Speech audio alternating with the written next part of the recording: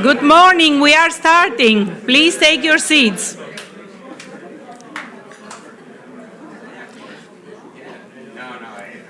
Hello, and from Enterprise Greece, we would like to welcome you all here in Athens and to thank you for being here with us.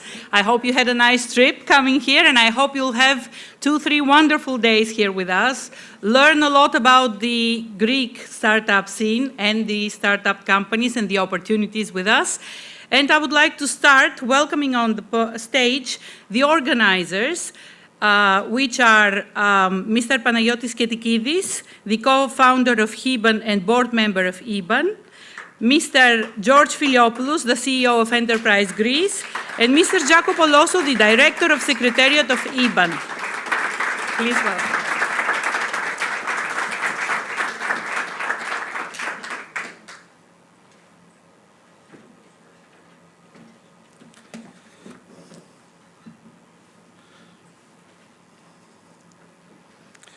Good morning. Kalimera in Greek, so we can learn one word. And Yasu. Kalimera and Yasu, if you know these two words in Greece, you are okay. So let's start with the basics. So I'm very touched emotionally because I have great friends here that I had to see them face to face, you know, because due to COVID and all these things. So thank you very much, all of you that you are here today, because this is a very special, I think we celebrate, you know, here today in Athens. Allow me in the next 5 minutes to say a few words as my opening speech. We're expecting also the minister, hopefully will come soon, Mr. Fragogiannis, and we thank him very much for the support through Enterprise Greece. So, good morning, Kalimera, welcome to Greece. Welcome to HIBAS 2022. The Hellenic International Business Angels Summit. I'm most honored to be here with all of you today, here in Greece, famous capital Athens, the birthplace of democracy, arts, science, and philosophy, as the foundation of European and of Western civilization. Home of Plato, Socrates, Pericles, Sophocles, among many others. Please allow me to quote best-selling author Eric Weisner of the book The Geography of Genius, who said, "We are all a little bit of Greek, whether you know it or not. If you ever voted, served on a jury, or watched a movie, or sat around with a group of friends drinking a wine, then you had a Greek moment."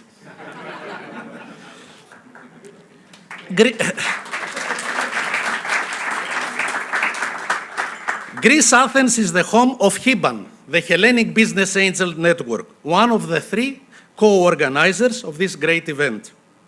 HIBAN has been established as a national non-profit organization in response to a gap in the Greek entrepreneurial ecosystem to provide sufficient funding and expertise to innovative startups in the early stages. With the first initiative and activities undertaken by HIBAN in 2012, HIBAN was fully incorporated in 2015. HIBAN is the Greek national member of IBAN, the pan-European representative for the early stage investor community, and the national lead for Greece of GBAN, the Global Business Angel Network. As most of you may know, the main factors that are motivating business angels, the business angels here, they know what I'm saying, are to help spur the global economic, social, and environmental development, community development, innovation, and impact investment. Business angels are ever strengthening source, we call it a smart finance for innovative startups in the early stages. Why smart? For those of you that you don't know much about business angels, well, there are three distinct main elements that a business angels offer to startups. Number one, know-how and mentorship. Number two, networking. This is what we're planning to have here. That's one of the expected things of this summit. And third is funding. They invest their own money. That's another thing that we should know. Mostly in startups in their seed stage phase, and they make them more investment ready for the other financial stakeholders in upcoming financial rounds. It is an honor for us, together with the European Business Angel Network and with Enterprise Greece, to host the Hellenic International Business Angel Summit 2022 in our beautiful capital, Athens, after a very challenging period of national and financial turmoil and pandemic crisis. The future for Greece economic development looks very promising, and I'm convinced, together with many others, that the national startup ecosystem of Greece will play a strong part of this development. The theme for the Hellenic Business Angel Summit is Global Investors Come Together to Drive Change. The mission of the summit is to bring together business angels, venture capital funds, policymakers, entrepreneurs, accelerators, seed funds, and founders of startups from all over Europe and beyond here to Athens, and to promote innovation and create awareness of the promising development that we can witness in the Greek startup ecosystem. The summit will also serve to endorse environmental, social, and governance criteria for startups, as well as give valuable opportunities for networking. As you can see in the agenda that you have, all of you, the summit is structured around the following key themes and sessions. From startup to scale up, the fundamental role business angels play in the innovation ecosystem. Number two, the sustainable transition, impact investments, and how angels can accelerate positive change. Number three, cross-border angel investments, building a portfolio with the world's best startups. And number four, co-investing with VCs and governments, aligning interest for more win-to-win investments. There is no way to have innovation if all the ecosystem is not working properly. We call it this quadruple helix, meaning for government, industry, academia, society. All these things, the quadruple helix, they have to work together in order to bring innovation. So collaboration, not cooperation, because cooperation means ad hoc. You do it and you disappear. Collaboration we need. Collaboration means that you work all the times. Okay, that's what we need. Excellent speakers and experts from all over the world came here to share their experience and work. And we decided, when we talked with the moderators, to have some practical things. And what is the expected outcomes if you ask us what we try to do with this summit, and please evaluate us by Saturday? It's two things. First of all, to network. And second, when you go back home on Monday, to have some practical things that maybe you can recalibrate your brain. Okay. So we're here together to exchange views and give examples of this exciting field of business angels investing, and to showcase the importance and relevance of business angels in the deal scouting and deal sourcing process for all later stage players. Now, allow me to give you some facts of the summit. We have with us chairs or board members from 22 different business angel networks from all over the world. Fact number two, speakers and participants from 36 different countries, from Europe, USA, Canada, Mexico, Africa, and Middle East. We have 6 keynote speeches by leading experts from USA, Brussels, Canada, Germany, Greece, and the Netherlands. We have 13 panel sessions. We have excellent workshops by key experts on the second day.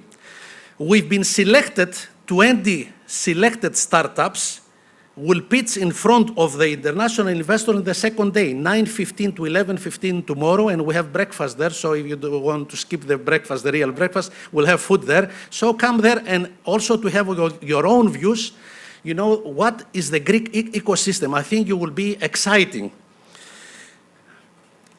Mr. Minister, thank you very much for your time, and we are very honored to have you with you here and all of us here, and thank you Enterprise Greece on behalf, Mr. Filiopoulos, Vaso Kirkou, Boriana Bereva, and among others for their great help. Otherwise, this event will not happen, so we appreciate it very much. And overall, we have 100 speakers, panelists, and representatives of reputable business angel groups, venture capital funds, policy makers, entrepreneurs, and startup founders. And finally, we have more than 360 registrations, and the event is also live streaming because we cannot actually accommodate more. At this point, please allow me to thank also our main sponsors, Eurobank.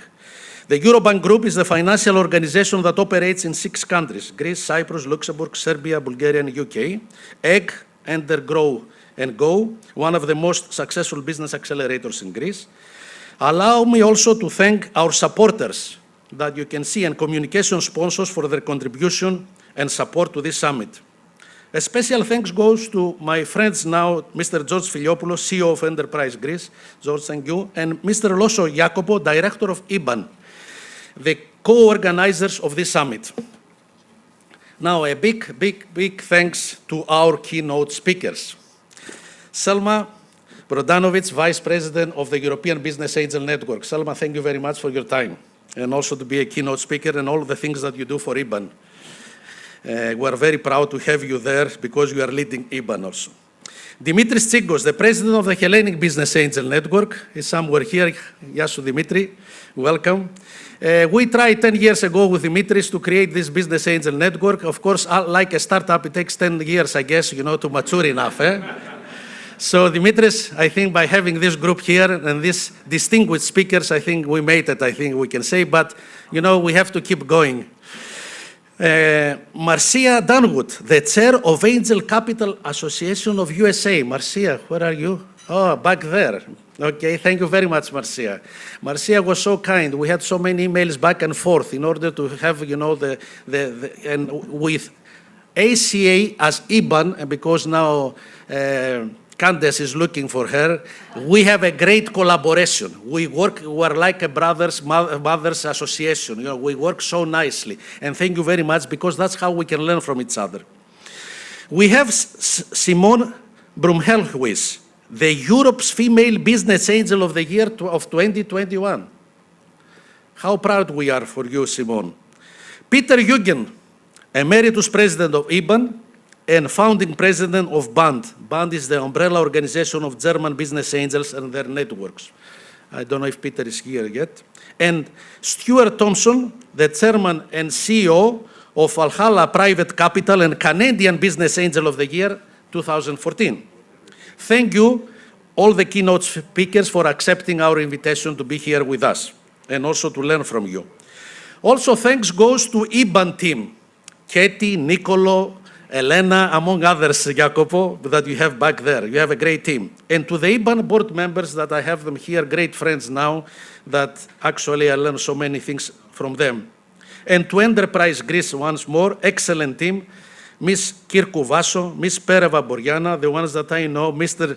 Roumeliotis Christos, among others, Boriana, that they were behind the scenes that I don't know, so I apologize, that I didn't say the names, for their 24/7 dedication. Okay, actually, what I mean that, okay, we're sending mails weekends, 2 in the morning, 5 in the morning, and they were responding. And most important, a big thanks to all of you, the participants, and the speakers of the sessions, the moderators of the panels, Ricardo, I'm looking for you, yes, and the workshop organizers for your valuable time and support. Please also be informed on that occasion that it has been decided that the next year's IBAN Congress will take place in Athens, Greece, 24th to 26th of April, and will be hosted by Enterprise Greece, and thank you again, and the Hellenic Business Angel Network. So we're waiting for you for next year also. Finally, It was a long speech. Finally, allow me to close my opening speech with the famous quote of Socrates. I'm not an Athenian or a Greek, but a citizen of the world. So let's celebrate.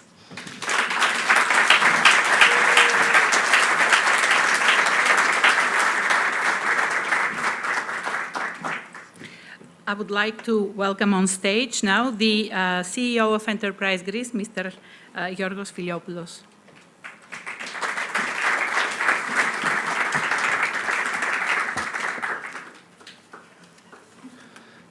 Dear Minister, dear Presidents, ladies and gentlemen, it is a pleasure to welcome you here today on behalf of Enterprise Greece. We are proud to be co-organizers of this year's Hellenic International Business Angel Summit, which marks an enormous step in the further development of the Greek startup ecosystem. I would also like to extend a special welcome to all our outstanding speakers, panelists, and investors who are joining us from around the world. We appreciate you being here and contributing your knowledge to this event. Innovation and technology are a central component of Greece 2.0, the national post-pandemic recovery plan. But even prior to the pandemic, the Greek tech sector was steadily growing and gaining importance in the economy, and we regard it as one of the leading growth drivers of the future. In the last few years, Greek tech has grown by leaps and bounds and may soon account for 1/10 of the Greek economy. That growth is taking place on a number of levels. New startups, new online services, new research and development hubs, new investments in tech infrastructure. Greece is becoming a technology and innovation hub for Southeast Europe. Major multinationals as Microsoft, Amazon, Cisco, among others, are investing in Greece. Last year, venture capital funding for Greek startups tripled, and the country boasted its first unicorn, with more expected to follow in the near future. International VCs increasingly have their eyes on Greece. For every euro invested in Greek startups last year by Greek VCs, another 2.5 euros came from institutional foreign investors. And at last month's annual Congress of the European Business Angels Network in Cork, IBAN members recognized how far the Greek startup scene has developed by naming Athens as the host city for next year's IBAN Congress. So this year's summit takes on a special significance, and it marks a major milestone in the lead up to next year's Pan-European Congress, which we at Enterprise Greece will also have the honor of co-hosting. In addition to co-hosting HIBAS and the upcoming IBAN Congress, we have our own acceleration program that brought 6 Greek startups to Silicon Valley last month for networking, pitching, and mentoring. For the business angels and VC representatives here today, I should also point out that Enterprise Greece provides a one-stop shop for investors coming to Greece. We assist investors from A to Z. We're always available to provide information, consult with potential investors, and support them all the way. So feel free to get in touch. We have a full and exciting program lined up for the next 2 days. And before I conclude my short speech, I would like also to thank, first of all, Panagiotis Ketikidis, because this whole thing started after some brainstorming sessions that we had together about supporting the startup ecosystem in Greece. And great things are on the way. We have the IBAN Congress. Next year, we are planning something for northern Greece, for Thessaloniki. We can't announce it yet, but it's in the works right now. Thank you so much, and once again, welcome to HIBAS 2022. Thank you.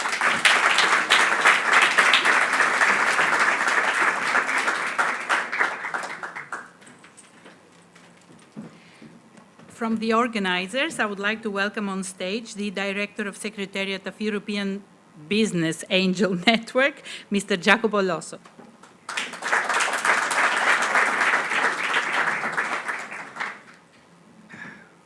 Dear Minister and distinguished guests, ladies and gentlemen, welcome to the HIBAS. This is an event we're extremely proud to be co-organizing together with our IBAN members and friends in Greece at the Hellenic Business Angels Network and at Enterprise Greece.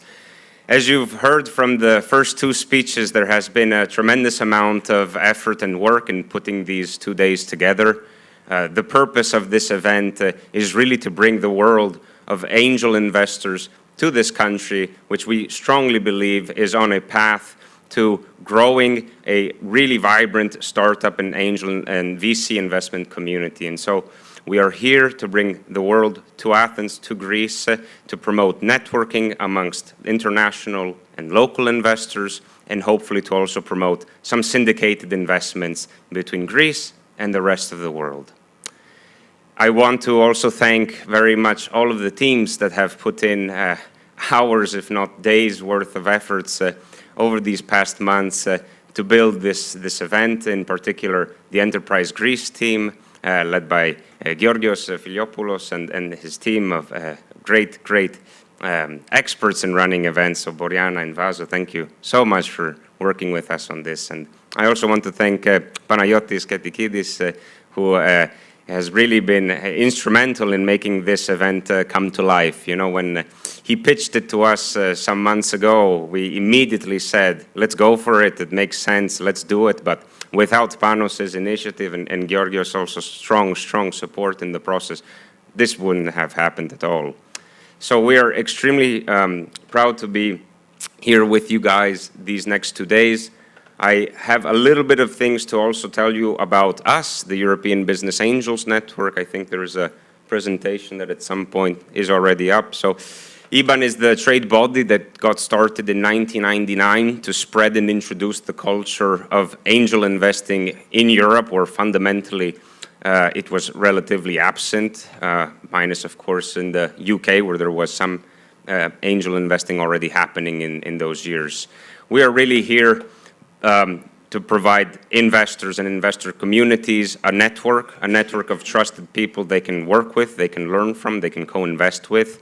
And we're here also to promote the sharing of knowledge and professional standards when doing angel investing. So these are really big things that define our association and the work we do.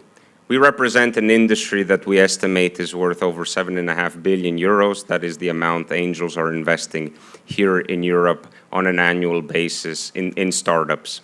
A couple of things about the IBAN community. There's over 100 clubs, business angel networks, and other early stage organizations that are part of our network.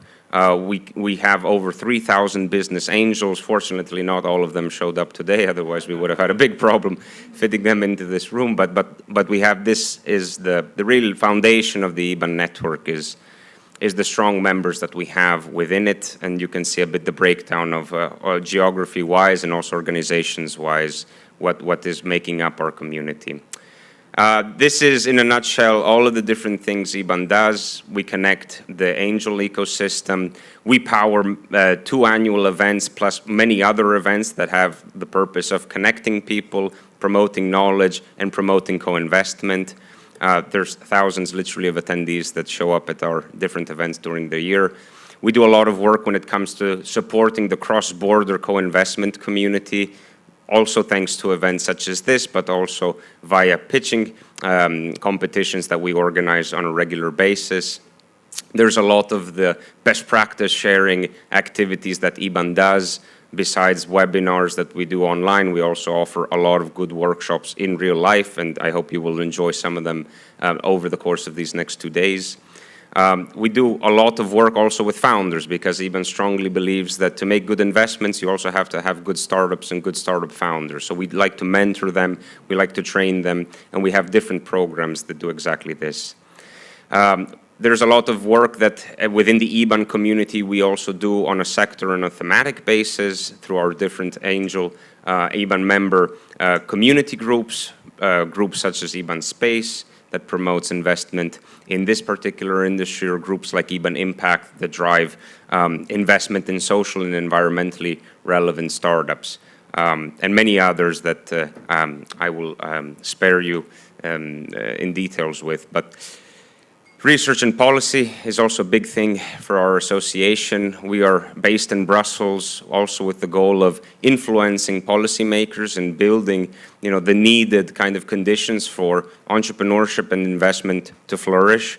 And we base a lot of our work on periodic research and studies that we conduct as an organization. And then last but not least, capacity building of angel communities. Big reason why we are also in Greece these days. We want to give a huge boost to networks of angel investors and help them make much more and much better investments in time by receiving the best practices, the knowledge that as a community we have cultivated for over 20 years. Couple of quick words on the market. These are all of our research publications which we publish every year, which you can find online. 2021 statistics are on their way. The most recent numbers we have are from 2020. 767 million euros have been invested across the European angel investment community in 2020 in over 3,500 funding rounds. There are roughly 400 networks of business angels active across Europe with 35,000 people affiliated to these organizations. On the right-hand side, you see a little bit how the average statistics look like for individual angels and networks across Europe, with the typical ticket being around 22,000 euros, with the typical angel round being around 210,000 euros, the average annual investment as a network being just shy of 2 million euros a year. And the last is a figure that we're definitely working a lot on and with you in our community to improve the participation of women in this asset class, which is absolutely fundamental to the success of it, and then the sustainability also of this community. Looking back 20 years, this is when IBAN got started. This is from an article published in a newspaper that at the time was measuring the angel networks active in Europe. In pink, you can see how the situation looked like when IBAN was founded, basically only with a lot of networks in the UK and some scattered around Europe. But you can then see from this next slide how quickly the ecosystem has grown on the European continent, where today we have roughly 400 clubs actively investing.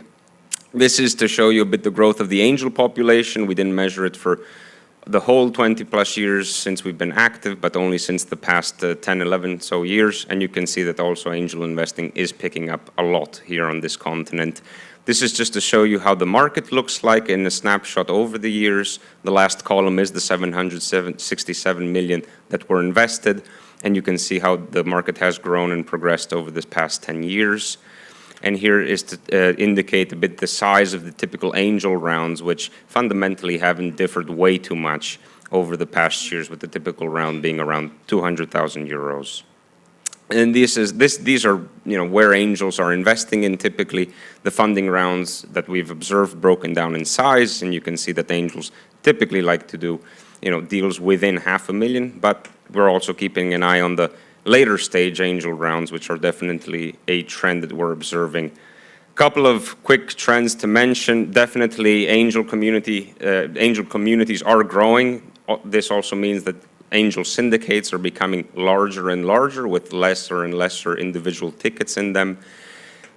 The emergence of the super angels, individuals, high net worth individuals that are able to keep following on their portfolio investments until Series A, B, and even larger. This is definitely a trend we're keeping an eye on, and also a result of many exited entrepreneurs reinvesting in the community. We're starting to see a lot more syndication with VCs. This is obvious. Seed stage is becoming increasingly interesting also for VCs to get in, and angels are an excellent counterpart to be co-investing with. And then crowdfunding has also picked up a lot in Europe. You probably are aware of the most recent legislative changes. We also see this as an opportunity for angel communities and the crowd to work together in funding really great startups from the seed stage and upwards.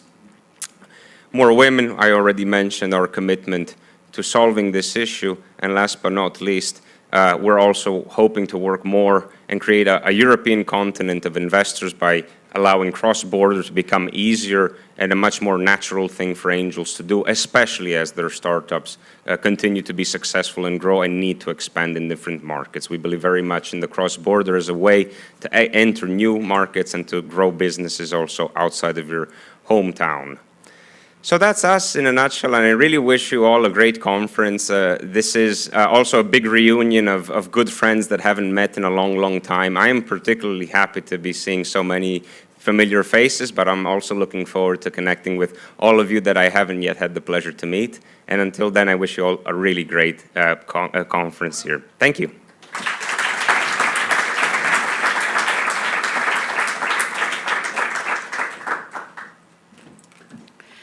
And now, ladies and gentlemen, we have the honor to welcome to the first Hellenic International Business Angel Summit, His Excellency, the Deputy Minister for Economic Diplomacy and Openness to the Ministry of Foreign Affairs, Mr. Kostas Fragogiannis.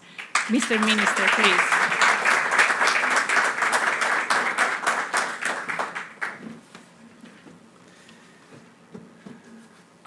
Dear colleagues, dear guests, dear friends, ladies and gentlemen, I think I'm going to need an angel today, a business one or a religious one, as my speech is drafted in Greek.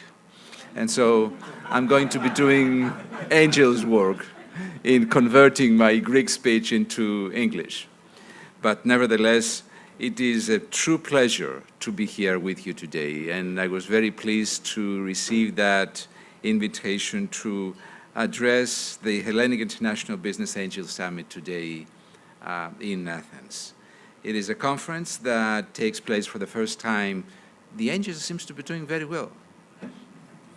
It is the first conference that ever happens in Greece, and on that note, I would like to congratulate on behalf of the government and also myself, the Enterprise Greece, as well as the Greek branch of the Business Angels, the HIBAN, is this how you call it? All right.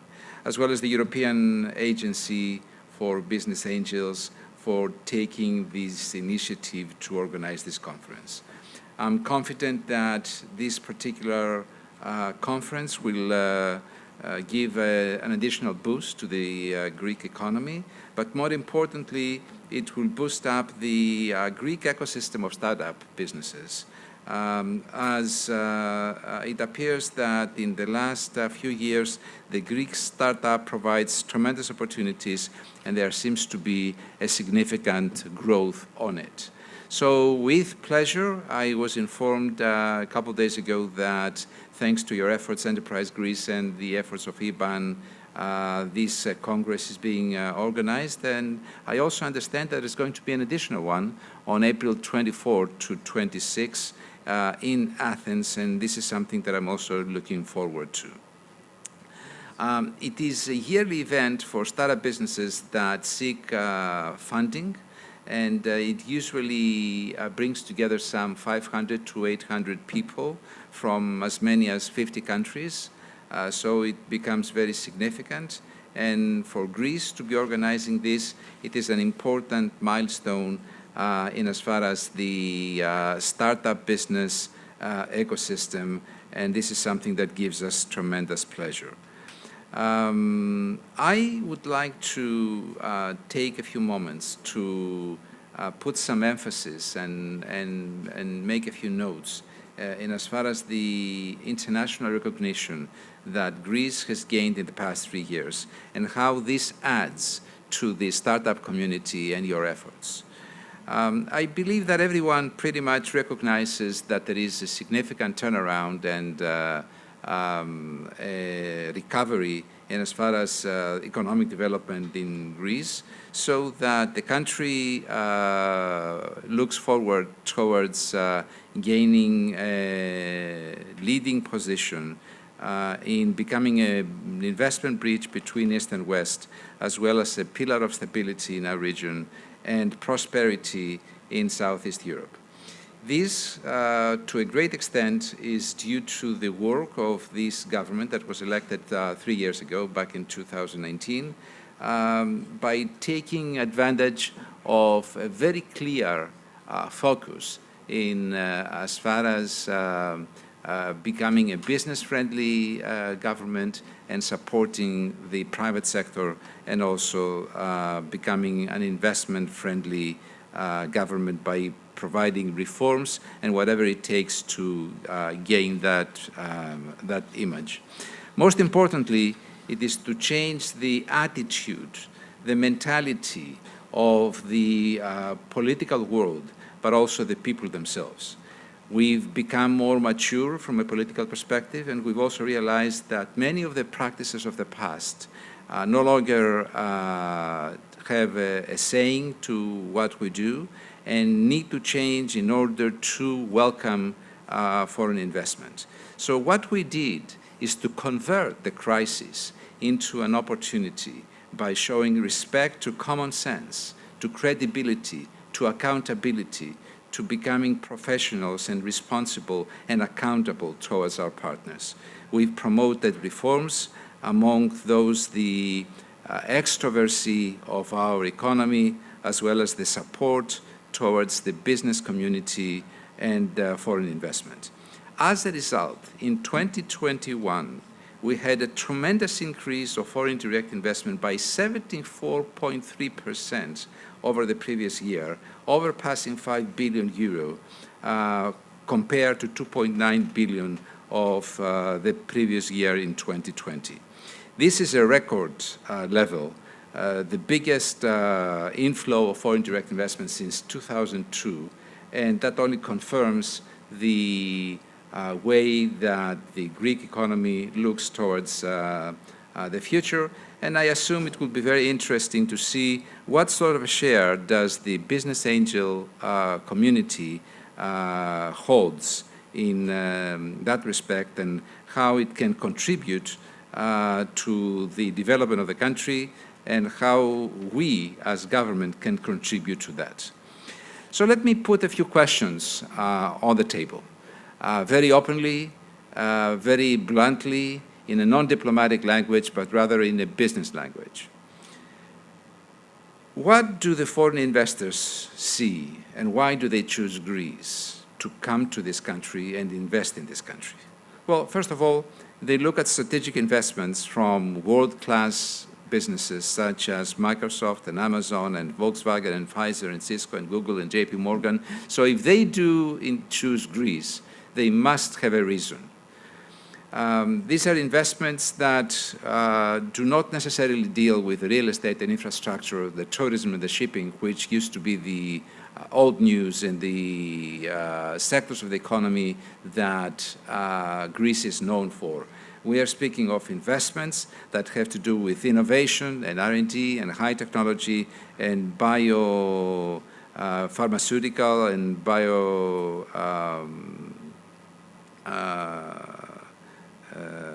biology driven. These are investments that have a significant effect as they act as a leapfrogging exercise towards bringing more attention to the business community. They see also the digitization of the country and the success story of Greece, the gov.gr portal, that has changed dramatically the daily routine of businesses and citizens. Just to give you one idea, which is not in my list of issues to talk about, but I think it's worthwhile mentioning. In 2018, in the country, there were 18 million transactions, digital transactions. In 2022, 580 million. So we must have done something right in as far as digitizing the country. And why that matters? Because the biggest enemy of bureaucracy and red tape is digitization, is providing digital services to capture the opportunity of doing things in an efficient and fast way. They also see strategic investments in infrastructure works, especially in the northern part of the country, such as the transatlantic pipeline that brings Azeri gas from Azerbaijan all the way through Turkey to Greece, and from there on to Italy, the vertical corridors to Bulgaria and Northern Macedonia, the diversification on energy and making sure that all of our eggs are not in one basket. So Greece is becoming a hub towards providing energy not only for ourselves but also for the southern part of Europe.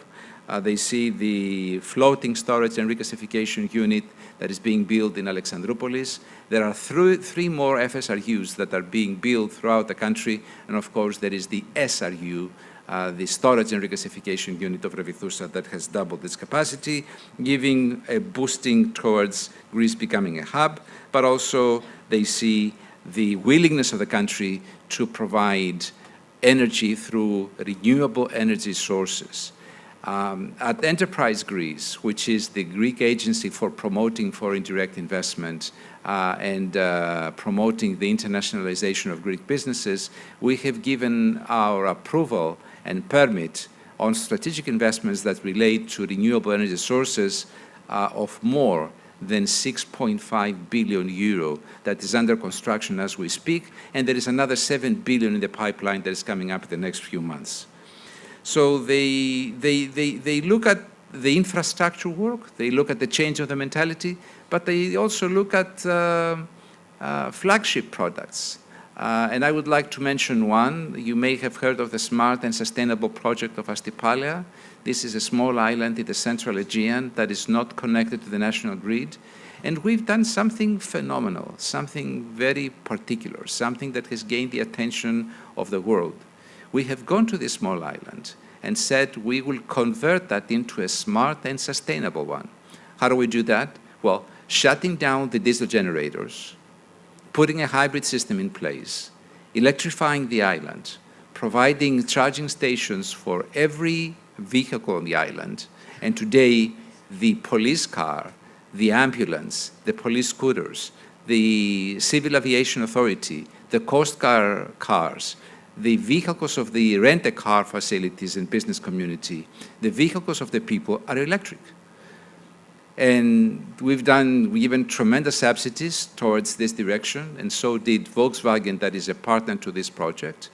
And even the public transportation is no longer the traditional bus that comes every 30 minutes, but there is an e-van which you call through a smartphone and an app that has been developed for that purpose. And they will come and pick you up from where you are and take you to where you want to go 24 hours a day by optimizing the route through an electric van.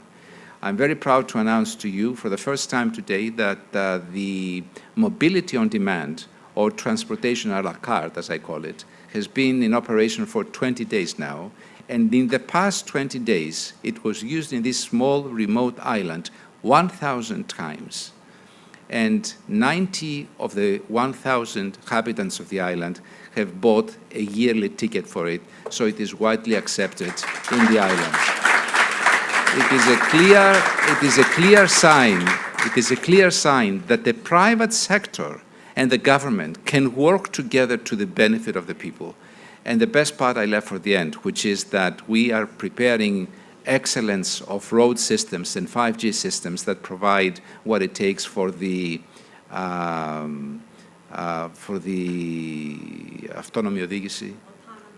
autonomous driving to take place in 2026 in the island of Astypalea.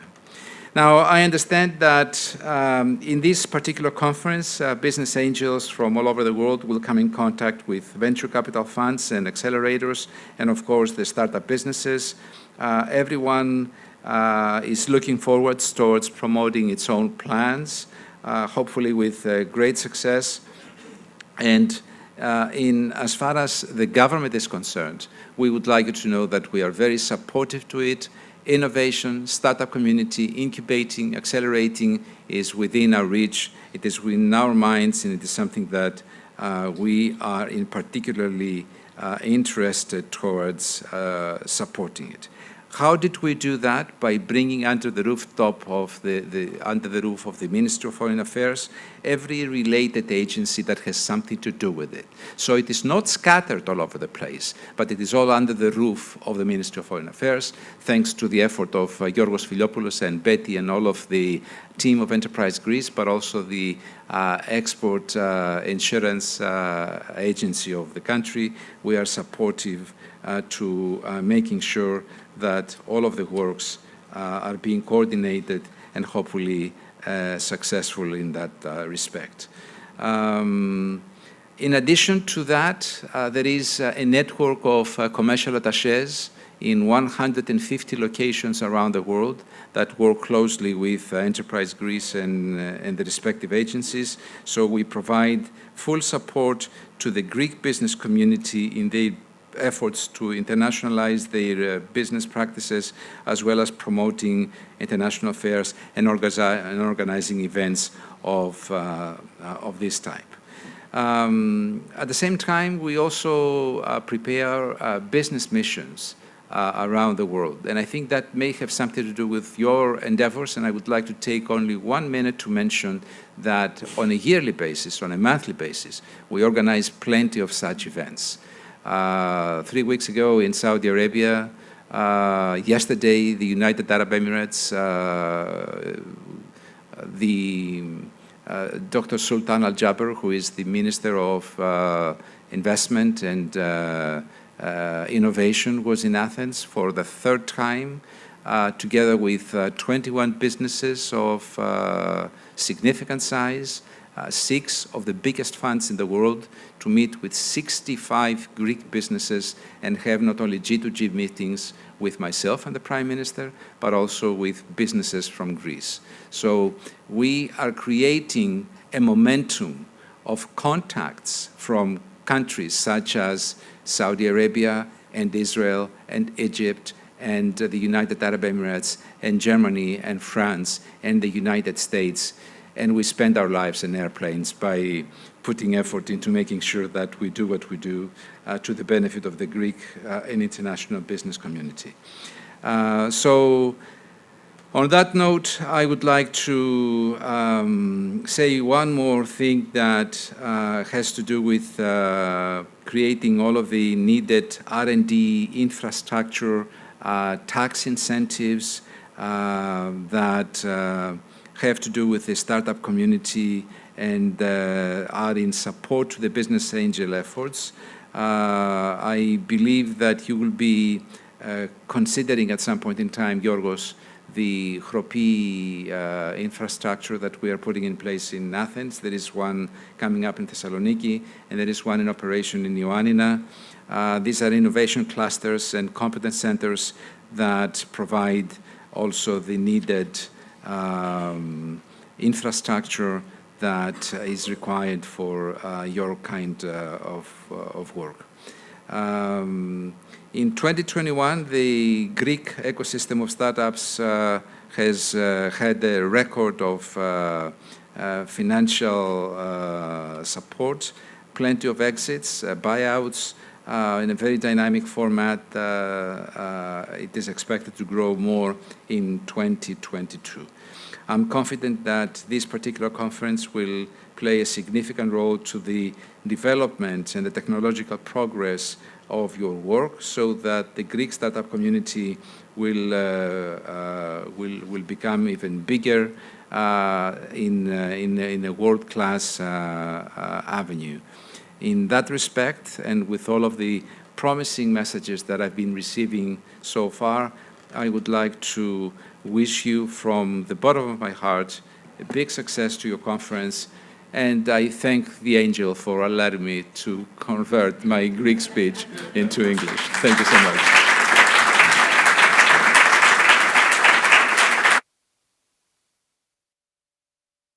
I'm a big believer in hard work.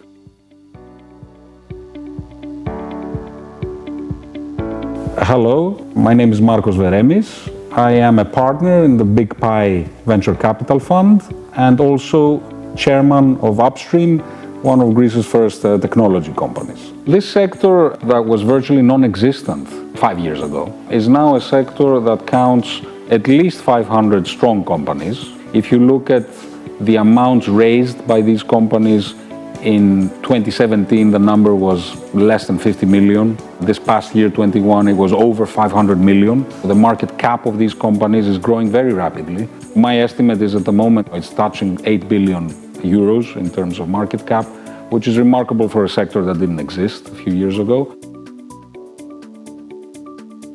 So Big Pie is a venture capital fund, one of the first ones in Greece, investing in deep technology. And the fund has made 23 investments, essentially trying to locate teams with extraordinary talent around the globe that also have a significant presence in Greece in the forms of research teams and scientists. Greece had to catch up at some point with what was happening in the rest of the Western world. And in that sense, this sprint was required. The opportunity I saw was being involved in the build-up of this sector from day one. And it's been an amazing adventure. There are a number of forces that are coming together to give this ecosystem tremendous momentum right now. The first force is obviously Greek talent itself is building new companies every day. So the first element is homegrown. You are getting remarkably good quality companies being built from Greeks in Greece or from Greeks abroad. So that is certainly the first thing. The second thing is very large corporates like Microsoft, like Pfizer, like Accenture, like EY, like PwC, and many others are beginning to look at Greece as a place to build centers of excellence. And the third, finally, is that a strong tech ecosystem also acts as a catalyst for the rest of the economy to be modernized. And this cannot be understated. So any benefit you get out of this sector, that in my view will be at least 10% of Greek GDP over the next 5 years, is likely to then infuse the rest of the Greek economy with those skills and those capabilities.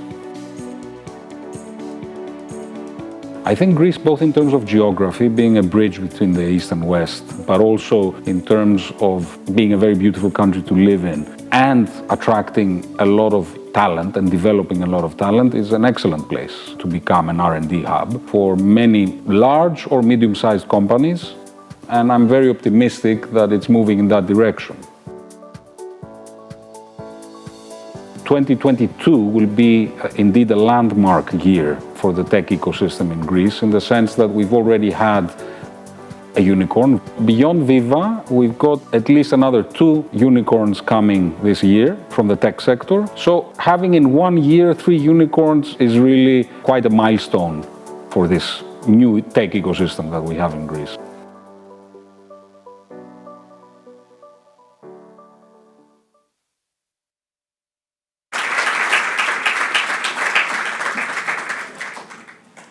And now we will continue with our program and have our first keynote speaker on the stage. Please welcome Mrs. Selma Prodanovic, who is the Vice President of the European Business Angel Network. Please.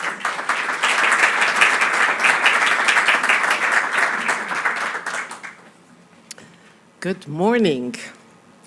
What a beautiful place to be in Athens with a view of the Acropolis and just sun shining. It's a bit too hot, but this is a hot topic, so it's okay.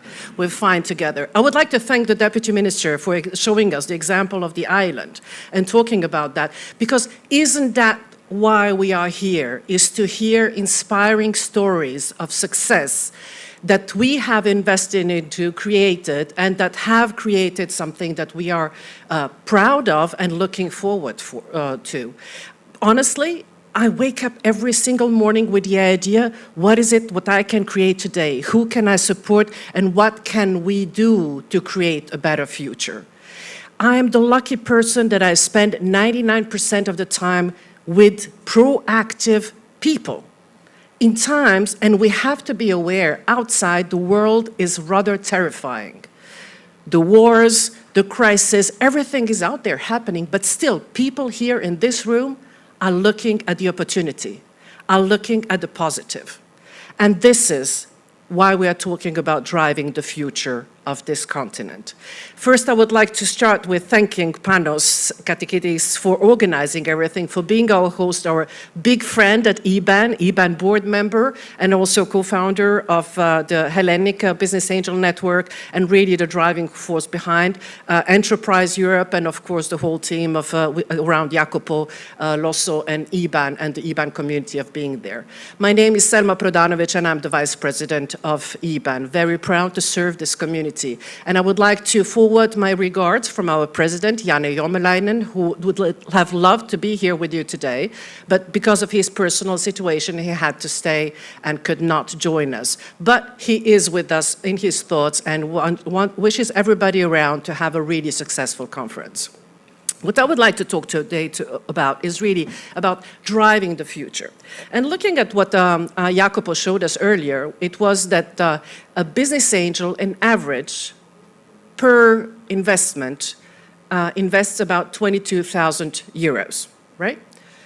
So let's think about it. I mean, isn't that quite ridiculous? I mean, you know, we're talking about driving the change and we are creating the future and everything, and we are talking about 22,000? Whereas the VCs and the big investors are investing the millions and making the big change. But the 22,000 are crucial because you are the one who is going out there and finding and sourcing and discovering those crazy entrepreneurs who believe that they can create a better future, who believe that they can create a solution to something that did not exist before, who believe that then they can create an innovation that would really make a change, make a difference, and create something that would make our life better. You go out there and talk to them, and you go out there and create and negotiate and mediate all the founder conflicts and all the crazy things that are happening every day in your work. You go out there and listen to hundreds of pitches before you decide where you're going to invest and what you believe is really important. Yes, without you, none of that would be happening later on. Because you are the one seeking that difference. Of course, at the end of the day, it is about the entrepreneur, but you are the one that is really making the first investment, the trust investment that is out there, that is making a difference. And then on the total, and if we look at the size of the market, the way it is changing, we see that it's really a big size, and we are talking about more than 7 billion invested. So it does show how much difference it makes. It's not just about one single investment, one single person. We're talking about over 40,000. We are representing here an industry with over 40,000 business angels investing at very early stage. I mean, just think of what your day looks like. I mean, how many crazy people you meet every single day. How many crazy emails you receive from those entrepreneurs that are sending you an email saying, you know, the hockey stick and tomorrow we're going to be the unicorn. And you got to filter through and define where you are going to invest, what is important, where you believe you can really bring in. And this is what you were talking about earlier, is the three things that business angels invest into. The three sorts of capital: the financial capital, cash, of course, but also the human capital, the knowledge, the expertise, the experience in a specific field that can help empower the entrepreneurs and really help them drive the business in the best possible way. And then the social capital, really the network of connecting, be it with partners, be it with the market, or whoever is needed, other investors, or whoever is in need. And not that is enough, only the three sorts of capital, but you get involved and engaged. You really go out there and work with them. You spend hours checking how they are doing. You spend hours and days following their supporting them and making sure that they are successful. Of course, you invested money in there, so you want them to be successful. I mean, let's be honest. But you believe, and that's how the majority of business angels starts being a business angel. One day, you meet this crazy person, and they tell you a story, and you're like, oh my God, I gotta be part of that. I mean, I want to be part of that. And that's how most of the time how you start.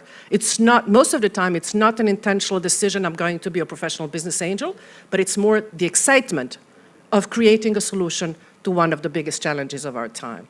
And with that, it is really important. We are, as business angels, driving the future. We are investing in discovering what is going to be. And I would like to talk about a few things on that. One is the impact. So let's be honest. You do have an impact if you want it or not. So the moment you invest money, or you do not invest money, you have an impact. And it can be positive, and it can be negative. Considering that the world's changes are happening the way they are, and we do have the Sustainable Development Goals that are aimed to 2030, we would like to achieve by 2030, I can recommend that you look at the startups. If you ever have any doubts where you're going to invest, look at the Sustainable Development Goals. There are 17 of them. There are really indicators where you can clearly see what we need to happen. Go after those. But also make sure that your startups also measure the impact. There will be a lot of discussion during these 2 days about impact and the importance of impact investing and how crucial that is. But I can assure you that making sure that your startups measure the impact will also help you measure your own impact. And that is cool, you know, when you look back at 10 days later, 20 years later, and you say, wow, I made an impact of so much. Why not? Measure what you do. It makes it important. The second thing I would like to talk, and it was a subject, it is about women in the field. So we have less than 10% women in the business angel community. I'm very happy to see there are women in this room, and more than expected. But I'm dreaming of coming to Brussels next October when we have our conference and having a 50-50 room, you know.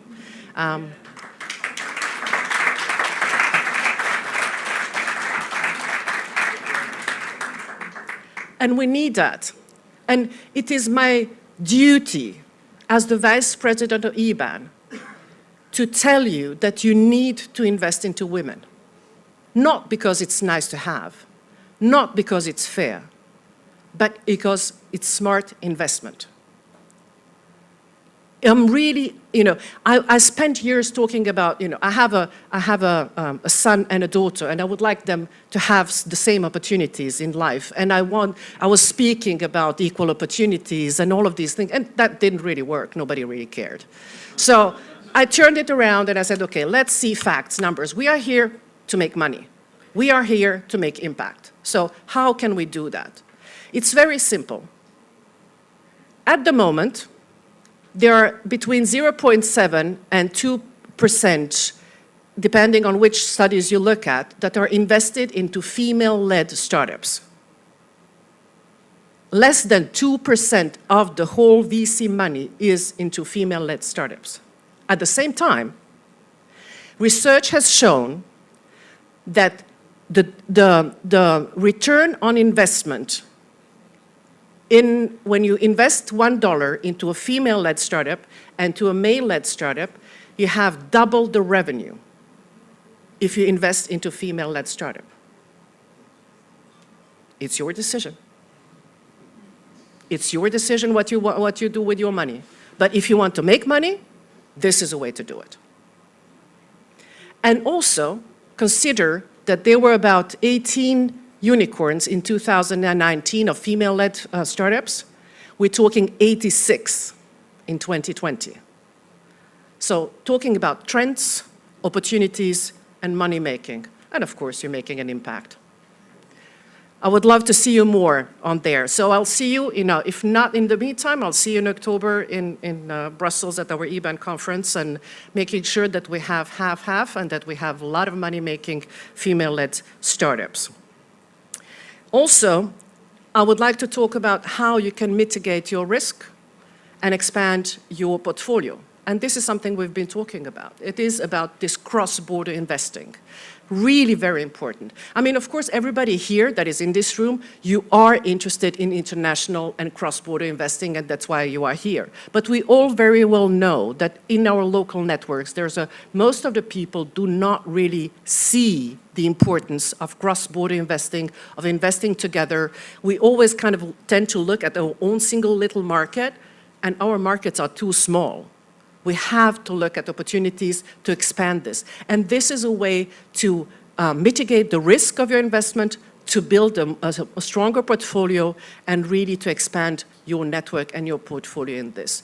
And there will be a lot of discussion. I would urge you, it will be on impact, on female startups and female investors, on cross-border investing. There will be workshops and panels go into details there, and that's really an important part. And there's one thing that is a taboo topic that we never talk about, and I would like to talk about too. It is talking about mental health, mental wellness, and mental fitness. We have seen in this pandemic how difficult it was for everybody. And we've seen a growing market of mental health, which is now estimated about 380 billion. But this is not just a market that is happening out there.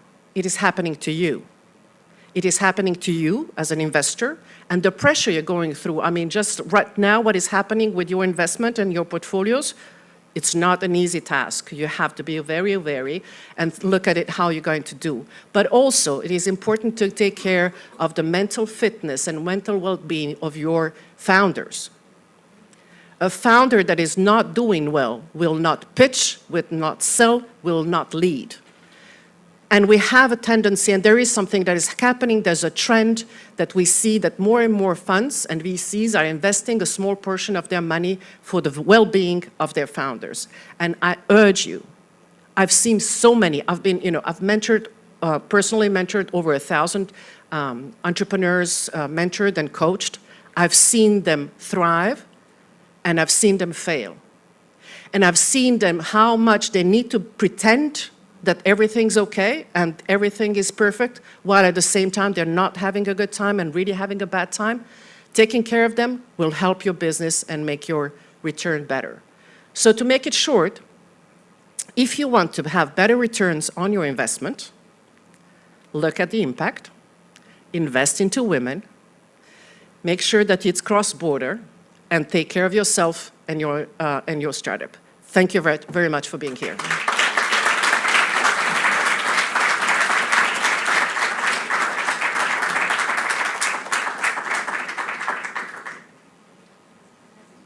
Take my two female assistants and leave.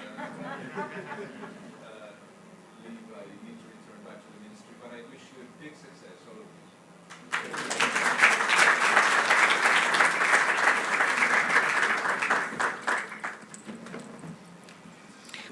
Our next keynote speaker is Mr. Dimitris Tsingos, who is the president of the Hellenic Business Angels Network. Please come, Mr. Tsingos. Dear friends, Kalimera.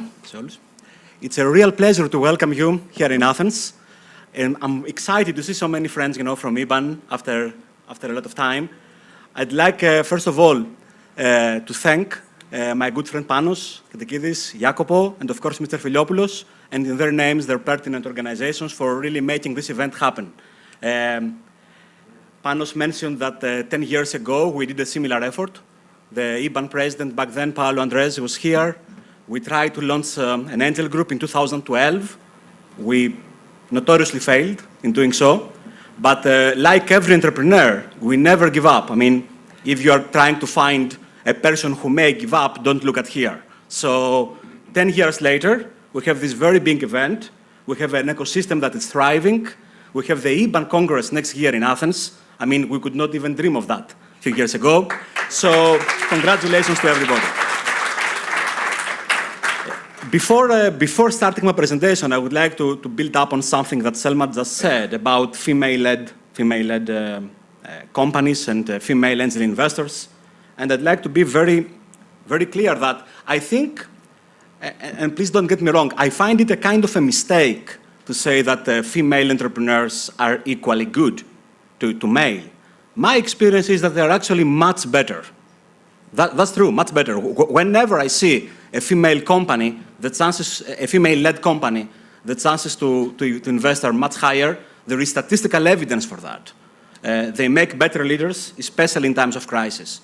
So I really invite you all to try to identify, to encourage female entrepreneurs to take the step forward, because we do need many more of them It's for our own interest. It's not about, some moral or ethical reason, which is important, but it's also it's real interest to do that. So please go ahead. So, does it work? Yes, it works. So I will say a few words about the Greek startup ecosystem. And I could say there is a kind of, I will call it an entrepreneurial revolution happening in this country in the background. And a few months ago, in the beginning of the year, I sent a newsletter. I asked my friends, what is the driving force behind entrepreneurship?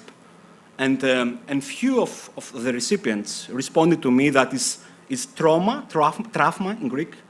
Trauma. This is the driving force for entrepreneurship.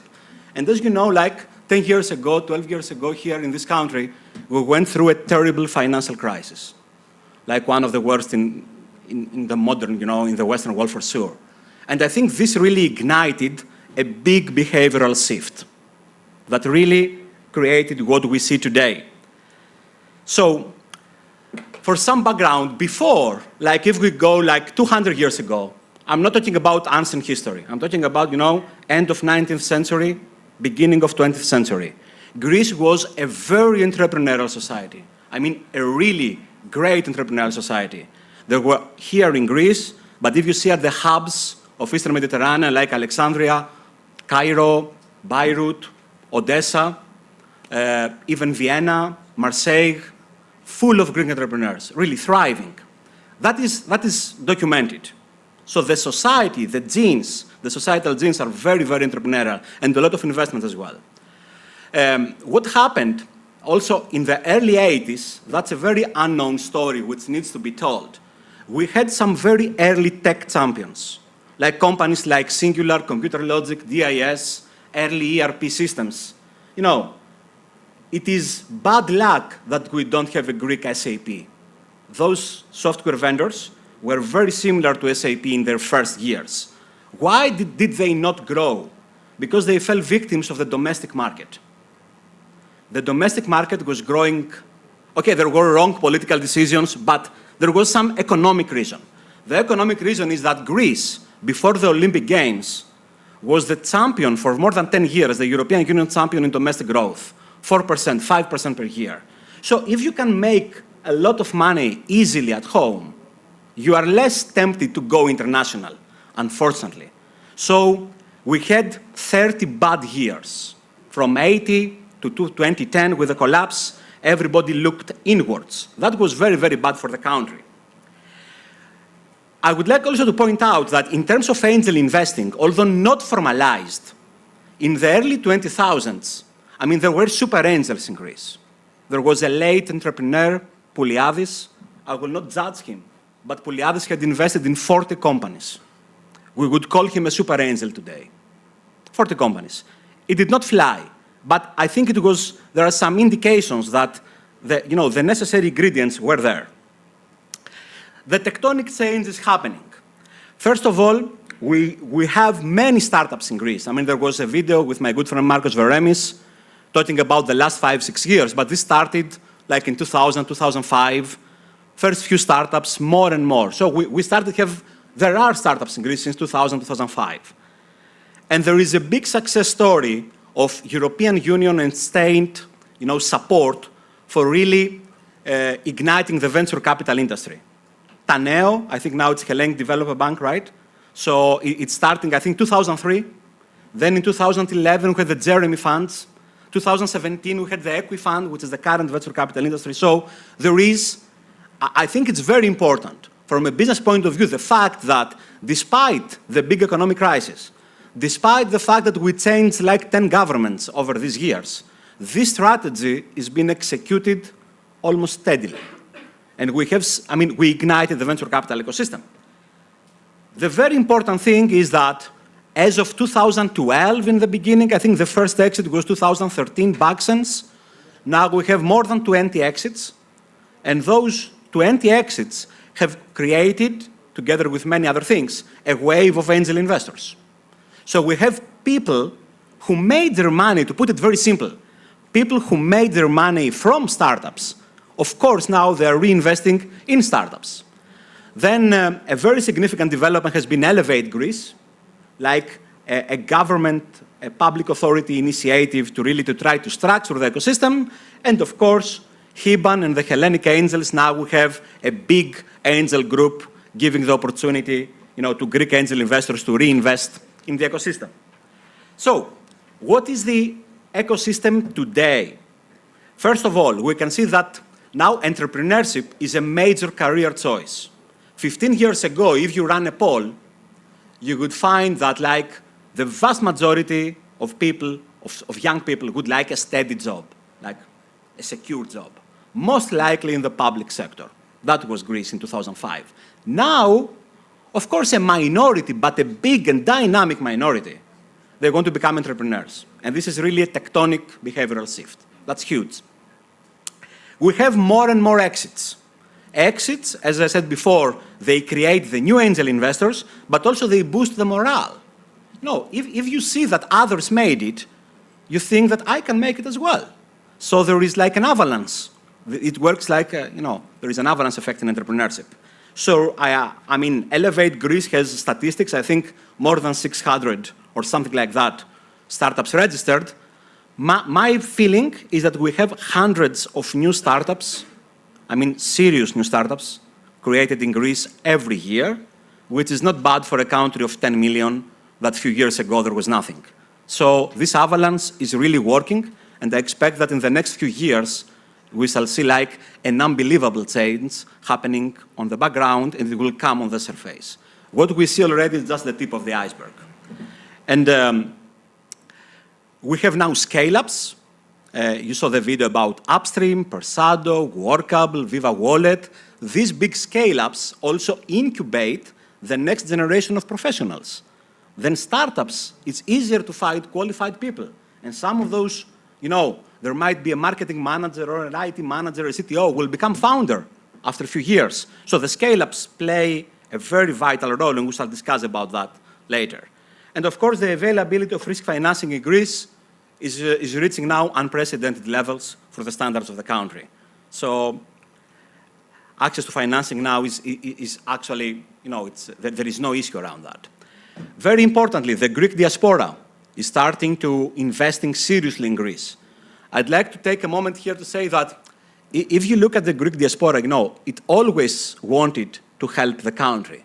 The big, I will also call this a tectonic change, tectonic shift, is that now it's not about, charity. It's not about helping. It's about making money. So the moment that Greek Americans, Greek Australians realize that I'm not going to invest in Greece for helping my country, I will help my country, but basically I'm doing a rational investment. I make money, and by the way, I also help the country. This is happening now, and that's very big. We have a growing number. I think Greece is the #1 or #2 academic minority in the US. It is well known that the level of scientific research and the academic work in Greece and from Greeks in the world is very high. Now, a big part of them is becoming deep tech entrepreneurs. It will take years, 5 or 10 years more. Deep tech is not an easy game, especially for angel investors. It takes years, but it's going to come. First results are already here. It's going to come, and it's going to be big. Very importantly, Greece is finding its place. I would say historically, Greece is making a return to its traditional place. As you know, centricity in Eastern Mediterranean and Eastern Europe.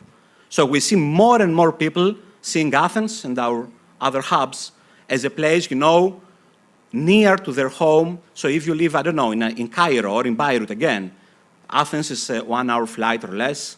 It's near, culturally it's not very different. So I see more and more people coming here. I think this is extremely important. There is a strategy for the East Mediterranean. And of course, the Hellenic angels are here to help, and the Greek government has a solid strategy, all important. Some highlights. I believe we already, when I say official, I mean announced. So there are 2 publicly announced valuations from Viva Wallet and from PeopleCert, I think, for valuations above 1 billion already. I think there are more than 10 unicorns in the making.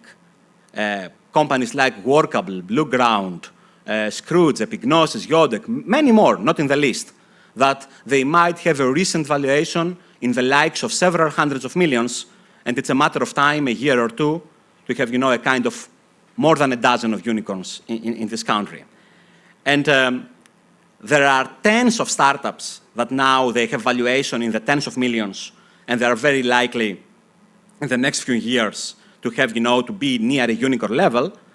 And most importantly, and that's, keep a note on that, there are at least 2 decacorns among those companies, at least 2. It might take more 5 or 7 years, but we shall see at least 2 Greek companies or companies of Greek, let's say, interest valued more than 10 billion. I believe that, like, it might be 2025, 2027, it's coming 100%. There are many notable exits so far. I believe InstaShop is the largest publicly announced, like 360 million, I believe, and some others in the range of 100 millions. Again, this is just the tip of the iceberg. The big news have not come. Nobody knows who are those. Nobody knows. Few people know, but it's not publicly announced which are those decacorns, but they're coming. We only see the tip of the iceberg. Why invest in Greece? Minister Fragogiannis said several reasons.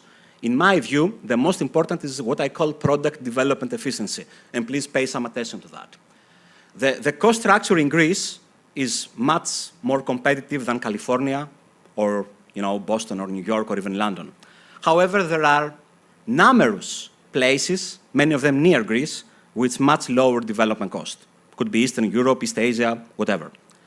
What makes Greece unique is the fact that you can set up a team of 7, 8, 6 people, because small teams make products, like 6 or 7 people, with all the necessary specialties, software engineers, designers, marketeers, domain experts, located in Athens, with a very narrow cultural gap for the target markets like North America or Western Europe. And the average cost of this team is unbeatable, is the best on earth. That's my view. This is what makes the difference here. You can find, software services half cost, 1/3 of the cost. But, some companies might be in Texas or in California, having their product managers over there, their software engineers in some great hub in Eastern Europe, amazing quality. I also do that as an entrepreneur, fantastic. But when you want to develop a product, it's all about the efficiency of the product development team.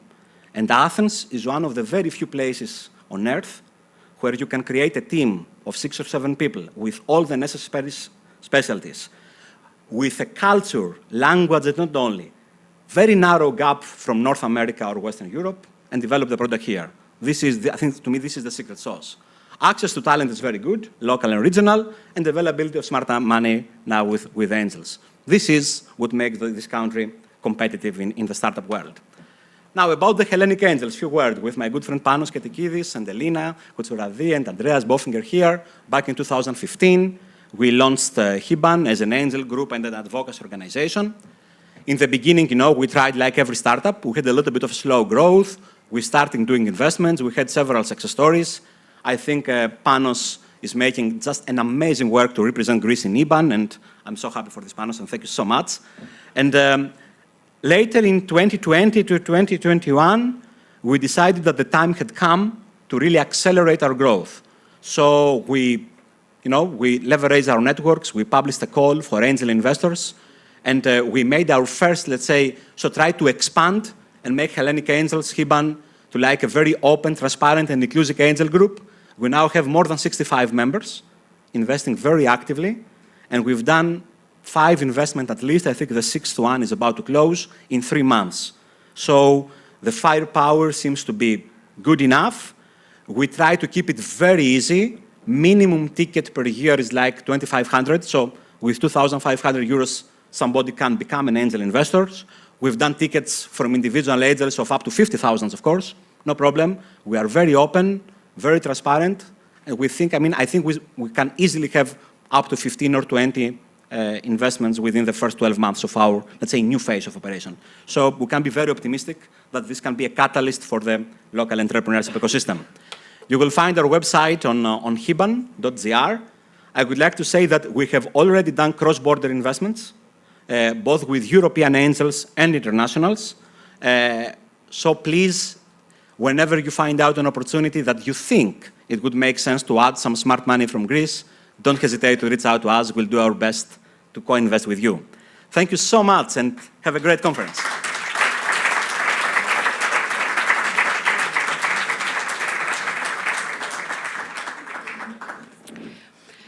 And now our program will continue with the first panel for today. I would like to invite, invest is a good idea.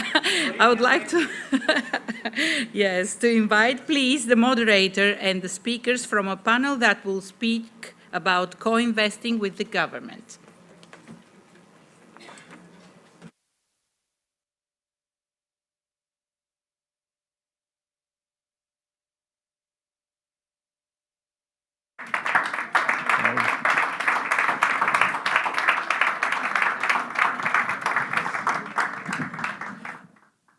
Hello, everybody. And so now we go to the first panel. And the topic of this conference is about drive change. And first of all, Panos and your whole team, congratulations.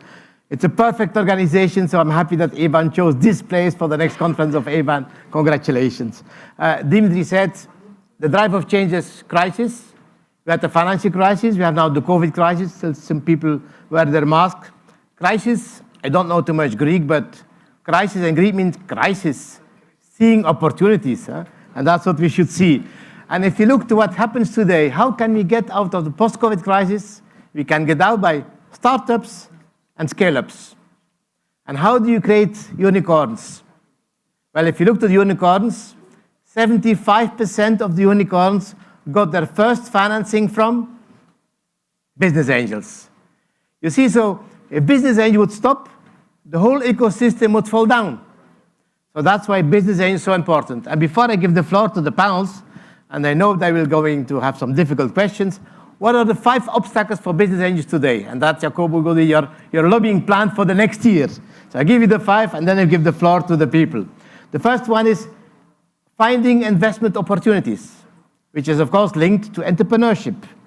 The second one is the exit environment. You know, we did a study about the last 10 years, 81% of the business angels are still in the company, did not realize their exit. So that's, of course, linked to regulation, fragmentation. The third one is the market volatility. That's why impact assessment and impact investment is important, why women financing is important, because they're less volatile in the market. Availability of own funds. That's why we need to think about syndication, think about side funds. And finally, the valuation of the investment companies. And I think that Marcia will explain that the valuation went down in America and in European as well. So it's good. To have a solution to that, what we need, collaboration between public and private. We should not think about public or private. We should think about public and private. And we all heard from the minister, from dear friend Panos, from Dimitri, the ecosystem in Greek is very, very good. And so one of the reasons, of course, because you have good instruments. So I would start by looking at the Greek situation. So we have here in the panel, let's start, ladies first, of course, the chairwoman of the Hellenic Development Bank, Athina Chatsipetru, if I do it well, thank you.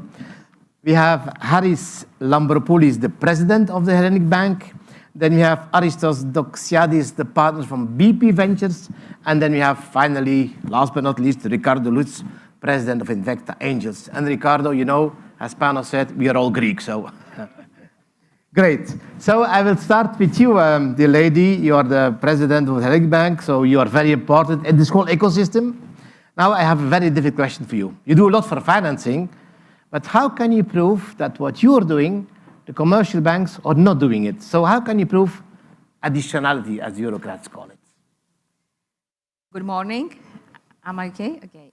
First of all, I want to thank you for this invitation. And I want to congratulate HBAN, and I want to congratulate Enterprise Greece with my longtime friend, George Filiopoulos, in the wheel. We have just been in Cork a few weeks ago, explaining our story during the pandemic. Hellenic Development Bank is a promotional bank, and it has a very specific role. is to address the failure to finance and to use public money, European funds, ESIF funds, or public budget funds, and create products so that we diminish the failure of the market. Our vehicle is the banking system and any other organization that is in the financing area. Meaning, currently we have programs with regions, we have programs with private sector, such as the engineering chamber, and we are the ones that have a cooperation with Equifund. We have financed the growth window with 65 million in three venture capital schemes. And currently, we have a leverage ratio 14, which is quite good at the time. And we are approximately 25% of the fund. We have invested 65 million in this window. We have one exit, Cosmos Sport, that gave us an income of 6.5 million. In addition to that, and let's go to the hardcore business, that is three main pillars. We provide guarantees, we provide co-financing products, and grants, and also any kind that is hybrid, let's say. How can we prove what we have done? First of all, it has been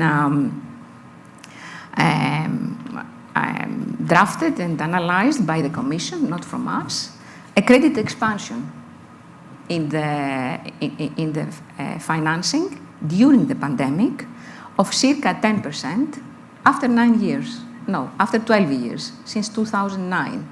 So it is an observation that is on the reports of Bank of Greece and on the reports of the Commission. That is one.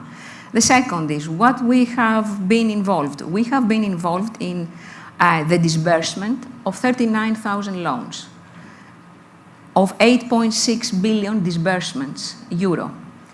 In Greece, the ecosystem of the corporate loans is less than 60 billion. So 10 billion, circa 10 billion, has been through our products. This is the proof of what we have done. And because the promotional banks have a very severe social impact, it's not just during the pandemic withholding the turnover that was dropping of the companies and allow them to continue doing business. We have a direct impact through a clause of incremental jobs, 70,000 incremental jobs creation through a product. 70,000 jobs, new jobs have been created in all areas. On top of that, we have a GVA analysis that says that we have provided impact in 240,000 jobs because companies have not closed or have not provide layoffs. This is the role, working like this during the pandemic. But we have an activity, not only in terms of the crisis, because this means that we will not be part of we will not have a role in the future. We are here on assisting policy making on investment and growth opportunities. And because primarily the window of startups is the window that have less access to finance, we want to provide all kind of incremental, let's say, products so as to focus on this window. And this is what we're going to do, of course, in the sustainability agenda, because this is where we all go, not only green, but also digital, and also M&As. M&As for Greece will be a game changer because we have very small, primarily we have SBPs, we don't have SMEs. We have SBPs, and M&As will be a game changer for Greece, and I think it will be part of the Angels' priorities in the future. Okay, thank you very much. I will pass the floor to Harris, who is the president of the Hellenic Development Bank Equity. And for you, a difficult question as well. We see now that in Europe, there is so much public equity. We estimate between 35 and 40% of the equity market is public money. So the question, is there not a danger for crowding out, meaning the public drives out the private? Okay. First of all, thank you for inviting me to this panel. It's an honor to participate in this Hellenic Business Angel Summit. The question is very tricky, but easy to answer for the Greek case, if I may say so. I give a straightforward answer to the question, and I want to elaborate a bit further on the Greek innovation ecosystem. Greece, in the next 5 to 6 years, will be the recipient of 72 billion euros from both RRF, Resilience and Recovery Facility mechanism, and from the European structural funds. In order to mobilize all these funds in the real economy, you need equity. So it is pretty clear that equity instruments, smart money, business angel investing will be a catalyst to mobilize this, together, of course, with the capital of the business, the companies, the business sector, and the businessmen, in order to grow, as Athena said earlier, to become bigger and, leave the threshold of the micro entrepreneurship to small and medium entrepreneurship threshold in Greece. Now, coming back to the Greek ecosystem, I would like to state to our international friends attending here that Greece today can claim factually that there is an ecosystem, vibrant, alive, and this ecosystem, on top of what Mr. Tsigos presented comprehensively earlier, talent, human capital, quality, etc., there is plenty of equity to support it. For example, from our part as Hellenic Development Bank of Investments, the sovereign fund of funds of Greece, we managed 2.1 billion euro to be invested in newly to be established funds in order to invest in the innovation ecosystem from the seed, pre-seed stage to Series A, Series B, plus growth, yes, to help the real economy company. We have, so therefore we can also say that equity instruments and smart money were never available in Greece as they are today. So the prospect is great. We from our side invest on a pari passu basis with private investors in order to unlock our equity participation on a fund level. We require the GPs, the fund managers, to bring along commitments from other private LPs. We are quite extrovert. We have worked very hard during the past 2 years of pandemic and lockdown by creating very strong international synergies and bring equity money, additional equity money on top of the 2.1 billion in Greece. I name but a few. BPI France. We have a very strong collaboration with BPI France. On top of exchanging opinions, ideas, and know-how, we have their funds, their venture capital and private equity funds looking at the Greek economy. So we can also say that the Greek economy and the Greek talent is on the radar of the international investors. On top of that, we have unleashed the MOU with Mubadala Capital. We have them actually, now that we're talking, they are here in Greece, invited by us to move forward faster, swifter. We also have this great agreement with ADQ another sovereign wealth fund of Abu Dhabi that the Ministry of Foreign Affairs and the Ministry of Development has facilitated to partner with. So there are a lot of opportunities emerging in Greece, and I come back to my initial statement that the 72 billion of grants and European funds, they need equity. So please welcome in Greece to invest and bring your equity here and also enjoy great returns. This is a nice invitation. I hope that we can measure the impact of that. So you both proved how important you are for the ecosystem, and I really believe it. So let me now turn to the private sector.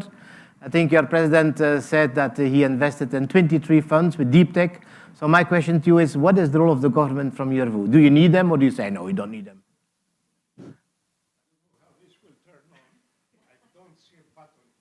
You're in deep tech, are you?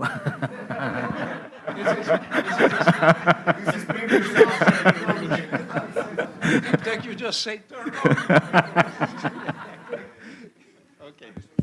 Yeah, it works. Okay, yeah, somebody did that. Thank you. Private sector, do we need government help? Yes, first of all, on the policy level, and second, on the funding level. Very briefly on the policy level, until recently,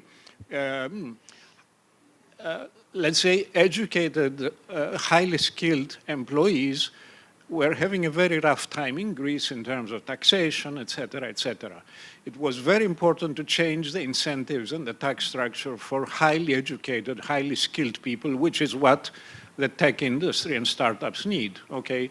So we're happy to say that recently this government, first of all, introduced a proper scheme and taxation for stock options. Now we have one of the clearest legal structures in Europe about stock options. The second thing they did is, because the Greek diaspora is very important for us, but also bringing in foreign migrants who are highly skilled is also important for a small country like Greece.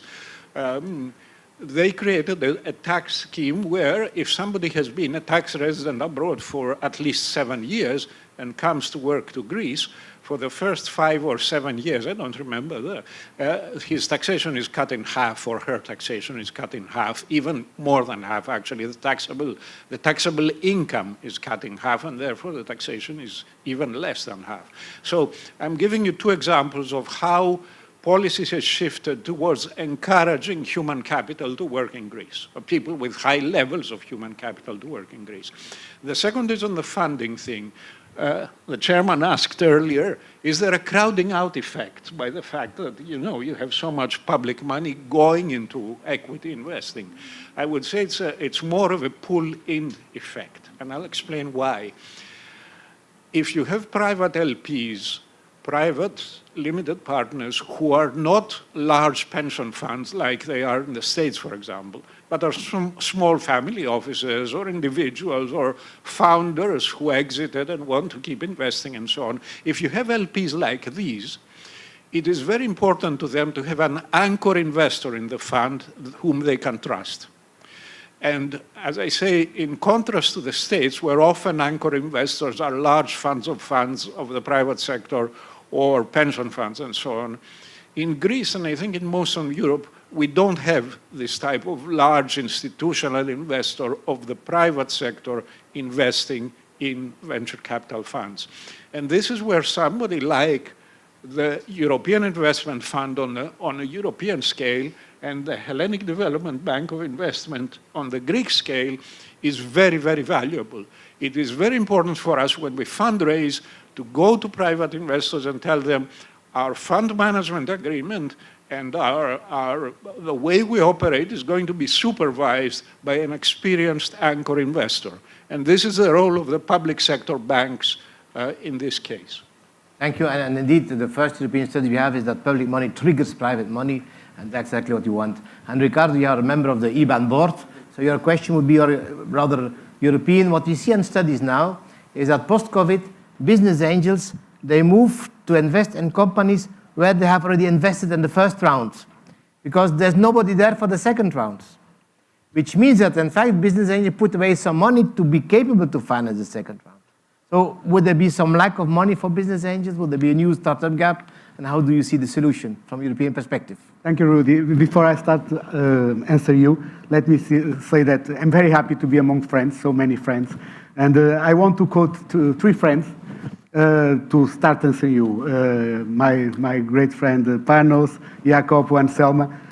Panos first said that I'm Greek. I already knew, but now I know. It's because I like to drink with friends.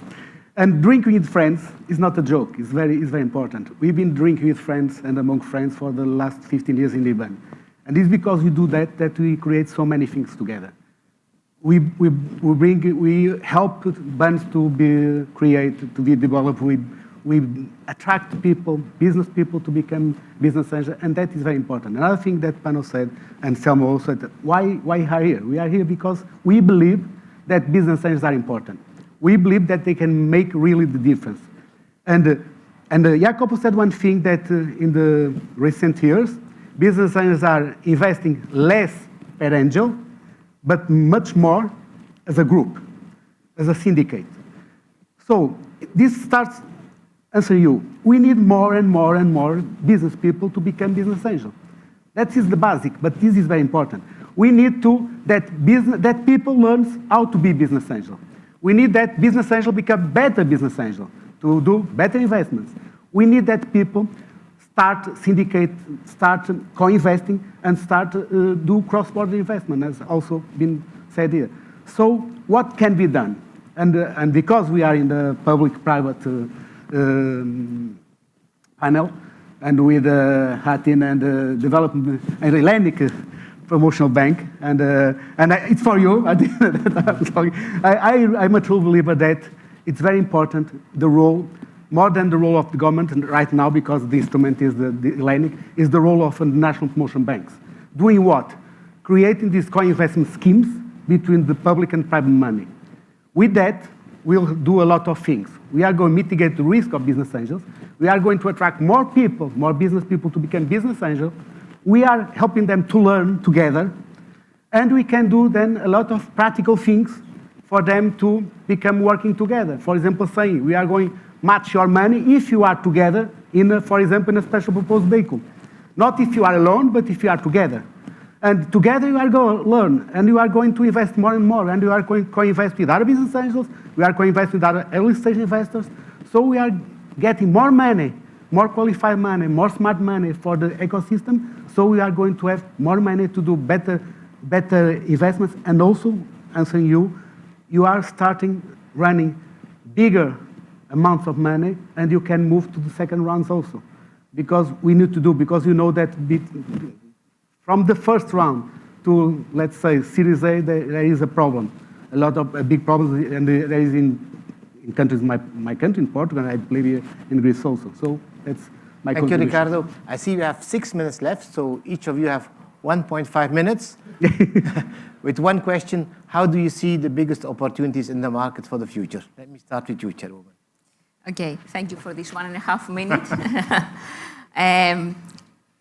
I will try to connect with with what Mr. Doxiadis mentioned, and Ricardo and Harris.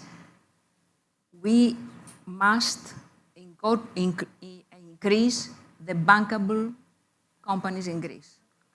That is something that it's our main mission.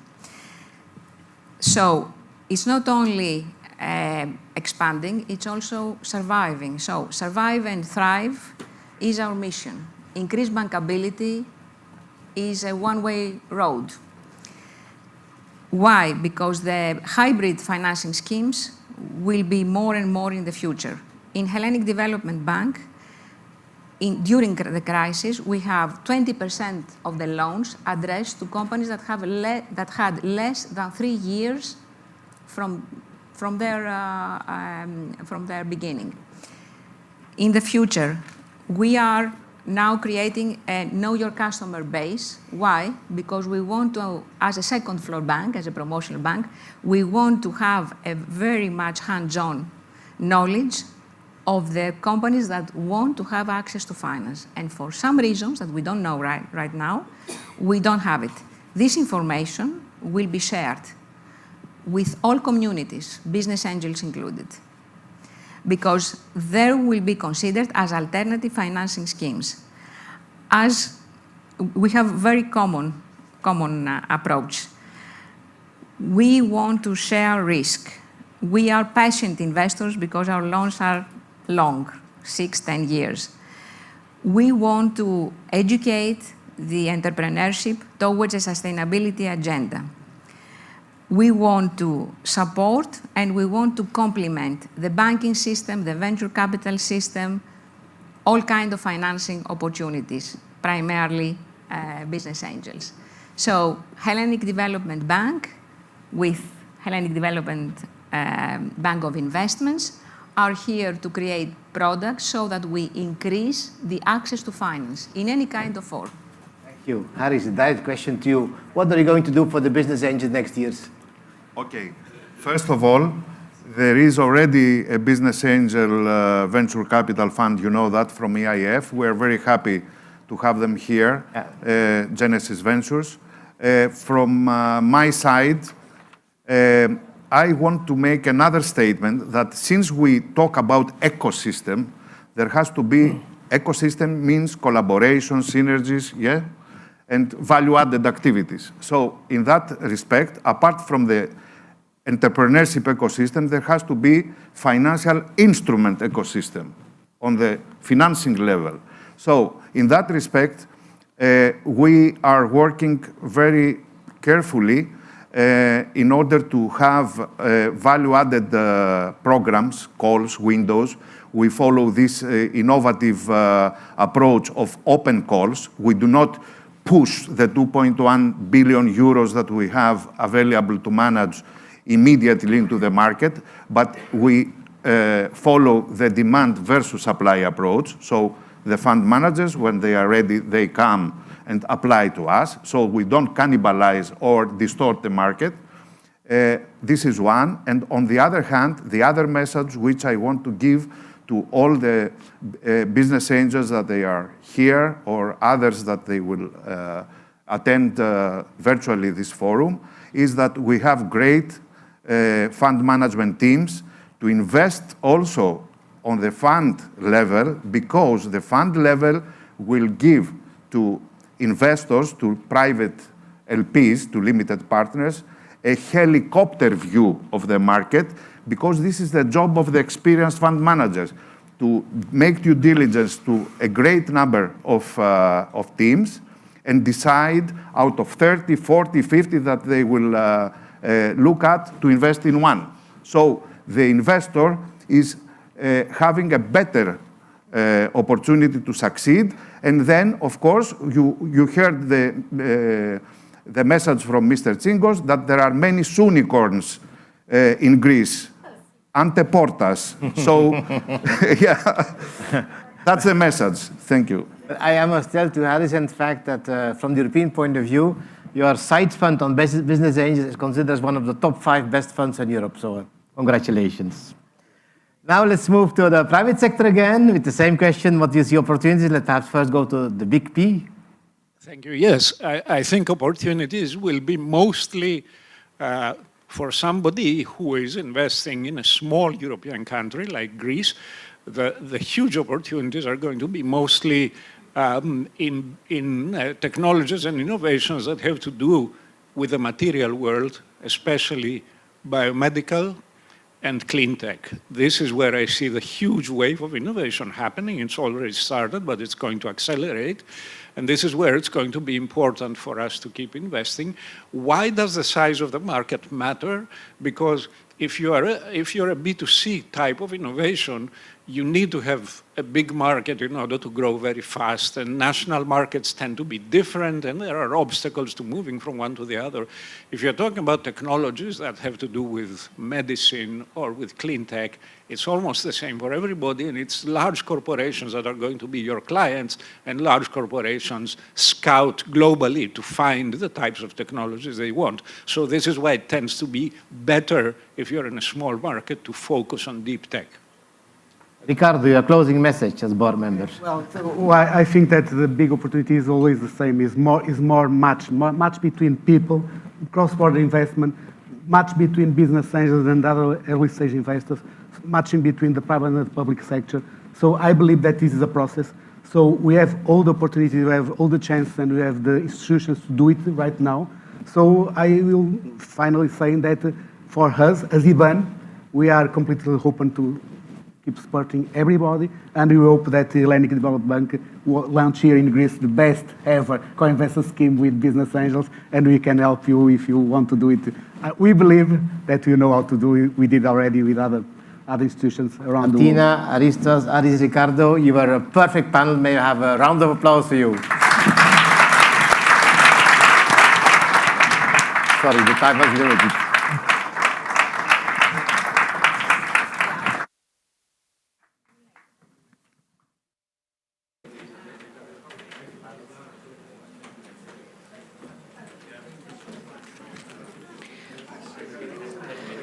We have a short, well-deserved but short coffee break. Please keep in mind that we will be back here at 12:30, starting with our next speech.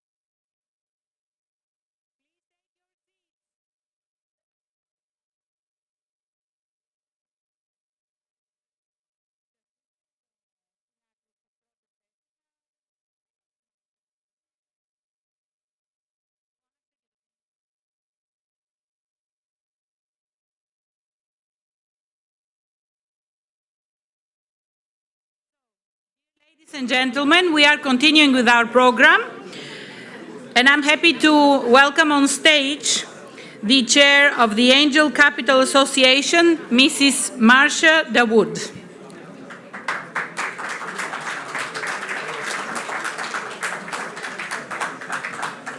All right. Thank you so much. And thank you to Panos, Mr. Philopoulos, and to Jacopo so much for having me and allowing me this opportunity to come and speak to you. Okay, so I want to talk to you a little bit about how to affect positive change and a little bit about impact investing. And I am an angel investor. As you heard, I am the chair of the board of the Angel Capital Association in the US. And I also have about 200, probably a little now, over 200 personal investments in my personal portfolio, either through funds or direct investments. And I have a very big soft spot in my heart for investing in women, which someone was talking about. And impact investing is a very important thing that we all need to be doing. But guess what? It's also super frustrating, and here's why. So when we talk about the word impact, we're really talking about, if you look at the definition, we're talking about it being something that's marked or affected. So something that would happen, it would be able to leave a better mark on the world, right? But then when we look at the definition when it comes to the GIN, or the Global Impact Investing Network, we're talking about investments made with the intention to generate positive, measurable social and economic impact, right? But here's the part that gets frustrating. Alongside a financial return. And that is where I think the waters, they start to get a little murky. Because when people think about impact, at least in the US, it turns out that they think about philanthropy and charity, that we can't necessarily do good while we're doing well. So how do we change that? And it really has to do with a mindset, because you can't tell me that there's all of these great companies out there, and just because they're called an impact company and they're doing positive things, that they also can't be a unicorn or they can't scale. Of course they can. But is there some kind of bias-y that we have maybe about actually being able to invest in these companies and think that they can grow? So it's kind of like a chicken or an egg. What comes first? Do you end up having companies that just can't scale, they can't exit? And the reason that they can't exit is because they didn't raise enough money? But was it that is because they were impact? So I think the waters get a little bit murky here. So what I want to talk about also is, how do we change this? And you can't eat the whole elephant. Obviously, you've got to just do it a bite at a time. And there's a lot of small things that we can do in order to make a big difference. So many of you here know about the Rising Tide program. There was a Rising Tide Europe, a Rising Tide US, and I know there were several other Rising Tides across the globe. These were really important because it started to not only look at the companies where we want to see positive change, but they're also looking at how do we not only get more investment for women-led companies, but how do we get more women to be investors? Because guess what? We're never going to change the landscape of the people getting the investment until we change who's sitting at the table, right? So from the Rising Tide programs across the globe spun out a couple of different types of funds, different types of groups or organizations. And part of what we did in the US is we spun out what was called the Next Wave Impact Fund. It consisted of 99 investors. I think we had one guy. The rest were women. We had one dude, but the rest were all women. And we raised $4.2 million. Now, this is obviously a very, very small fund. But the thing that the Rising Tide program across the globe really tried to do was to help to not just engage more women, but to educate and get them to be investors, to continue this mission of doing all of this good. So, oops, there we go. We ended up investing in 15 companies over 18 months. So far, we have already had 2 exits. One was a 1.8x in 6 months, and the other one was about a 3x over about 3 years. I'll tell you what, though, I'll take a 3x any day. All right, I know we're all trying for like the unicorn, the big 10x's and the 100x's, but I'll take a whole bunch of 3x's all day long. So when we were looking at this, we were saying to ourselves, okay, we're an impact fund. What does that mean? How are we going to define that? Well, we went round and round and round and round trying to figure out how are we really going to do this? What is the definition? And it came down to as simple as this. We basically decided we were going to define it as being better for people and being better for the planet.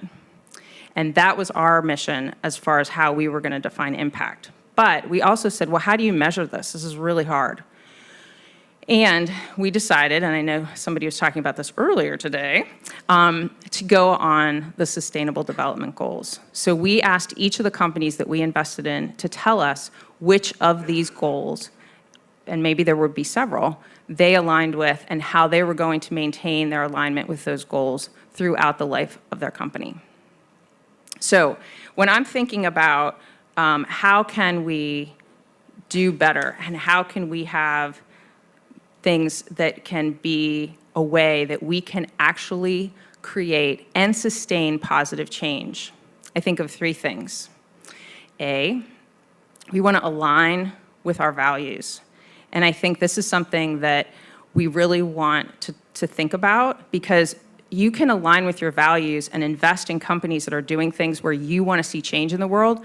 We don't have to necessarily put a label on it to say that it's impact, because I feel like when we do that, again, the water gets a little murky. We want to make sure we're doing things, we're investing for that change, but we don't have to necessarily use a term that in the past has brought people to think, oh, I don't really want to invest in something like that if it's just going to be, I won't make a financial return. We need to be able to prove that, and it's going to take a while, but we need to be able to prove that companies will be able to make a financial return and do good. That whole do good while doing well. And the other thing, B, is we need to band together. We need to create positive change because it's happening everywhere. It's happening everywhere across the globe. And look at all of the amazing things that we've heard today about what's happening here in Greece. People think of Silicon Valley, or they think of, these big places, London, where all of this innovation is happening. No, it's happening right here in our backyards. But we have to make sure these companies are sustainable. We have to band together to be able to do this. And the other thing is we have to have that multiplier effect. And how do we get there to be more angels, more business angels in the world? And Selma was talking about it with $22,000. It doesn't seem like a lot, but that we found in the U.S. that is a magic sweet spot for people. I think that there are a lot of people in the world who would identify or would think about themselves as being an angel, but sometimes the term even business angel makes people get a little nervous because they think, oh, wait a minute, that means I have to know a lot. And they think if they don't have a lot of education, they don't feel that they can necessarily do this. But that's not true. That's why we have these amazing angel groups and networks around the globe that can help these people to learn and to be educated. So I'm super excited about all the things that we can do together in order to affect this type of positive change. And when I say that $22,000 is really a sweet spot, so I'm part of a group called Mindshift Capital, and we invest in women-led companies through the MENA region and also in the US, and in Europe as well a little bit. But we mainly have partners in the US and in the MENA region. And that fund, while it was being raised, had a minimum investment of $100,000. Well, that's a pretty steep investment for somebody to make if they've never done an angel investment before. So we did a little experiment. About 8 weeks before the end of the time that we were closing the fund, we had a group of women that wanted to invest, and they said, I can't do 100K. could we do something a little smaller? So we said, okay, we're going to put together an SPV, single purpose vehicle. Most of you have probably heard about that and have used it before. And we said, okay, we're going to offer a unit, not a minimum, because I feel like whenever you say minimum to somebody, they just think that that's what they should write, right? So a unit was $25,000, and they could buy 1, 2, or 3 units. Obviously, if they bought 4, they'd hit the minimum, so they might as well just directly invest. But we went ahead, and in 8 weeks, we thought we would get about $250,000 raised. We raised $750,000 in an 8-week period, all from women who had never invested in a private fund before. And I think when looking back, and we were in a kind of a little bit of a hurry-up situation because of the fact that the fund was closing. But when we looked back, that $25,000 ticket, which is basically 22,000 euro, is, I think, that sweet spot for somebody who's never come into a fund like this before. So if we can keep replicating this and getting more and more people to do this. The other thing I'll mention is that sidecar funds, or like a small angel fund that goes alongside of an angel network, those have been extremely popular lately in the US. And allowing your members to pool their money at the beginning of the year, they're basically an annual fund, that has been very helpful to get more people to get into the game. They feel like, well, if I can invest $30,000, let's say, at the beginning of the year and get an exposure to 8 or 10 companies, that's huge. That means that they don't have to write a $20,000 or $25,000 check every time they want to make an investment, because how long does that take to diversify your portfolio? It would take forever. So here, they can do that as well. So before I go on to show you a little video, I am going to show you a couple slides. We had our Angel Capital Association Summit in May this past year, and we had our speaker, Dr. Ron Weissman, who many of you know. He came up with a little bit of some information for us about the crystal ball for 2022. And now I'm going to just literally blow through these slides, so you can have a copy of them. They have a lot of information on them. But this is a little bit of a look back at what happened in 2021, which was basically like a big old party, to what is happening right now in our economy in 2022, which I know most of you think, I know I do, sometimes I cry when I watch the news, about what's happening to the stock market and some of the valuations and those types of things. So with that, we basically have lots of data here about what is happening to these larger funds. In 2021, things were scaling like crazy. You can see right here, we're getting like, the hockey stick going up in 2021. This is basically showing a startup capital cycle. So it starts with like exit nirvana. Everybody's happy. There's tons of capital to be deployed. And then you get into people are just pouring more and more money into funds. Then these VCs, they start to compete for deals. There's investor indigestion, and exit starts to decline. High valuations start to get crushed. And then you get into the angel VC reset. So where are we right now? Probably right about there. So how are we doing? Well, it's like, public companies, M&A is down. Private M&A, IPO windows are nearly closed. SPACs, don't even get me started. My husband's a public company CFO, did a SPAC. Tiger Global lost 2/3 of its cumulative gain. I mean, it just goes on and on. It's not that pretty of a picture. What I'll point out here is just, if you look at the number of rounds that were done at all of these stages, this was from Q4 of 21 up to Q1 of 22, you can start to see just how much of a difference there was between the end of last year and the beginning of this year. It's just been pretty remarkable. This was with funding. This is post-money valuation decline. Again, you can have copies of these slides. The software valuations down 50%. And so let's talk a little bit about crypto. Well, crypto doesn't work with our regular markets, right?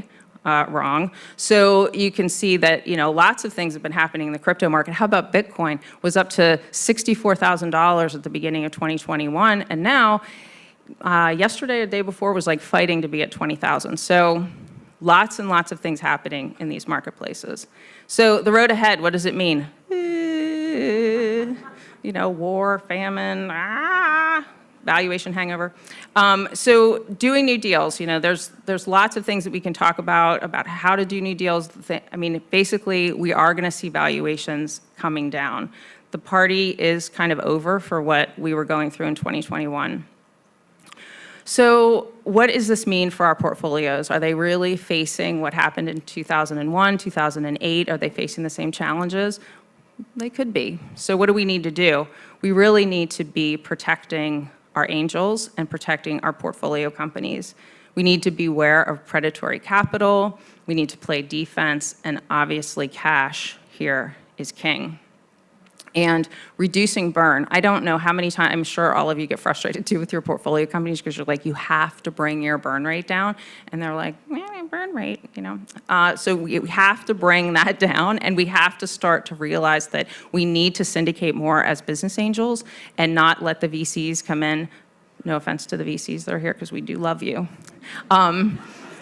We just all need to play nice together, right? So that we don't get, because angels get very frustrated when they get crammed down and down rounds. You know, those are not words we like. We don't like those words. So we want to make sure that we can stay consistent. And how can we do that? One thing is to have extension rounds. And we've had a lot of businesses and a lot of companies that have done that, to be able to say, hey, here's an extension of what we did before. So it doesn't necessarily have to be a down round. So 2022 is not going to be like 2021. We can kind of burn that playbook. But you can see a little bit about some of the trends so far. Advice to angels that this is a buyer's market. And this means that you really don't, one thing I just wanted to share. We're hoping that this does not become the meme of the year. Disaster girl. This NFT sold for $500,000. Really? Anyway, so, but don't panic, all right? Here, it is a great time to be an angel investor. As the valuations start to come down, I really do think that there are going to be more deals that we can get into.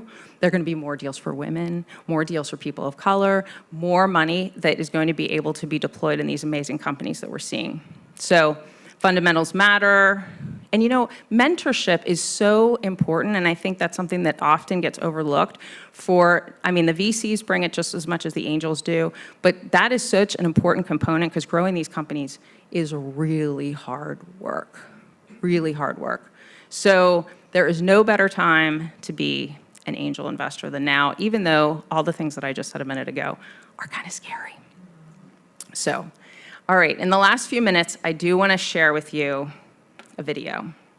So I was sitting around one day, and I happened to see on YouTube, as you know, we kind of doom scroll, and it was a rap battle between Snow White and Elsa, Disney princesses. And I thought, this is so cute. I could write a rap battle. Why don't I write a rap battle about convertible notes and safes or something like that? And then I'm like, that's kind of boring though, because only we would be the only people who would get it. So I thought, well, maybe I should go back up a little bit more. So I did, okay, how about we do an angel investor versus a venture capitalist? So for anybody that is a venture capitalist in the room, I'm going to apologize right now. But if you listen to what the venture capitalist says about the angel, I did diss on the angels just as much as I dissed on the venture capitalists. So this is my version. I did write the song. It is me in both parts playing it. I produced it, and I just thought it would be awfully fun to share. So go ahead. Angel investor versus venture capitalist. Let the rap battle begin. I'm here to tell you, hon, about my funds and their gains. I got so many investments, I'm just making it rain. My LPs, they love me. I'm on fund number 10. That's more than your group will ever have in AUM. The startups line up, itching to see who gets to pitch. Graphs with hockey sticks showing how we're all getting rich. We pick the best, it's a quest, and it's really quite fun. Our dollars are smart, it's an art. Your money's just dumb. very mean. You seem quite cold-hearted. We are angels, we rise up. We will not be outsmarted. We are mentors, advisors, networking gurus. You put money in, I'm not sure what else you do. By the way, our checks come from our own accounts. You use other people's money. We're the ones with all the clout. We provide capital to companies at the earliest stages. We are simple, compromising. Your term sheets are pages and pages. We create structure and trust and build up the culture. You're predatory investors. That's why your capital is called vulture. Angels, you're so cute, and your checks, they're so small. You make decisions by seeing what sticks to the wall. You think you provide value and rise up the best, but we had to step in. You created a mess. How many of them are you? The cap table keeps growing. How could this happen without you even knowing? We bought you out now. We no longer need your approval. Now step aside while we build the next Google. Oh, right, big tech. That is your history. What's the matter? Are angel worlds a little too risky? We provide vision and value. Founders think we're heaven sent. You know your companies? We funded them first, over 90%. We are mighty in numbers. We don't need you to save us. We're the baddest, the boldest, and literally the bravest. I'm an angel. You're the devil. You just think you're the hottest, but you're nothing without me. I'm an absolute goddess.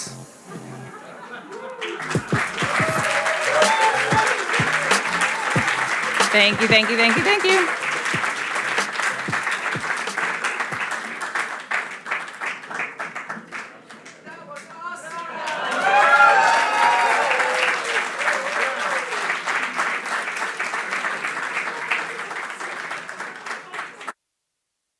I strongly believe we have some of the best engineers globally.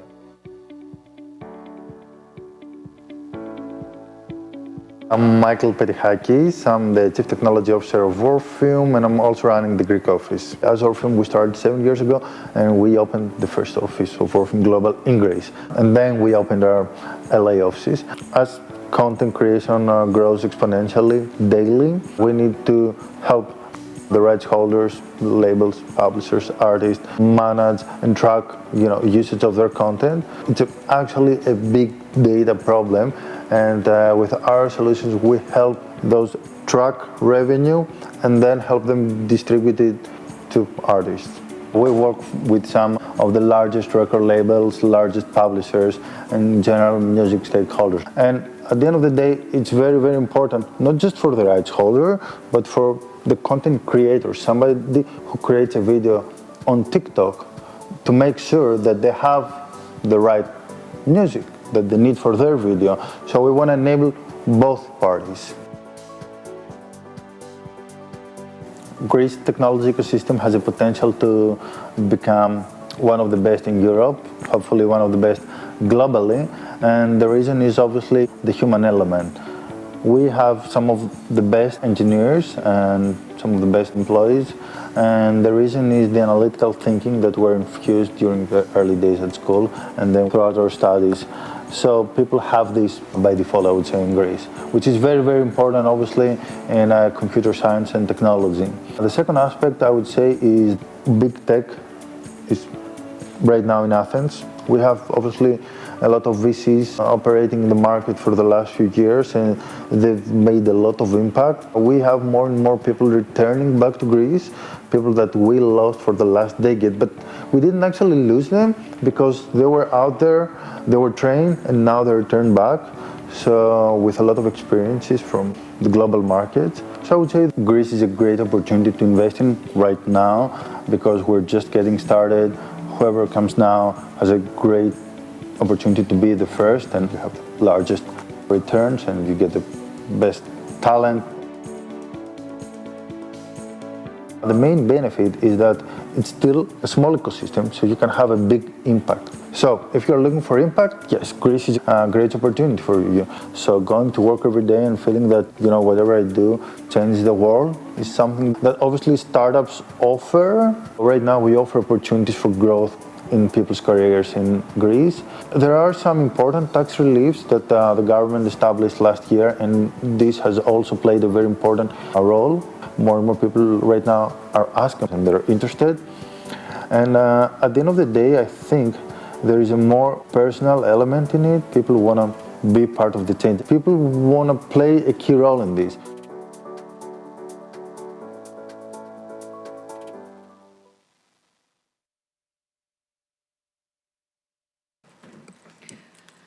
I would like to call our panelists to the stage.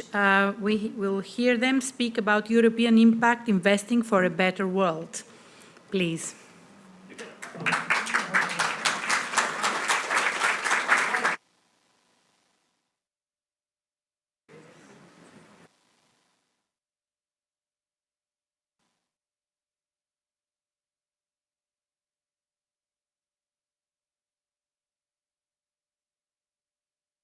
So, hi everyone.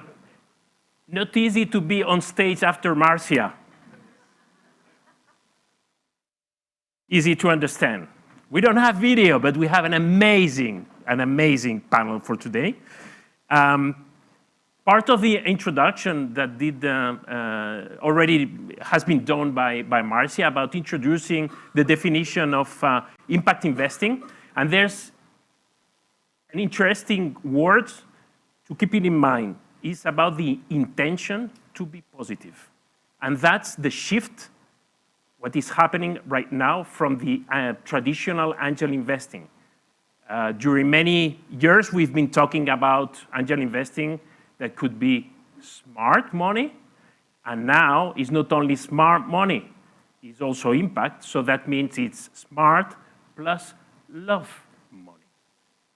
Because the angels are more and more in love with their co-founders and aligned with the values of these impact investing strategies and also impact startups right now.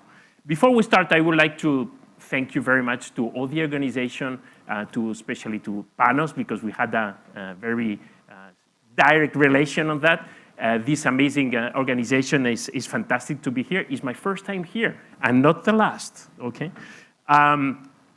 Before we start, how many investors do we have in the room? Okay. How many of you are investing in impact? Oh, you are potential respondents of the European Impact Investing Survey that we run in IBAN. You know it? No? Don't worry. I have a QR just to download it. So after that, I will come and you can download, okay, to answer this survey, because we started from the IBAN Impact Committee, the first survey in 2020, and now we are still alive with the 2021. And very important to have as much respondents as possible to have the best overview of what's going on at the angel investing, especially in impact world. Okay. So before we start, I'm going to introduce all of our panelists. Thank you very much to accept to join us today. We have today with us Anouka Mikkelson. She's the chairwoman of FIBAN. Thank you for coming. Thank you. Big applause for her, please. We have also with us Bernard Kirsch. He's the president of Angel Santé from France. Thank you very much for coming. We have my friend also, Tom Horsey. He's a board member of Big Bang Angels, also CEO of Startup Labs, and also launching a fund, Hellenic Fund. I don't know how to present you. You are Spanish by adoption or still English and Spanish? I think I'd say Spanish by adoption. So European, fantastic. That's great. Thank you very much. Then we have Hussein Demir Hissar. He's coming from the Netherlands. He's the CEO and co-founder of Bid Capital Partners. Thank you for coming. Thank you. Thierry Depoirc, he is the chairman of Luxembourg BAN. Thank you very much for coming. And then we have the Greek quote. Marco Veremis, he's the partner of, we say Big Pie? Big Pie, like the mathematical pie. I learned from the video that you showed this morning, Big Pie. Big Pie. Thank you very much for coming.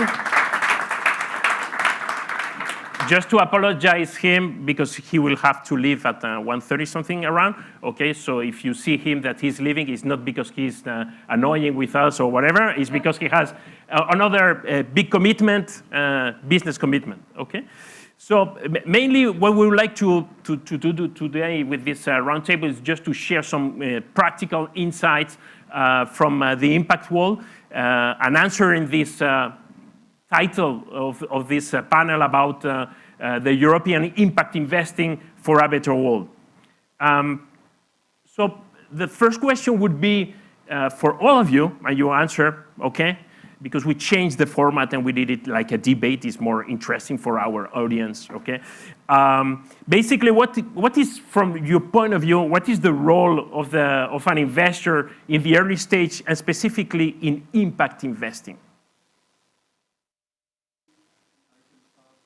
Because I'm Greek, right? And I want to and I want to qualify the term impact. Okay. Now impact is very different depending on what needs to be impacted, right? It's not a steady concept that applies everywhere in the same way. I'll talk about our country, right?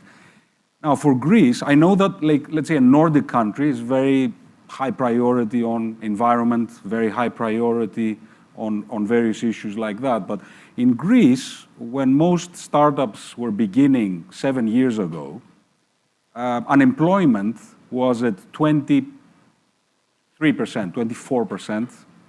Unemployment in the under 30s was almost 50%, right? So if you really wanted to have impact, quite frankly, number one priority was give people jobs, give people qualifications, give people hope, right?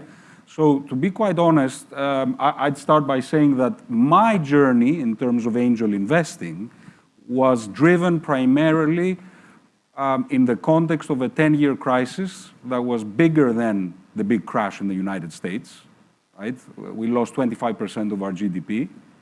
And it's a miracle that people, were not in the streets sleeping. It was the family that kind of preserved this.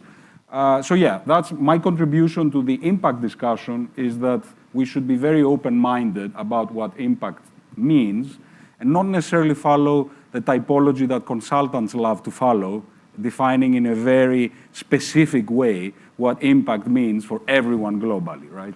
Yeah. You want to add something? Yes, I want to add something. I want to actually argue that we need to have a common knowledge about what we need when we talk about impact. Otherwise, as an investor, I can't compare one thing to another. I can't compare pears to bananas or something like that. So that's why I would love to have a common knowledge. It's like accounting. We have same standards in accounting. What's profit, what's a cost, and that kind of thing. And that's what investors are supposed to be also giving for the founders who are absolutely crazy about their thing, but they don't know about the life around it. So that's where impact has to be brought in from the investor side to make it seen and concrete. What are the things the company is affecting, both positive and negative ones? It's also about a risk management. What kind of a risks also an experienced investor sees and can kind of guide the founder towards a better impact altogether. Thank you, Luca. I would agree with that. And maybe sharing a personal experience. I started business angel investments about 3 years ago. So far, probably I have a portfolio of 16 investments, so much smaller than Marcia. And about 25% of it is what I consider impact investment. And actually, my first business angel investment was what I consider impact investment. But back then, it was just sort of emotional move, something which I care about. We know when you think about education, health, or maybe development, you see something, you find the management team or the founders quite interesting, and you want to help contribute and make a better world to live in. And now, maybe 3 years down the road, I'm thinking, what am I going to do? Because if I have 25% of my portfolio in impact investment, actually it's maybe between 10 and 15% in euro terms. So I need to do better. So I need to have a goal. But I'm not going to do what I did before. Just look at programs, projects which I like, I care for. And I want to have a more, let's say, professional approach to impact investment, and that's why we are here today. Think about what actually it is. And I would advise any angel investor or impact investor to think really about what is impact investment, what it means, what it takes, and again, think all the time throughout the process about that, let's say, dual bottom line process. I think it's important from the beginning until the end, once you assess, improve, correct, and definitely when you exit and before you exit, you just need to share your experience, and I think we will all benefit from it. So, thank you very much. So, I don't think that he was saying something different, actually. What my friend here is saying that invest in what you care. He cared about job creation and the poverty issue, and that was his first target. It doesn't dilute his positive impact because he didn't measure the exact amount. That's according to me. I have closed, as an company, we have closed more than 200 investments in East Africa, in impact space, and we raised capital, as of now, more than $60 million. And we are managing one fund already in Rwanda, and the other one is coming in Uganda. And if I look at all this large portfolio, I am proud of saying that we created impact. And if you ask me what you have measured, earlier we didn't. We just began. We said that there's a need. The first social problem we tackled was poverty. We looked at that area. Then we've seen that, hey, in order to stop poverty, we need to tackle hunger problem. Then we began to invest there. We began to get the projects or the transaction in that space. So one followed the other. But yes, but I still agree with you. We need to find the ways to measure our impact and also report it and compare it, share it, because there are also learnings from there. But I want to combine both views that I think, yes, please invest and begin to invest in the impact space what you care. Because if you have a passion there, you will already help the company. As an angel investor, that's also your duty. It's not only giving the money. That's what we are talking here. Thank you. I guess what I was trying, just to qualify, what I was trying to point out is that often the definition of impact investing comes from first world problems, right? And that means that it's not very inclusive, right? So the point I was making is you don't get rid of the concept of impact investing, but you have to look at impact investing in a broader sense and include certain areas of impact that, quite frankly, are not an issue in the Scandinavian countries, are not an issue in most European countries, and are certainly not an issue in the United States. And that is the only way that you can actually have an impact on what I call swing states, like India, like Brazil, like Malaysia, like Indonesia, that are really hanging between Western values, good corporate governance, ESG, all these things, and a very different approach coming from China, which is entirely different in terms of values, a lot more autocratic. 50% of energy in China is still carbon, 100%, right? Which is, by the way, larger than the total production that BP and Shell sell around the world, right? This gives you a sense. So all I'm saying is that in this war to make impact and impact investing more relevant, we have to be inclusive, because we will need large countries that are not in the first world, right, to be part of it. That's the point I was trying to make. As Greece, that kind of hangs where it used to hang a bit in the middle. I would say for a while, Greece was seen as an emerging market, not a proper first world market. Now, thank God, we're back on track, but for 10 years, we were in real trouble. Yeah. Tom. Yeah, okay. I actually put my hand to answer the first question, but we've moved on a century from there. My comment to the first point was I completely agree. Being adopted in Spain, Spain went through a very similar, not quite as bad, fortunately, but a similar situation. And I started initially as an angel investor, really for the same reason. Creation of employment was my thing.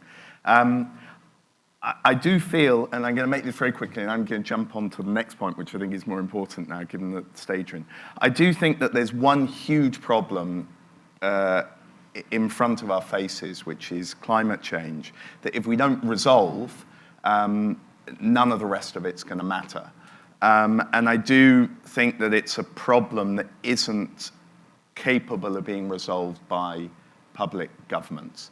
There's an example right now in Spain where you've got an increase in petrol prices. So in effect, we're forcing people, indirectly, it's forcing people to use more sustainable forms of mobility, public transport, et cetera, et cetera. What does the Spanish government do? They discount petrol prices by 20 cents a litre. So they had an opportunity to force, there was change being forced on the population that wasn't anybody's fault, well, Putin's, but it wasn't any Spaniard's fault, and they do completely the wrong thing. So anyway, I do think that maybe we should all focus on that particular problem. But just going back to what we're saying, I think my feeling is there are two types of impact. Almost everything that we do as angel investors probably will have a positive impact. If it doesn't have a positive impact, then I can't understand why we'd be doing it as angel investors, because at least half of what we do comes from the heart, and half of it comes from the brain. But there's a big difference between investing for impact and investing with impact. And if you're investing for impact, then you have to measure things, and indeed the VC funds, these nasty dark side monsters of which unfortunately I've joined recently. Hopefully I'm not quite as bad as Marcia makes out. But these, there are VC funds, a lot of impact VC funds, where their carry is in a large part based on not their financial return, but their impact return. And I do think that at the moment I've got no idea as an angel investor, and we've done 70 investments. So I've done 70 investments. So I've got a bit of an idea of how it works. I've got no real idea of what I should be measuring, how I should be measuring, with what frequency I should be measuring what I'm doing for impact. Bernard, and then Anuka. Yeah, just I have vertical responsibility. We are only investing in health, and by nature we could argue that health is an impact sector. The reality is not exactly this. And this is coming back to the notion of broad and inclusive interpretation. Even within health, the concept of unmet medical need is absolutely not the same according to the US, Western Europe, or Asia Pacific. So when we are looking at these concepts, we need to be very open-minded. And to my great surprise, we are doing a lot of co-investments. We are doing a lot of cross-border investments in this health vertical. And the VC funds with which we have the most difficult conversations are impact funds. Because most of them, and I did not really understand why, do not consider health as a topic in their investment thesis. So really be very open, because the reality is much more complex than just the pure impact concept. Anuka, you want? Yes, thank you for the turn of the discussion here, because what this actually shows is that first of all, we need measures, but we need to know also at what area we are talking about, or what tier of impact we are talking, or are we talking about the company as itself, how it works, what's the impact for the company, what's the environment, or as we started off with Pano's great opening speech, we are citizens of the global. How do we what kind of impact are we giving to the globe altogether? What is the spectrum of work, what we are doing? And what makes it, at the moment, very difficult to understand what's the impact we're talking about here. I know that we in FIBAN, we have also released some kind of a guidance to how to think about your impact investments. It's still very vague in some terms, what to measure, what to look for. But once we are working together forward to see and pinpoint that this belongs to the company. So this is what we can measure here, just like the financial side or the ESG side. There are already some measurements in place which are accepted as a standard of the community. And then we look at the larger picture, and even the larger picture, which Tom here brought out, that we have a big problem, one big problem at least here in front of us, and it would be great to have all our companies to work for that, not only for the solution, but as how they work for that solution. So that's one of the impacts that we need to be thinking. And if you think about the different advices that you could provide to some investors that they want to go in this impact space, what would be your advice just to boost this impact strategy right now in Europe? Yeah. Yes, first of all, I would say that by nature, for me, business angels are impact friendly. Because by nature, we are not only looking for financial returns, we are also looking for, mentoring and coaching and going with the entrepreneurs. So I would really push towards the development of the business angel community across Europe. We all know that today in some markets we have lower communities than in others, and there is also a role for the public policies towards this. But besides this business angel reinforcement, I believe that our role is also to promote the creation of ecosystems, to help the companies, and especially the companies with impact, to grow across Europe in the different stages of their developments. Today, we are really lacking. We all know it's a struggle for companies, to find first fundraising, second fundraising, and so on. So we are working, and especially in the health vertical, we are working towards the creation of an ecosystem that can go and help the companies in their 2 or 3 first rounds, partnership with public authorities, bodies like EIC or EIT, and also creating networks of private investors to promote cross-border. So we are fully embedded with cross-border strategies to scale and to be able to scale. So having an ecosystem to help the companies to grow from seed to Series A+ by vertical, I think would be a good help.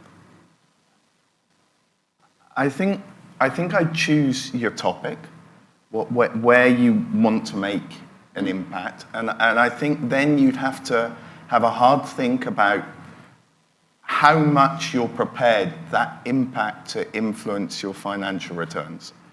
Because there are models, as I say, I think almost all models have a positive impact that we're investing in. I'd be very surprised that there's one that isn't. But there are models that are specifically focused on having a positive impact that aren't necessarily the business models that are going to give you the best return.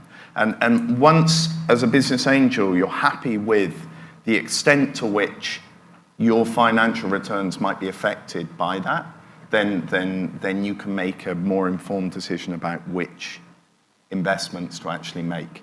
Rather than do something because you're being led by your heart and you say, and then you look 2 years down the line, you go, what an idiot, my bank balance isn't quite what it should be, and I've made a mistake. Or vice versa. Or you do something, you think, oh yeah, great, and then you go, oh, it's not having the impact, and then you don't, you've got to feel good about these investments as a business angel, I believe. Hussein, yeah? I will give you a toolbox. Okay? As an investor. Now we are very lucky that we have at least a very simple guidance. Look at UN Sustainable Development Goals. Okay? Put it in front of you. First of all, eliminate the ones that you are not really related to. Okay? It's very simple. Then the ones that you are very related to, read about them. Because it's not only the title of it. There's a more in-depth information provided by the UN, by also other organizations about it.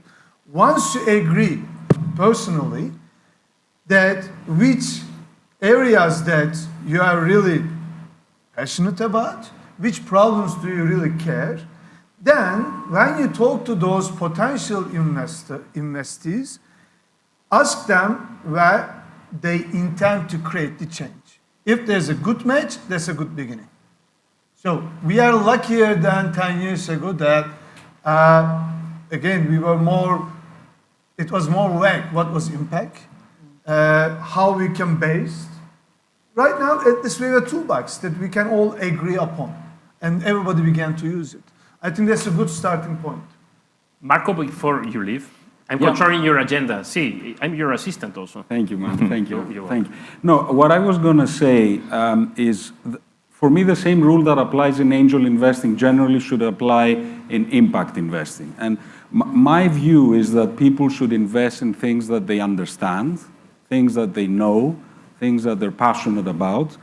Angel investing should not approximate the kind of gambling that goes on in the public markets, right? This is not gambling. This is not taking wild bets. It is based on knowledge. It is based on dedication. It is based on going deep, not shallow. So impact. And I will agree. I'll give you an example of how things might change from initial view once you go deeper into a subject. And I'll take my experience with in the environment. You know, I've always been very sensitive about the environment. My parents were founded an environmental protection agency in Greece. But I have to admit, I was hadn't really looked into it very, very deeply. And looking into it more and more, I started realizing that the EU directives regarding climate change were very flawed. Why? You might say, why do you say that? Well, because they did not bridge an aspiration well enough with reality. And this created massive dangers that we're now experiencing with the war in Ukraine and the sudden shortage of natural gas. And let me explain what that danger might be, just as an illustrative case of why you want to go deep if you want to have real impact. What's happening now is massive growth in prices of energy. This is creating public unrest. See what happened in France and Macron, right? What will happen in the next elections in Europe? Now, if the result is the election of populist governments like Orban, more Orbans, more Johnsons, right? These people, by definition, are very introvert, very conservative, and don't give a shit about the environment. Okay? And this in its own right can take Europe back 10 years. So the Commission started with a very noble goal to push everyone towards a very fast transition into a green economy. And the result might actually be populist governments get elected, overturn this, right? And we go back way back before what we intended. So, I mean, this is just a personal observation in an area that I've decided to go a bit deeper on. So my advice, bottom line is, go deep. Choose a few things, or one thing, as you said, and go deep. Not spread your bets across too many things. Yeah. And have an opinion, right, about it. It's also a very Warren Buffett type of approach, right? Concentrated investment. I think so, yeah. But I about one thing that you have said, that to invest on the things that you really understand and you know. Or learn about. Yes, if you have a passion to learn about, that's also fine. Yes, okay, yes. Now we agree. Or learn about. And this is where the notion of network of angels is very important, because when you have multiple eyes looking at the same topic and confronting point of views, it's always more comfortable to invest rather than being alone, especially in health. I have to apologize. This man is responsible because he's brought a whole delegation from the Emirates looking to invest in Greece. Okay. These guys are very impatient, and they've asked to see me 1:45, 1:45, so I have to go. I'm really sorry about it. The only thing, close the deal, please. I'll try. Big applause for Marco. Thank you very much.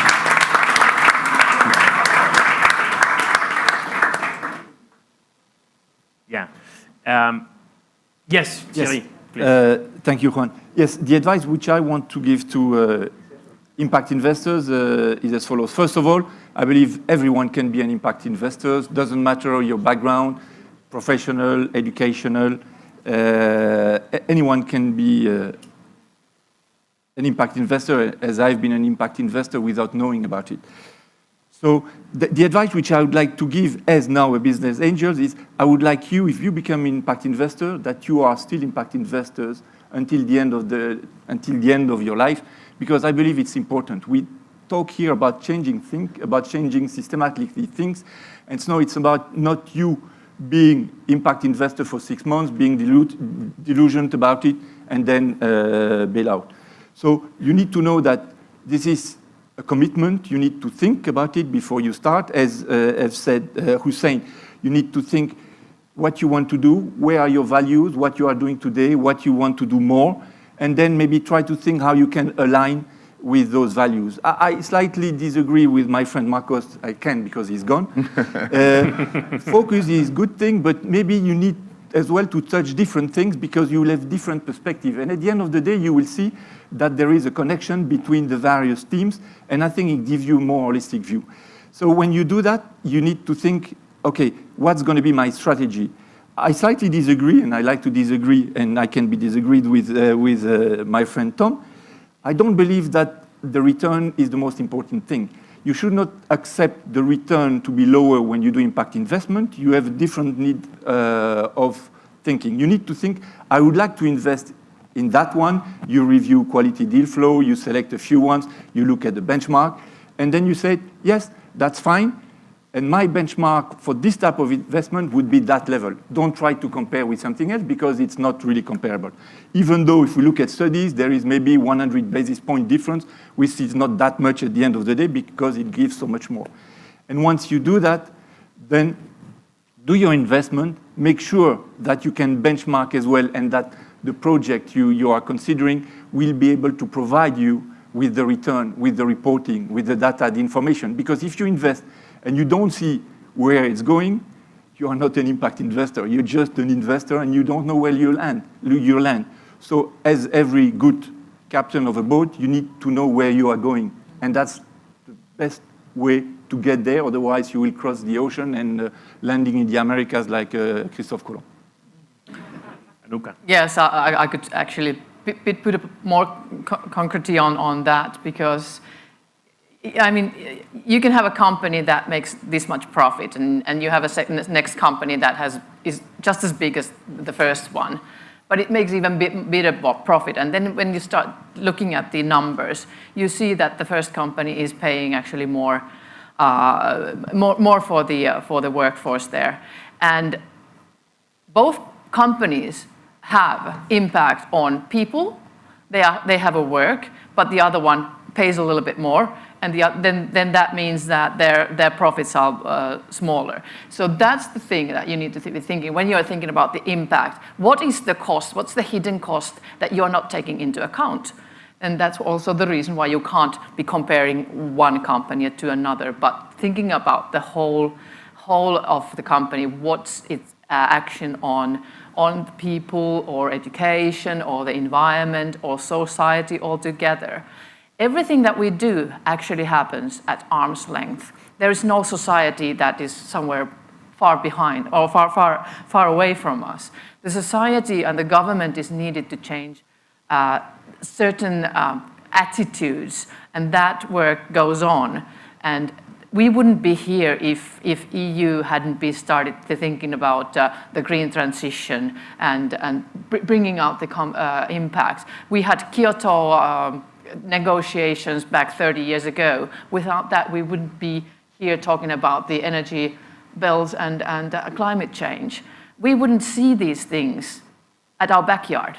We need somebody to tell us, and that's why we need to be thinking also these companies as part of the society where we, on the other hand, work at the arm's length and we decide what's the total cost of certain things and what's the impact from that. So that's why I think it's a great thing that these things are brought to discussion. But this is a lot of thought work, and a little bit different from putting your resources and assets together and making that fly as a company.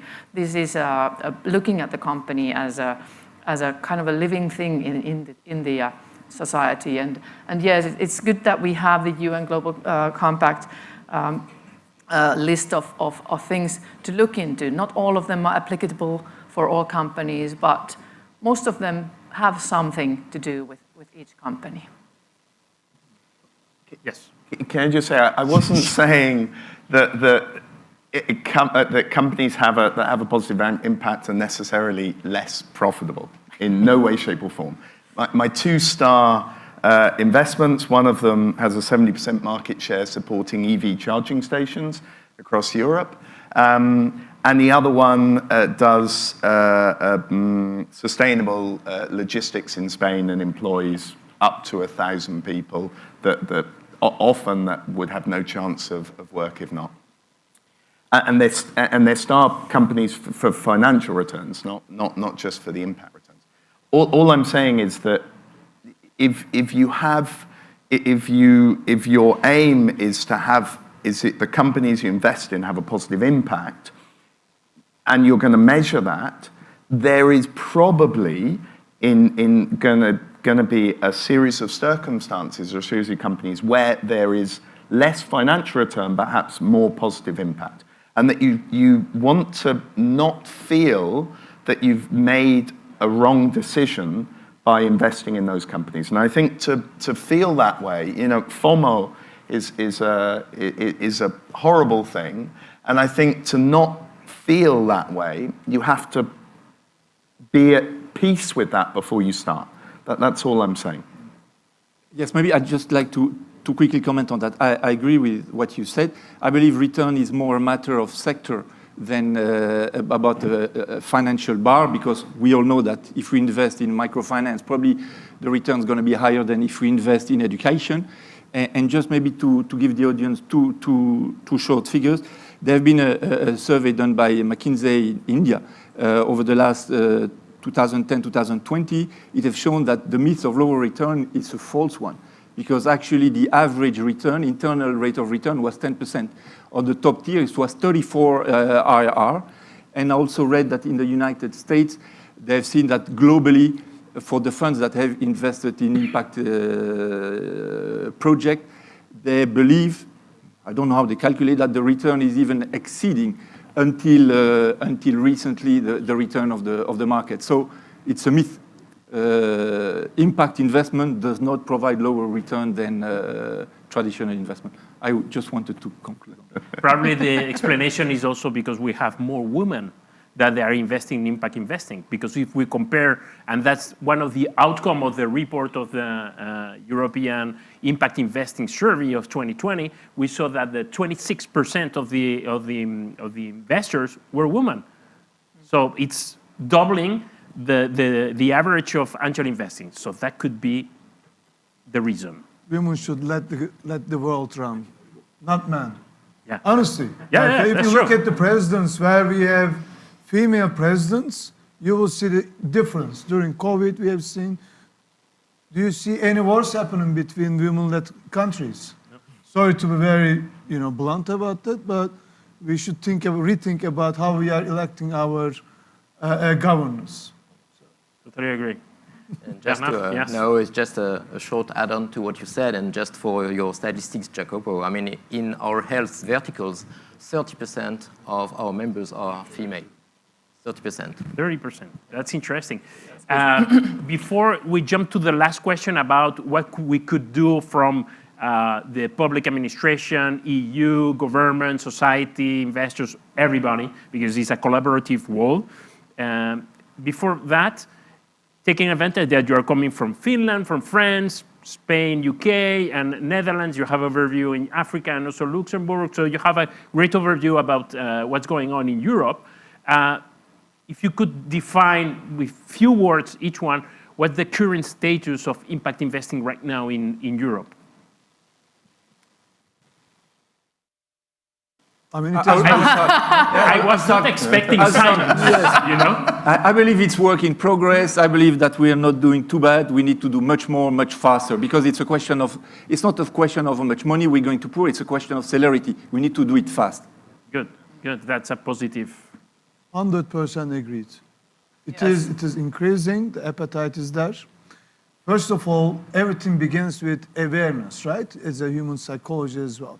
I think people began to be more aware and more sensitive about the global issues And that is also helping. And also the other effect is the new generation is impacting the role by investing in the impact companies. And they are more sensitive than and more knowledgeable than we have been and we were. So I also trust in the new generation. And also wealth accumulated is changing hands. And I also believe that that will impact positively the channeling more capital into impact space. I'd say that it's becoming mainstream.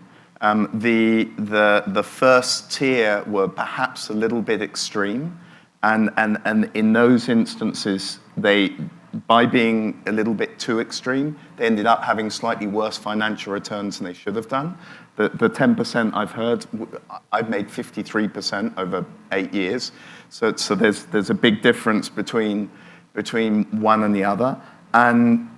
But I don't think it has to be that way, as I say. But I think you have to be a little bit broader in terms of the measurement.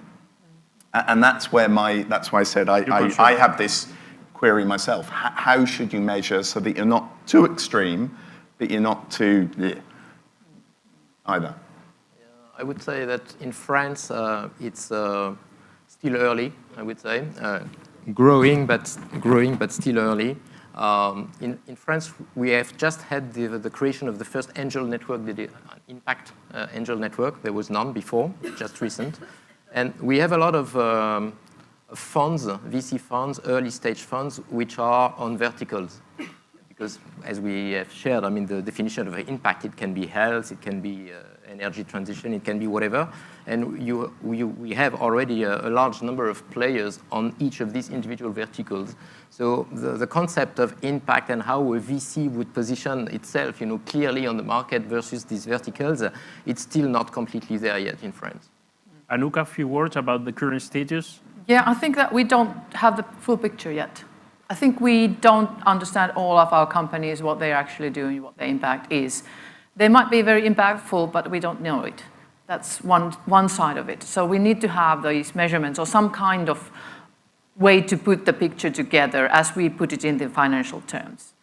Not we, but there's an American, I think she's an American economist who has put together an idea of a donut economy, which doesn't only count for the financial GDP, but also the impact side of it. So, and then she draws it in a donut way. Unfortunately, I don't remember the name because I'm terrible with names. But anyway, so that's the thing. We don't have the picture. We don't have the pieces of the picture. How do we put together these things? What's the impact of our investments? We have counted in Finland that at some stage that every 1 million that we invest creates 19 new places of work. I'm not sure if that's downright correct, but it's the vicinity of the things. But what else we do? How many millions we put in to create some kind of positive CO2 footprint? We don't have those processes to measure these things. We are still in the beginning here. Okay, and if you choose one actor to sit in front just to tell him or tell her one advice or initiative that they could put in place right now to boost this ecosystem, who do you choose and what did you propose to him? That's a good one. Yes, Tom? Okay, so I have we've got a startup that proposes process improvements from chat messages that are received between companies, between employees in the company. It's specifically for retail stores, so there's not so much direct communication from one to the other. And it comes out with some really cool ideas for improvement and processes. If the public administration, because it's difficult to get people to pay for it, were able to come up with some kind of deep tech solution that could easily analyze what each company was doing and come up with some measurements so that you're not adding any additional reporting burden on startups, which early stage is difficult for them to do. As we mentioned earlier, you can't even get financial reports done properly. That would be brilliant. I think it would have a huge impact because everybody would then know the impact they were having without effort. Anyone wants to propose something? Because I would like to ask the audience at least one question because they haven't participated today. Yeah, Not yet. Yeah, in Finland we have actually, now that you asked, we have an Upright project which has been trying to do this thing, making this all visible for all companies. It's an enormous job that they're doing. Who do I want them to talk to? I think they have been talking to everybody in Finland, but if we take somebody then out, so that would be the president of the EU. Okay. So if I had to choose one, I would say the European Investment Fund, because we are already working with them and they are fully dedicated to foster investments towards these verticals, which are behind impact from very early stage, and they support also angel networks up to scale up. So I think it's a key public driver to co-invest with European funds on these verticals. Okay. May I ask? Similar one. Yes. Yes, go ahead. Yes, because I would like, if someone has a yes, you don't hear me? Yeah. Where? Who? Microphones in the middle, in the There are microphones, so I take advantage to show you the. Yeah. If you want to download, don't be shy. Any question? No, no question? No? Everybody's hungry? Everything's clear. Yeah, everything is clear. Yeah. Not for me. Panos. Not for us. Exactly. Please. Thank you very much, first of all, for your contribution. Okay, as you said, we're here to learn, and we have to go back home, Monday, and see, to recalibrate our brains. Let's put it this way. My question that always I have with this, is who is leading the process? Because you talk about process. Who is leading the process, and who should be the one? Because we need a conductor. So who is your conductor that should lead the process? That's my question to the panelists. I am biased about this because I'm running a corporate finance advisory firm. So we are running the process. But maybe I want to tell a story that combines most of the things that we have discussed today. Short story, please. Very short. In my previous life, I invested in a company from Italy called Inspira Farms. They were producing cold storage facilities for agricultural aggregators. From Italy, we invested in as a cross-border investment from Netherlands. One day, I'm in Rwanda with investors looking into a company called Get It, Rwanda, which is gathering fresh products from smallholder farmers and make them, package them and sell them in the higher value markets. They were using Inspira Farm cold storage. The next day, that's a true story, we were with some Dutch investors. We went to Musanze, a district in Rwanda. We are talking to a smallholder farmer who is looking for capital. And then we said, who's your buyer? Get It Rwanda. As an impact investor, your impact is beyond what you are doing, what you are even seeing.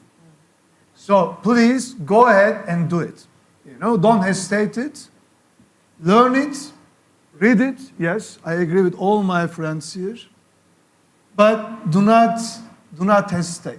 It's beautiful. Thank you. You want me to answer in 10 seconds, maybe the Yes. question of Panos? Because I believe it's important. What I believe personally, Panos, is that, as usual, it starts from the bottom. We, as citizens, voters, taxpayers, we need to speak up. We need to send a message to the government and the various supranational bodies. They need to do something about it, and then it may happen. At the same time, in our daily life, every minute, we need to think about everything which is impact. ESG, diversity, socially responsible. If we do that, society as a whole will become a better society, and then it will flow immediately or naturally from the top. If we, as citizens, don't behave that way, it will not, the example will not come from the leader. That's what I believe. Okay, with this final conclusion, I would say that I hope that was a very optimistic message with a positive intention.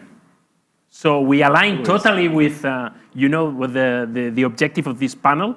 I hope you enjoy it. And now I'm gonna add something. Not only smart or love money, but also passion money. So that's another key point. Of course, we have to measure it. So thank you very much for all the audience. Please, you can applaud, but don't leave because we want to do a picture with the panelists with you behind, okay, saying hello, hello, to just show the positive energy in this room. Okay, thank you very much. Yeah.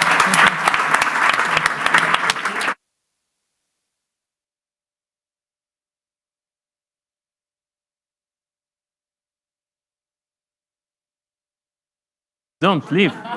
Don't leave. Ah, okay. I would do a selfie and an official one, okay? A professional one. Let me see. Anuka, if I see you. Everybody, yes. Raise your hand. Hello. Hello. Yes. Fantastic. So thank you very much to all of you.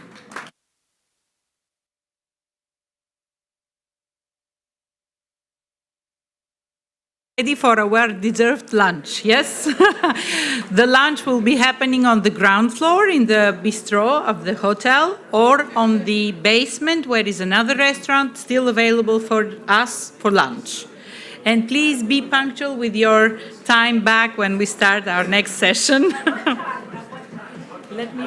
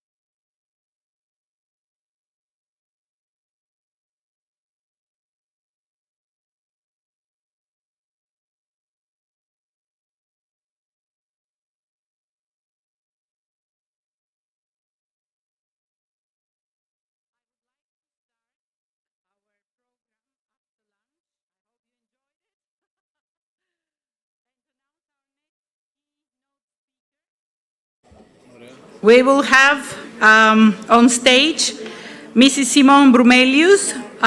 She is the European Female Business Angel of the Year for 2021, and she is fund director and partner in Borsky Fund. So please welcome her on the stage.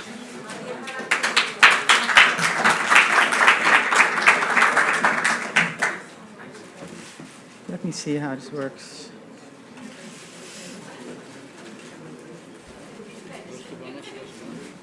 I think, yeah. Good afternoon. Thanks for having me here. I enjoyed Athens a lot. Yesterday, I went into the city, went to your new museum, the Modern Art Museum, and then I ended my day at the Odeon of the Herodias Stadium, where I bought a ticket to the jazz concert, which was really nice. And I actually had a great experience, and I was thinking the jazz musicians over there, quite experienced old guys, they must be the angels of the music industry, even though they might not even invest in those in the new musicians, but nevertheless they will be the angels. I'm invited here because I'm the European Business Angel, Female Business Angel of the Year of 2021. And I'm really proud that the work that I have been doing since so many years to bridge the funding gap and the innovation gap and the wealth gap has been recognized. I actually was here 10 years ago on invitation of Microsoft at the time when Greece started to build the ecosystem. I'm really delighted to see that it developed in such a mature state. So I will tell you a little bit how I arrived at this position. Then I will tell you a little bit about the different roles of angels that I see in the innovation system, and you will recognize that. And then I zoom specifically into scout programs. My career, I started as an attorney. Until today, I must admit, it's a real good basis in the chaos that entrepreneurship, driven by passion, as we've heard, sometimes is. My alma mater, which was University of Amsterdam and Columbia University, today they have a thriving business angel community. But at the time in the 80s and the 90s, that was not the case. But there was a focus on entrepreneurship. As an entrepreneur, afterwards, I had a group of super angels. They came from media, they came from real estate, and some of them, they came from the tech transfers. So they did tech transfers with universities. But for them, the digital transformation where I was in, of a media company into a technology company was really new to them. But eventually, they were of great value to me and my co-founder, because we sold the company to TripAdvisor in 2015. And because of their experience in their negotiation for our exit, but also at the time when we needed an interim CEO, or at the time that we needed the bridge loans, they were there. After 2015, I evolved as a lead of a female angel collective, the Next Women. And ever since I started my journey as an angel investor and as a VC investor, which I'm now, I have been focusing on cultivating the ecosystem for female founders and female angels, for that matter. So if I look to my portfolio now, indirect and direct, I'm involved with 60 companies. And I will particularly focus a little bit on this sort of new field of female founders and female angels. But for you, it could be any field which is new in how you want to develop that. Let me go to my next slide. So I like to illustrate you my role as business angel along the lines of this vicious circle, which is all too observed too often in investments. Starting with the innovation gap. Female founders, they operate in different domains, in different sectors. They come up, they see different problems, they come up with different solutions. An example which I've done is my angel investment in Yoni there, what you see on the right side. Menstrual health was never on top of mind of angel investing in the VC. But female health is a field worth investing in, also from a financial perspective. A recent investment, what we did in the female health, was Inne, a Greek founder based in Berlin, who's busy with hormonal health. It's the innovation gap which we see, and if we don't invest in that, then you don't get an innovation in that field. And we need to accelerate innovations and solutions which are not top of mind of the current VC ecosystem. Then the vicious circle continues with the funding gap. Only 2% goes to female founders, as we've heard this morning. But even mixed teams have difficulty in fundraising. With my angel network, The Next Women, we try to make a joint effort to solve this gap, and we've done 30 investments so far in fintech, in the care economy, in SaaS, in circularity. And finally, the wealth gap, where pay and investment disparities add up to the wealth gap between men and women. If we keep acting in this vicious circle, then only serial entrepreneurs thrive, and the wealth gap will increase, and we won't have the innovation, and we continue having this funding gap.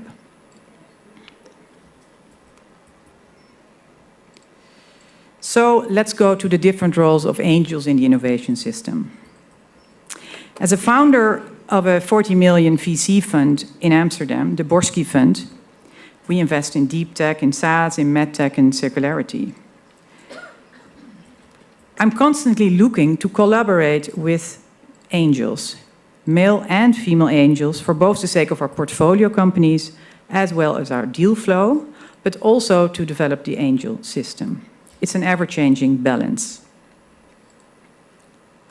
As you all know, angels play an important role in growing early stage up in the funding gaps. In the ecosystem that Borsky and myself operate in, it's crucial to support the female funding already in the earliest stage of funding. And right now, that doesn't happen. Since 2016 to 2020, there is a 50% decrease in pre-seed rounds. And especially female founders or founders who are exploring a new domain, they need that pre-seed round. So there you have the first important role for angels in connection with VCs. Another key understanding is, of course, the importance of network. We talked about it. And the impact of a lack of network of female founders, but also any other founders who are entering a new domain where they want to innovate. Angel investors trust their network. Often it's the first point of evaluation of a startup, which means that if you don't have that network, then you don't have that trust, which means that we have to think about a different strategy to reach these founders in new domains. And this is even more the case so if founders are developing an innovation which is targeting an other audience than the average angel demographic.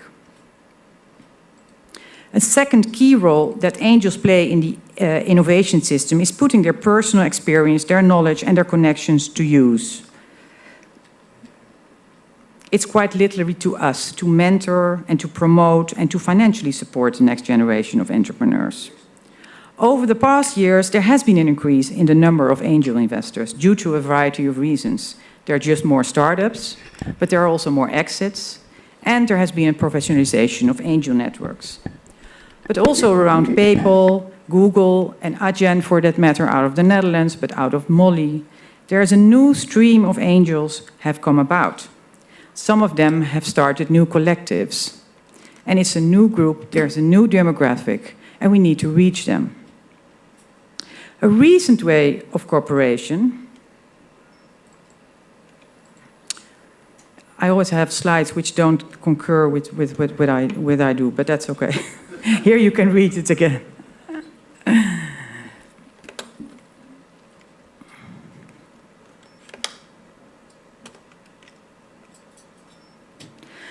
Yes, here I want to get. a recent way of cooperation is using your network or your angel networks as scout. It's a quote I borrowed from the Super Scout. The next Google is being built by someone whose name you can't pronounce in a place you've never been to. Borsky Fund's LPs is based on 50 private investors next to our institutional investors, which are banks, family offices, the government, and some US foundations. 75% is female. And they serve with us as scouts for our funds. Some have sold their business, so others come from charity and want to be a bit more risk. Others come from corporate and they want to do more innovation.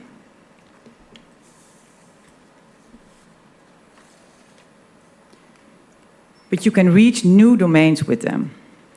If I look into a couple of scout programs who can be used as a basis for anything what we've done for other funds, I first look to Atomico. Atomico is a UK-based fund, you all may know. It has Skype owners as origin, but they have a huge angel network around them, and they give them a budget. They have the freedom to work for whatever founder they choose, as long as they work with startups that they maximize their exposure in. Second is Sequoia, who has also a big scout program. The founders need to be liaised with the founders that they have invested in earlier, but they can, and then Sequoia can choose whether to work with them. A third new scout program is ADA Ventures. It's a UK-based fund with a focus also on diversity. Currently, they have 90 scouts, all of whom are involved in an underrepresented community. And the thing is, they don't give them any budget. It's just that they are scouting for them. Our scout program is two ways. On the one hand, we have our venture partners, all experienced angels, who are increasing their exposure to early-stage companies for us, but they're also working with the portfolio. But next to that, we have set up a young scout program for young MBAs who work with us for 4 months, and after that, they fled out to Europe and start working at all types of UK funds or European funds, or continue their university masters. But for us, it broadens our network, and the next step for us is to allocate a budget. It's only today that was announced that Octopus Ventures, which we know is a seed and Series A investor out of the UK, announced a 10 million pre-seed fund, because also they see that a combination of angels and a combination of VC will tackle that pre-seed gap, which is necessary to increase innovation. Let me conclude. Investing in female founders is a journey I embarked on a long time ago. My ultimate goal was to build an investment fund with a focus on diversity and inclusive innovation. A fund where men and women are involved as investors from pre-seed to Series A, but through which new innovations are founded. That was our aim, and that is our aim. Women entrepreneurs are funded, and diverse teams are funded. We want to make the world a better place, and we want to get into that vicious circle and want to change that. I encourage angels and women in general to come to these scout programs and stimulate the innovation network from early stage onwards in collaboration with venture partners. Thank you very much.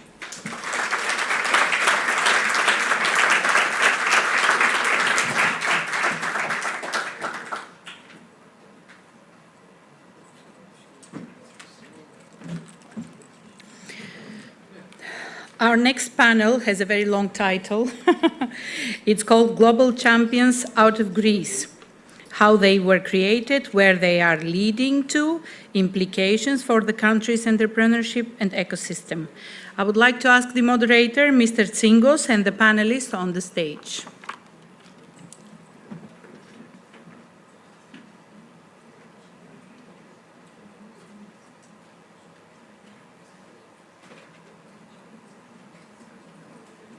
Hello, everyone.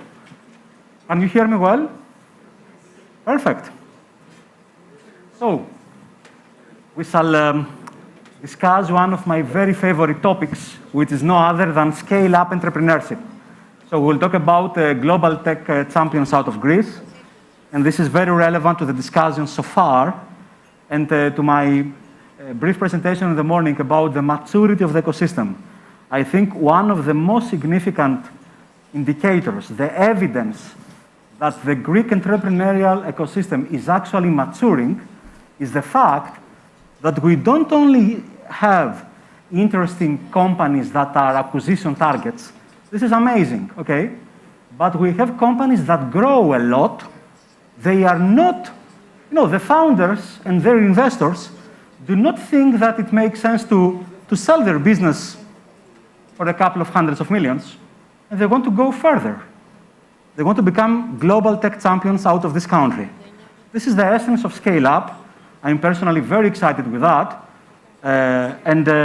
We are very, very privileged to have today 3 very good friends who can offer their views on that. So I would like to present you Mr. Dimitris Kalavros-Koussiou, who is an entrepreneur. He's a managing partner at the Velocity Partners, one of the most, let's say, active venture capital funds here in Greece. And I should say one of the people who really built the ecosystem over the last more than 10 years, I think, 15 years. A while, yeah. So thank you, Dimitri, first of all, for that. And then we have 2 amazing companies. Mr. Nikos Psaltopoulos. I think I find it very interesting that Nikos, a Greek entrepreneur and also coming from the diaspora, which is very, very interesting, I think. And he's the COO at Marine Traffic, one of the most exciting scale-ups out of Greece. Thank you, Nico, for being with us. And Mr. Panos Chiosos, co-founder and CEO at LearnWorlds, one of the several, I should say, Greek scale-ups in the ed tech business. And thank you, Pano, for joining us.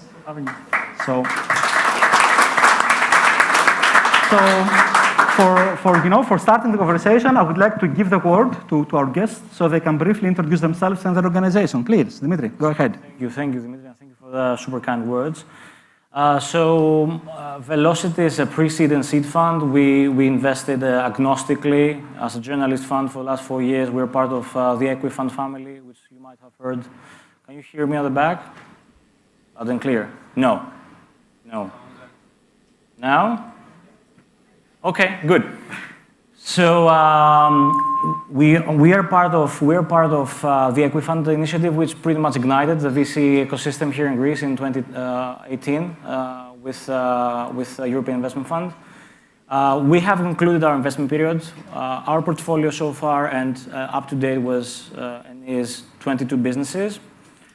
We had 3 exits so far. One that you might have heard is the one that happened between My Job Now and Scrooge, which later became Scrooge The Last Mile, which is the delivery service of Scrooge, one of the soon-to-be, hopefully, unicorns of this ecosystem. And although we're agnostic, I would tend to say that we have grouped our portfolio around 3 main pillars. One, B2B software. Second, being mobility. Third, being health tech and well-being products and services. So very happy to be part of this. And Nico, please. Thank you, Dimitri. Thank you. So I'm Nico. I serve Marine Traffic in terms of operations. Marine Traffic is an incredible story.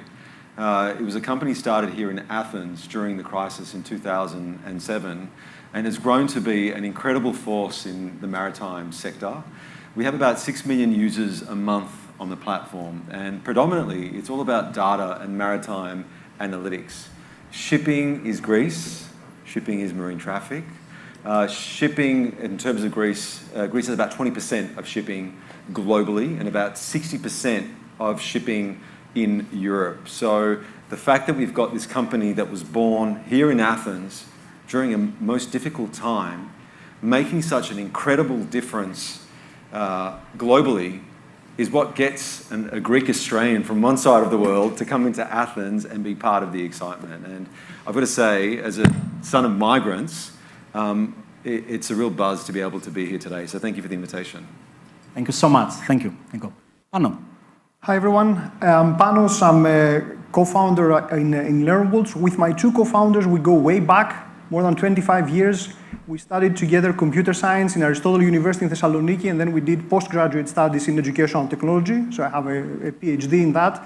We built several platforms over the years, always in an academic setting, with students as our guinea pigs, I would say. Back then in a Greek university, there was no one around who can push us to an entrepreneurial direction. So at some point, we did the jump. We founded LearnWorlds, which is a platform for creating and selling online courses. And as you can imagine, especially now, online courses are very relevant. Things are changing rapidly around us in the ways we learn, the ways we socialize, the ways we consume. So we're very happy to have built this company and continue on this journey.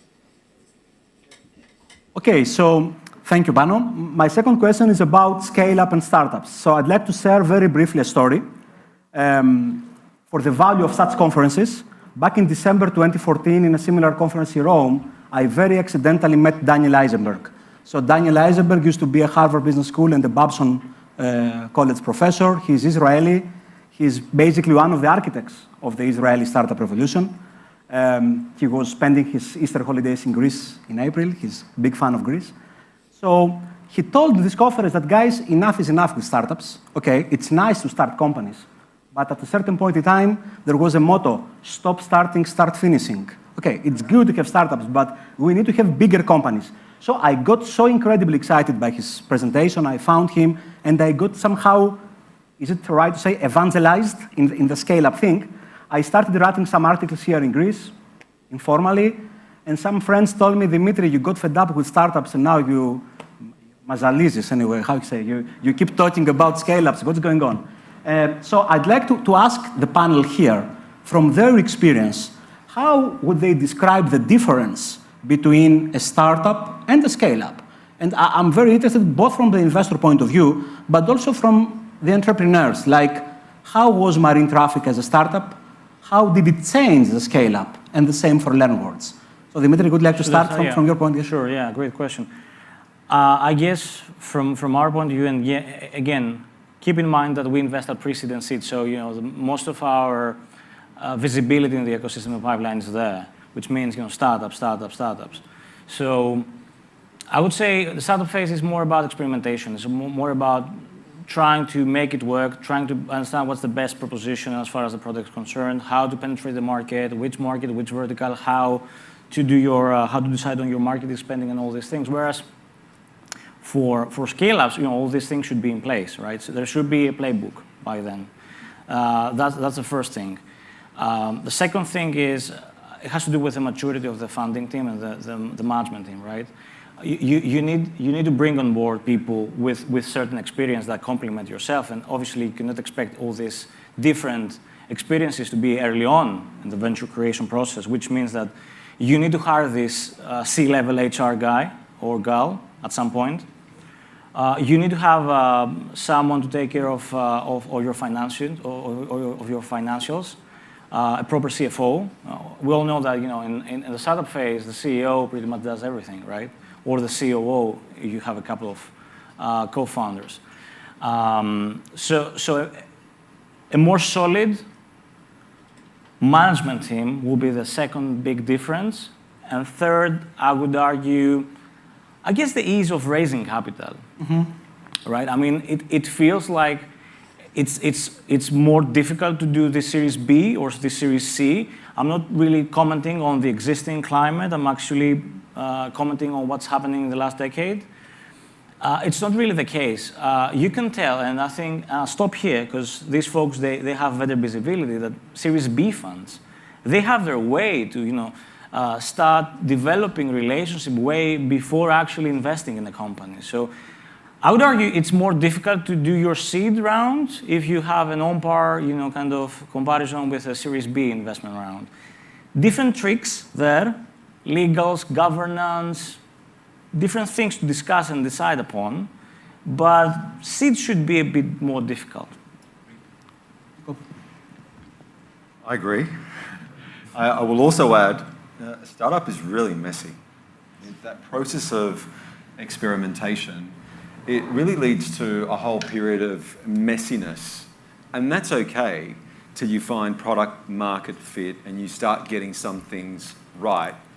And and you start getting some revenue as well, right? One thing I will add is when you see a lot of early stage startups, you see many people that have been on the journey from day one, and they're very, very like-minded. They're part of a founding team, and they all share the same objective, and they're all very much aligned. And that at times can be not a good thing. So bringing in the external experience with a deep experience in a specialized field, but also somebody to really challenge the status quo and push the boundary in ways that the founding team could not have seen themselves is a really important part of actually scaling up and not staying or accepting the status quo. So that injection of fresh perspective and new energy, it is critical. It's a critical point of growing as a company, and that in itself could get messy, but they're conversations that just need to be managed. Thank you, Nico. Pano? I also agree. I wanted to add that in my mind, a startup is a science lab with lots of experimental contraptions like testing tubes and all this stuff. It's messy, it's awkward, accidents happen, fires get started. A scale-up is more of a factory where everything is about mass, scale, production, profit margins, and shaving a second here, $1 there, a minute somewhere else. You need this maturity. You need people who have done that before, who have seen, who have experienced this. This is something that Greece is currently missing. We don't have, next to us at least, many visible companies that have been able to do that, and lots of people who have been able to experience that kind of hyper growth or what a scale-up feels like.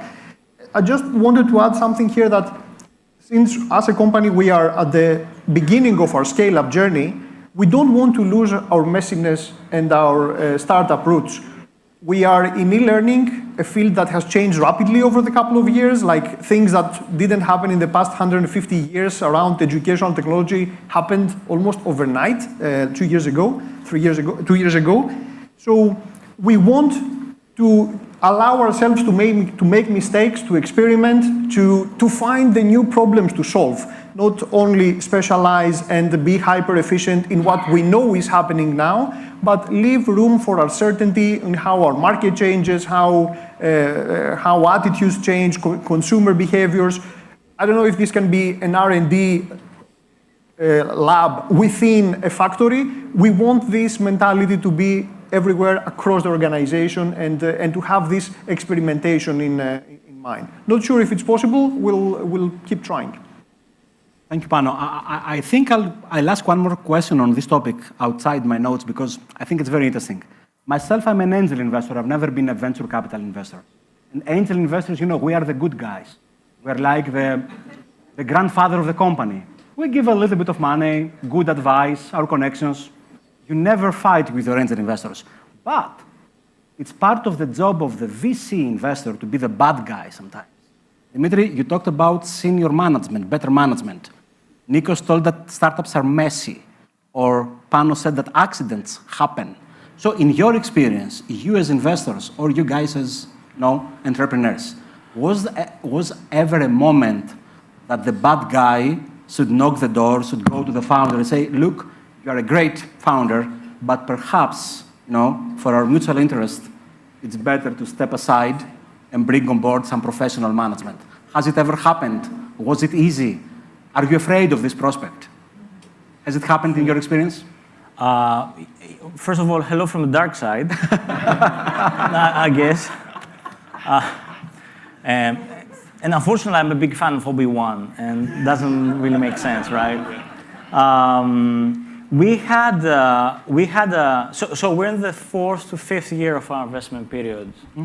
And I guess when you first invest in a startup company, you're in a honeymoon, and this feeling is decreasing in a way after a while. So we're still in a honeymoon situation with most of them, but we have experienced one situation in which the portfolio company, the investee company, the CEO of the company, he was and is a great operator in terms of making sure that things actually flow and work, but he was not the seller type of CEO.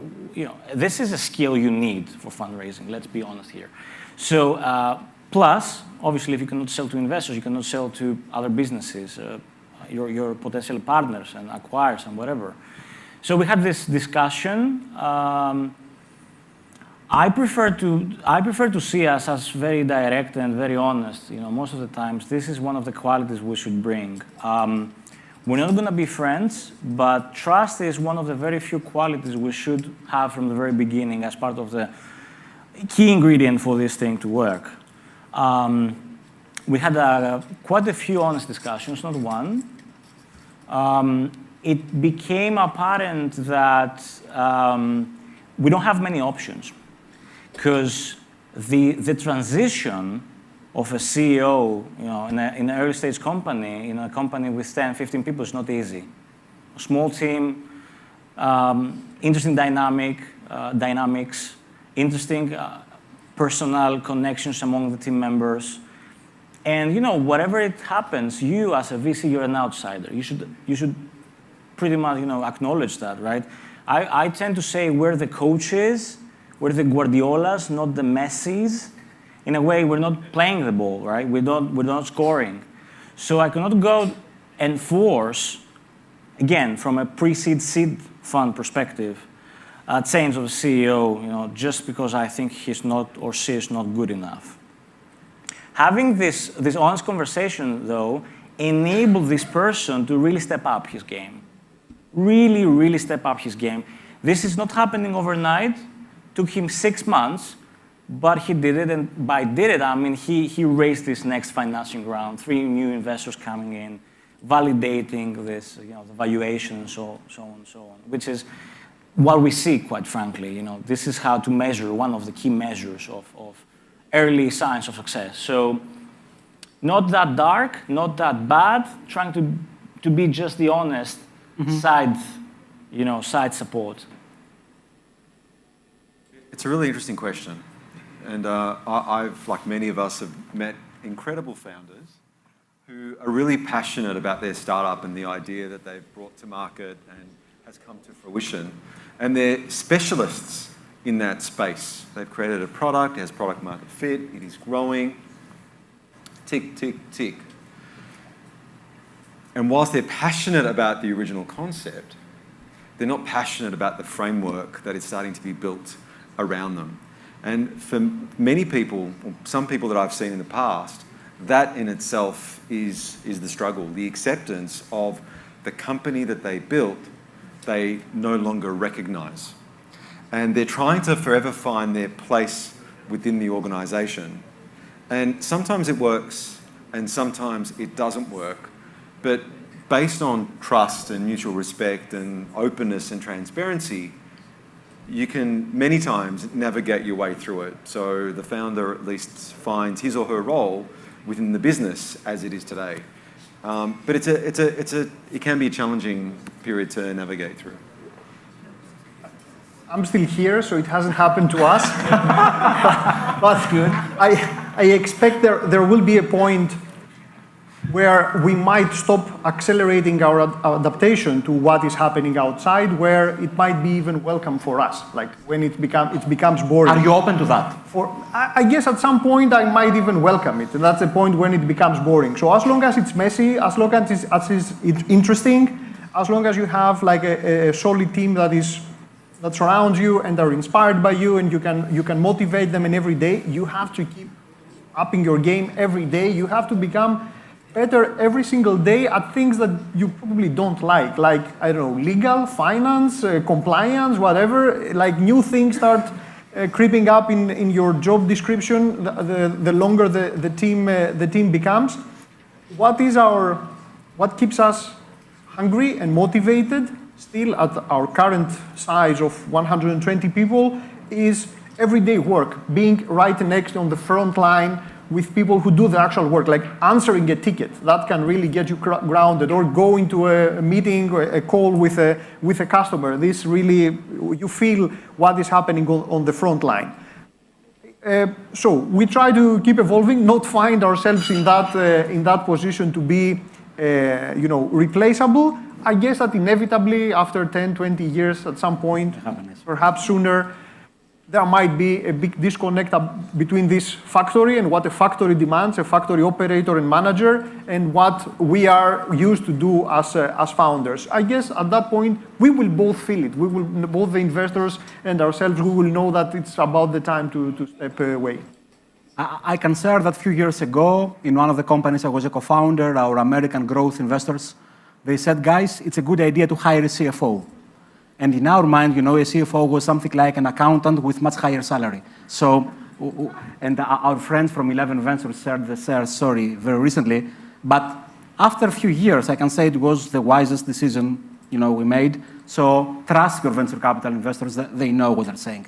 So I will continue again with Panos, with one question so we can go a little bit faster. Pano, can you name the three, in your case, the 3 barriers to scale? The 3 most significant scaling barriers that you experienced in LearnWords? I will cheat a bit and say that it's people, and people. That's our only, I guess, problem and constant battle. We always try to hire people that are much better than us in everything that we're trying to do. That's our single motto. We are a product-led software as a service business, and there aren't too many people around in the Greek or ecosystem or, let's say, Southeastern Europe.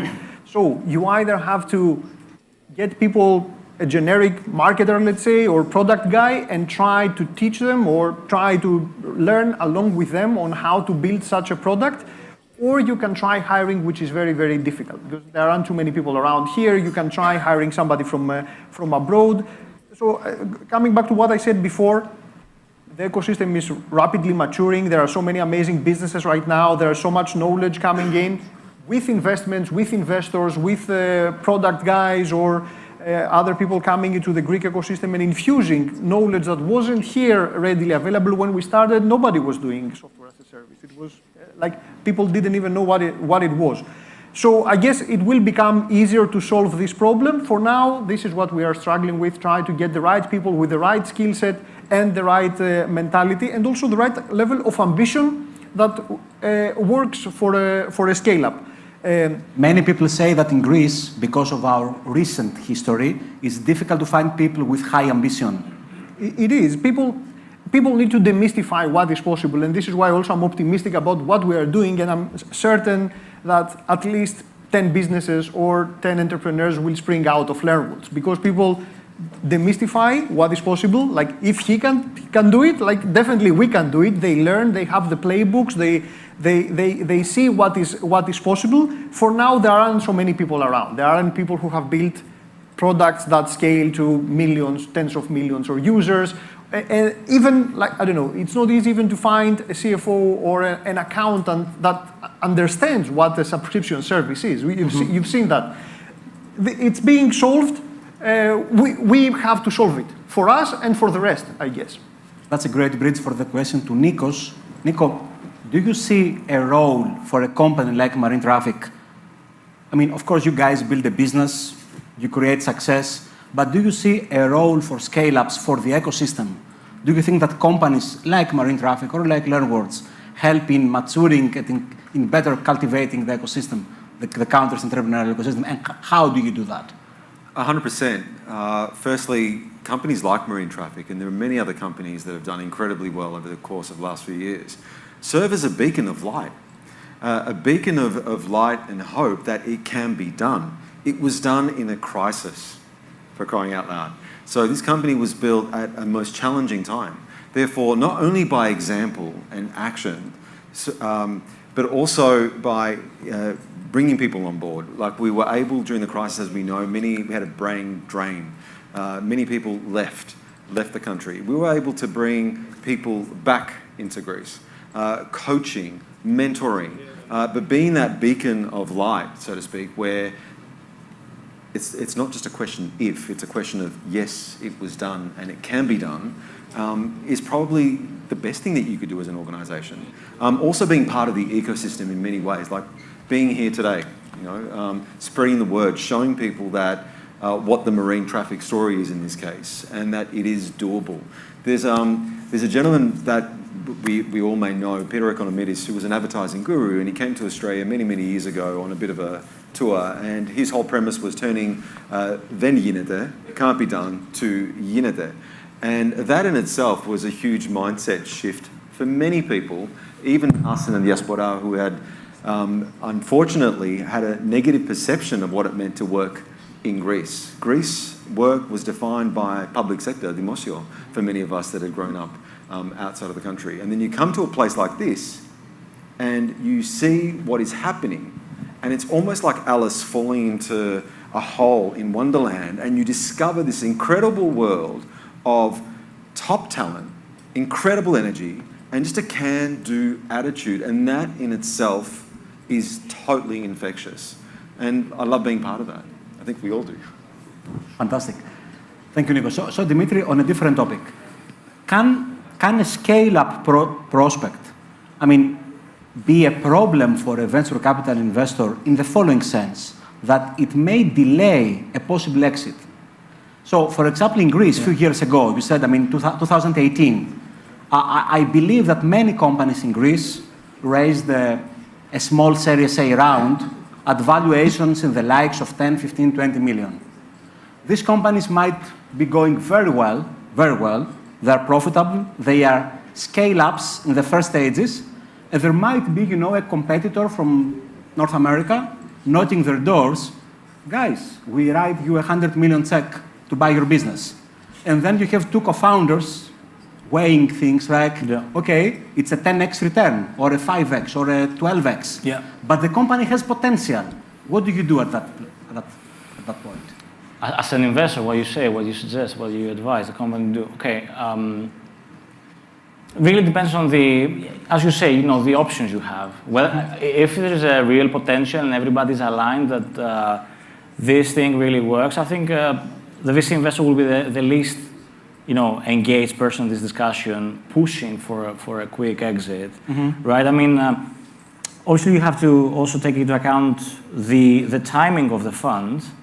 But if you, that's why we make our investments between year 1, year 4, right? So you have enough time to see this venture flourish.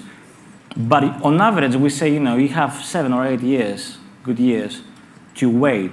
So I guess it really depends on timing. But I won't push them to sell if there is a very clear indicator that everybody believes there is a significant upside. That's number one. Second thing.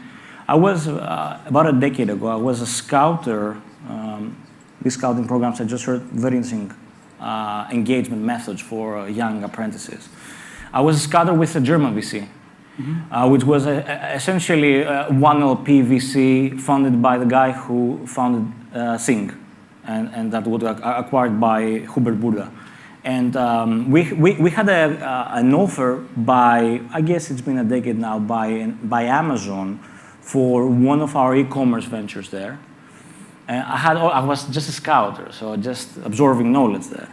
So I sat down in one of our retreats with a guy who ran the fund, and I was like, are you gonna push them to sell? No, I don't need to. I don't need to because it's their company. Again, it's what I mentioned before, it's their company. They have to decide. I will be supportive, I will genuinely give my feedback, and it's a no for me now, because they have an upside in front of them, but I won't push them. And it was the first time I actually, because I had this feeling, because I was reading TechCrunch, that VCs are very, very naive, not naive, evil people, that he's going to say, no, we're going to make sure that we sell to Amazon, and it didn't happen. And I think this was a great lesson for me. Early on. I will also ask the same question to Nikos and to Panos. Do you think, guys, that your co-founders and your colleagues and the top management, are they more inspired by an exit at $500 million or by a company of 2,000 people, a global leader in their sector? Okay, very good question. That's why we're here. So, I get to work with a company and with a founder and a leadership team that is, like many of the crews that we know, very, very passionate. It is a privately held organization. It's a company that was started by Professor of Eugene University, Dimitris Lekas, who is really, really passionate about, first and foremost, connecting the industry. And that vision of connecting the maritime industry is so tightly held and so close to Mr. Lekas and our leadership team that it influences decisions and discussions that we have had. So I think we're in a good position in that the money is probably secondary to the achievement of the vision. And I really respect and rate that. Great. I mentioned before that we built our first platform as a team back in 1999. We got funding last year by Insight Partners, a huge investment.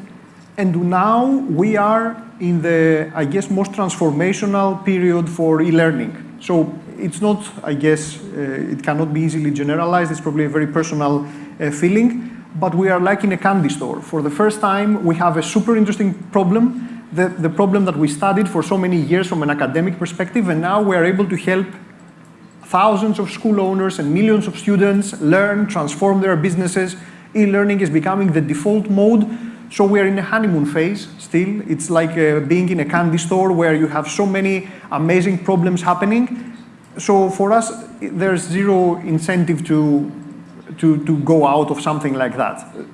I might change, obviously, my mind in 2 or 3 years. I should be.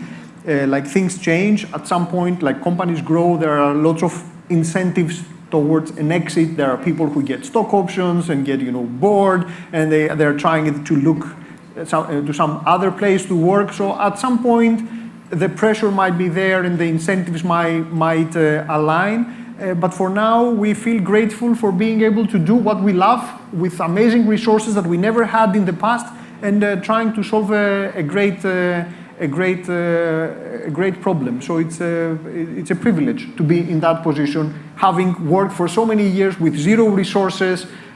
So it's we don't see that yet. And there is also here, because you mentioned some numbers, this can be some vanity metrics. We also fall victim to that, like having a company with 2,000 people. Does it mean something to us? Probably not. Having a company where we would love to be workers of, that's something that we're trying to be every day, providing an amazing environment, a sustainable company where people feel both safe, that they have a job, and that they will still keep having a job, and that will not, as we've seen recently in the tech space, all these layoffs and people losing their job. We don't want ever to be in that position. So we are trying to build first a sustainable company, a company that people feel proud to be members of, and I think the rest will follow. If you manage to do that, then there will be the right exit price at some point. You will say, okay, here I am. I can just go home now and make other people with me that worked for me for the past few years, make them also super happy to be part of this journey. That's great, and just for being transparent, that's also my advice to my fellow entrepreneurs and as angel investors, is that you must always have a very bold vision. I mean, shoot for the moon, okay? But if somebody makes an offer you can't refuse, you should probably not refuse it, because everything in this life has an end, and then you can start again, help many people, and give value back to the ecosystem. But never start a company for the exit. That's completely wrong. So a last question, and then we shall open to the audience. So please think of questions. Somebody was making me a joke with this jacket, say, Dimitri, it's 38 degrees outside, but I said the financial winter is coming, so we must be prepared. Right. So guys, the winter, the correction in the American public markets has already happened. It's happening, basically. It might be even much worse.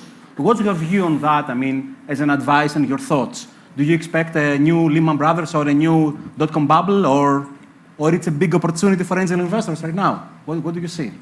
I cannot really comment on global macroeconomics, but I wrote a newsletter yesterday about that. It's on LinkedIn. So my viewpoint is the following. Right now, there is a decline in venture deployment of capital, especially in Series B, Series C. Why is happening? It's happening because the large funds, they usually had a circle of 1 to 2 years, deployment period every 2 years, coming out tier 1 funds, the Andreessens of the world, the Atomicos of the world. New fund after 2 years, bigger funds, and so it goes. This is not happening. Why? Because Right now, the big LPs of these funds, the endowments, the trust funds, the pension funds, they slow down because of their exposure in the public markets. They slow down the wider alternative asset class spread they have and exposure, which means it's coming from top down, from a top-down approach, in my view. I'm not really sure it's going to affect significantly the Greek ecosystem for a variety of reasons. Number one, if I was about to start something now, I would argue that I'm going to need an international investor at some point in 18, 20 months, 24 months. I guess it's going to be, the climate there is going to be more friendly towards seed plus Series A in 2024. That's the first one. The second one is, going back to the fundamentals. In Greece, we don't have this Web3 project, we're discussing this before, that are raising just with a pitch deck, 50 million pre-money, 10 slides, 1x Oculus guy from the Facebook team. We don't have this sort of pipeline. We have companies that are making money, are profitable. Some are ramen profitable, some are actually profitable, which means we have a better quality of companies in the pipeline for Series A, Series B investors. So I don't see a significant slowdown there. So reality, last point, my reality is I'm advising my companies to brace for impact, meaning that it's not going to be easy, the seed plus round, the Series A round in the next 12 months. I'm advising to slow down their expectations in terms of valuation, in terms of raise, and make sure that they actually develop their VC relationships way in advance. They shouldn't wait just 3, 4, 5 months before the runway ends to knock that door. I'm afraid we're running a little bit out of time, so a brief comment from Nikos and Panos on the financial situation. Thank you. Quickly in 2 parts. Yes. Cost of entry for startups will be reduced over the coming period because of the financial winter that we're seeing, and it's an incredible opportunity for ideation to forming a startup right here, right now. Incredible opportunity. In terms of marine traffic and shipping, if I could just say, it's a different world at the moment. The shipping ecosystem is somewhat insulated from everything that the rest of the world is facing for the reasons that we know. Shipping and logistics has never been as sexier or as hot as it is right now, and nobody has ever paid so much attention to their goods coming from one side of the world to the other. So there is a level of insulation when it comes to shipping. How long for, we don't know, but we're still treading somewhat cautiously, as Dimitri pointed out. Thank you, Nico. Pano? We are in e-learning as a business. We feel not only, it's probably, again, not a generic comment, but we think that we are mission critical for everything that is happening, so we don't share this gloom. It's interesting to see the VCs that pushed all these crazy valuations before being very scared now. It's kind of fun to watch it when you have like when you're building a solid business. And I think companies like us and like Marine Traffic, who have been forged in the crisis of the previous years here in Greece, we have been inoculated. Like it can't be worse than what was the case in Greece for the past 10 years. So I think we still have this DNA of surviving under adverse conditions. This is what we have been doing. So I think this applies to other Greek startups as well. We've seen it all. So this is why there's great opportunity out there now. This is the time to go against the big guys. This is the time to use the comparative advantages of the Greek economy, of the great people who live and work here and are passionate about what they're doing, and take on the big guys, those guys who have built very expensive businesses, have huge valuations that they cannot justify. So this is the opportunity, I guess, for this resilient little ecosystem that has been created here to grow and to take over many big parts of the tech economy. So although we see the Acropolis here, a Spartan approach, I think, in entrepreneurship will pay back. Will pay back now. Yes, exactly. So I would like to thank very much all of the panelists. Thank you so much. Thank you. Good. Hope you enjoyed it. I'm afraid we ran out of time, so we shall continue, later the conversation over coffee. Thank you all so much. Thank you. It's been a great pleasure.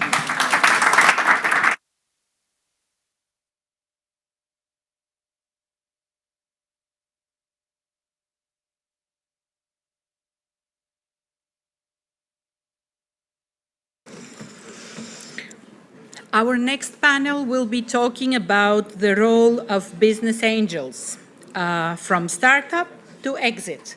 And I would like to invite the moderator, Mrs. Selma Prodanovic, and her speakers to the stage. Thank you.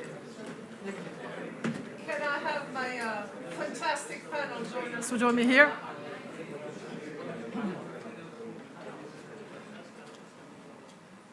Some of the best angels across the world received, most of them received, have been Business Angels of the Year in their own country. And it's an honor and a pleasure. Do we have enough? Yes, please.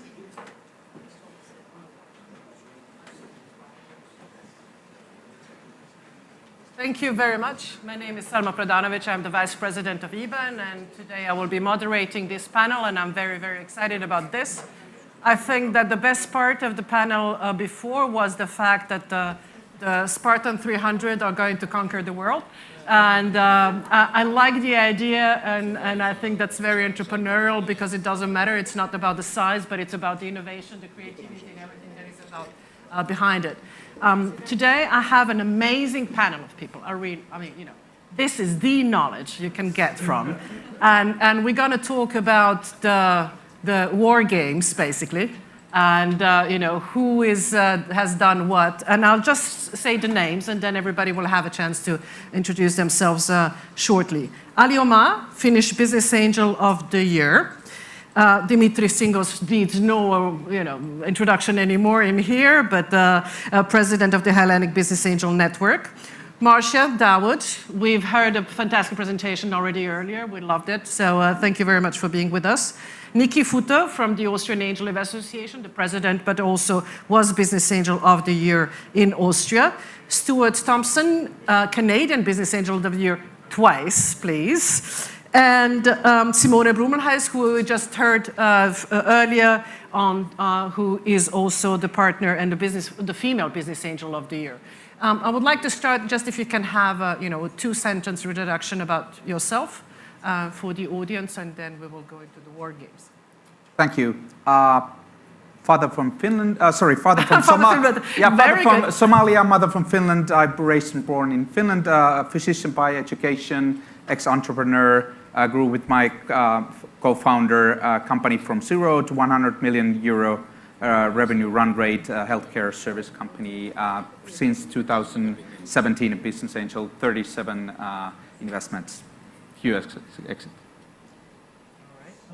Beats it. So I'm Dimitri Singos. I grew up outside Athens in Aspropyrgos. I studied computer science in Crete. As an undergrad student in 2000, I launched my first startup as a student startup. Since then, I launched many companies, most of them miserable failures. One exit so far, 2 scale-ups. And the last few years, I share my time as an angel investor, and I also run a venture building studio here in Athens, Startup Ventures. So. Thank you. Great. Marcia Dawood, you heard a lot of my background earlier. I will add that I started angel investing in Pittsburgh, Pennsylvania, which is not usually where people think you're going to start angel investing. But we did a sidecar fund that I was talking about earlier there. And speaking of exits, we did a secondary sale on one of our portfolio companies. And we only sold 25% of our stock, and it was a 10x. So, yeah, it's nice.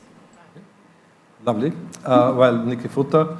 35 years of family business in the publishing field, going through all the internet development, digitizing the company from scratch to a full digitized company. Started business as business angel 14 years ago, and 2.5 years ago I left the company to my brother, and I'm now business angel only. It's just the thing I do. I've currently 18 active investments and a total of 35.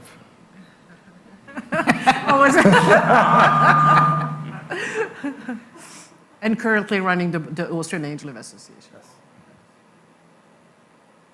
Stuart Thompson again. Yeah, 110, I guess we're counting. Since 2003, I run a group over 4 provinces. And if you know the size of Canada, that's like 18 countries in Europe.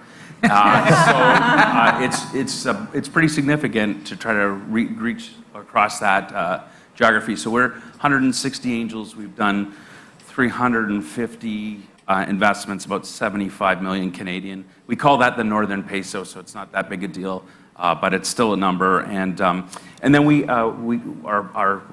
be important for the panels. We call it what we do, cradle to exit in Valhalla, because we did create an ecosystem to kind of support our own investments. Because we do find that if you make your first 4 investments, that's called philanthropy, and you get out. But if you get serious about it, if you've ever played hockey in Canada, angel investing is about taking an elbow in the corner and learning how to live with it. So we try to teach all of our groups to do Series A. We have a venture debt fund that's $150 million. So when a startup comes, we can do equity or debt, and we run our own M&A group. So it's pretty soup to nuts. It's kind of like boiling the ocean. It's the opposite of stay focused. But it's creating an ecosystem. Simone, we might as well. We've heard of it, but just a few. So 10-year an attorney, 10-year an entrepreneur, 10-year an investor. I'm a mother of 3. I studied law, my husband too, but they all went into tech. So that's the new generation. And I'm actually blown away by that new generation who's full of tech and total different path.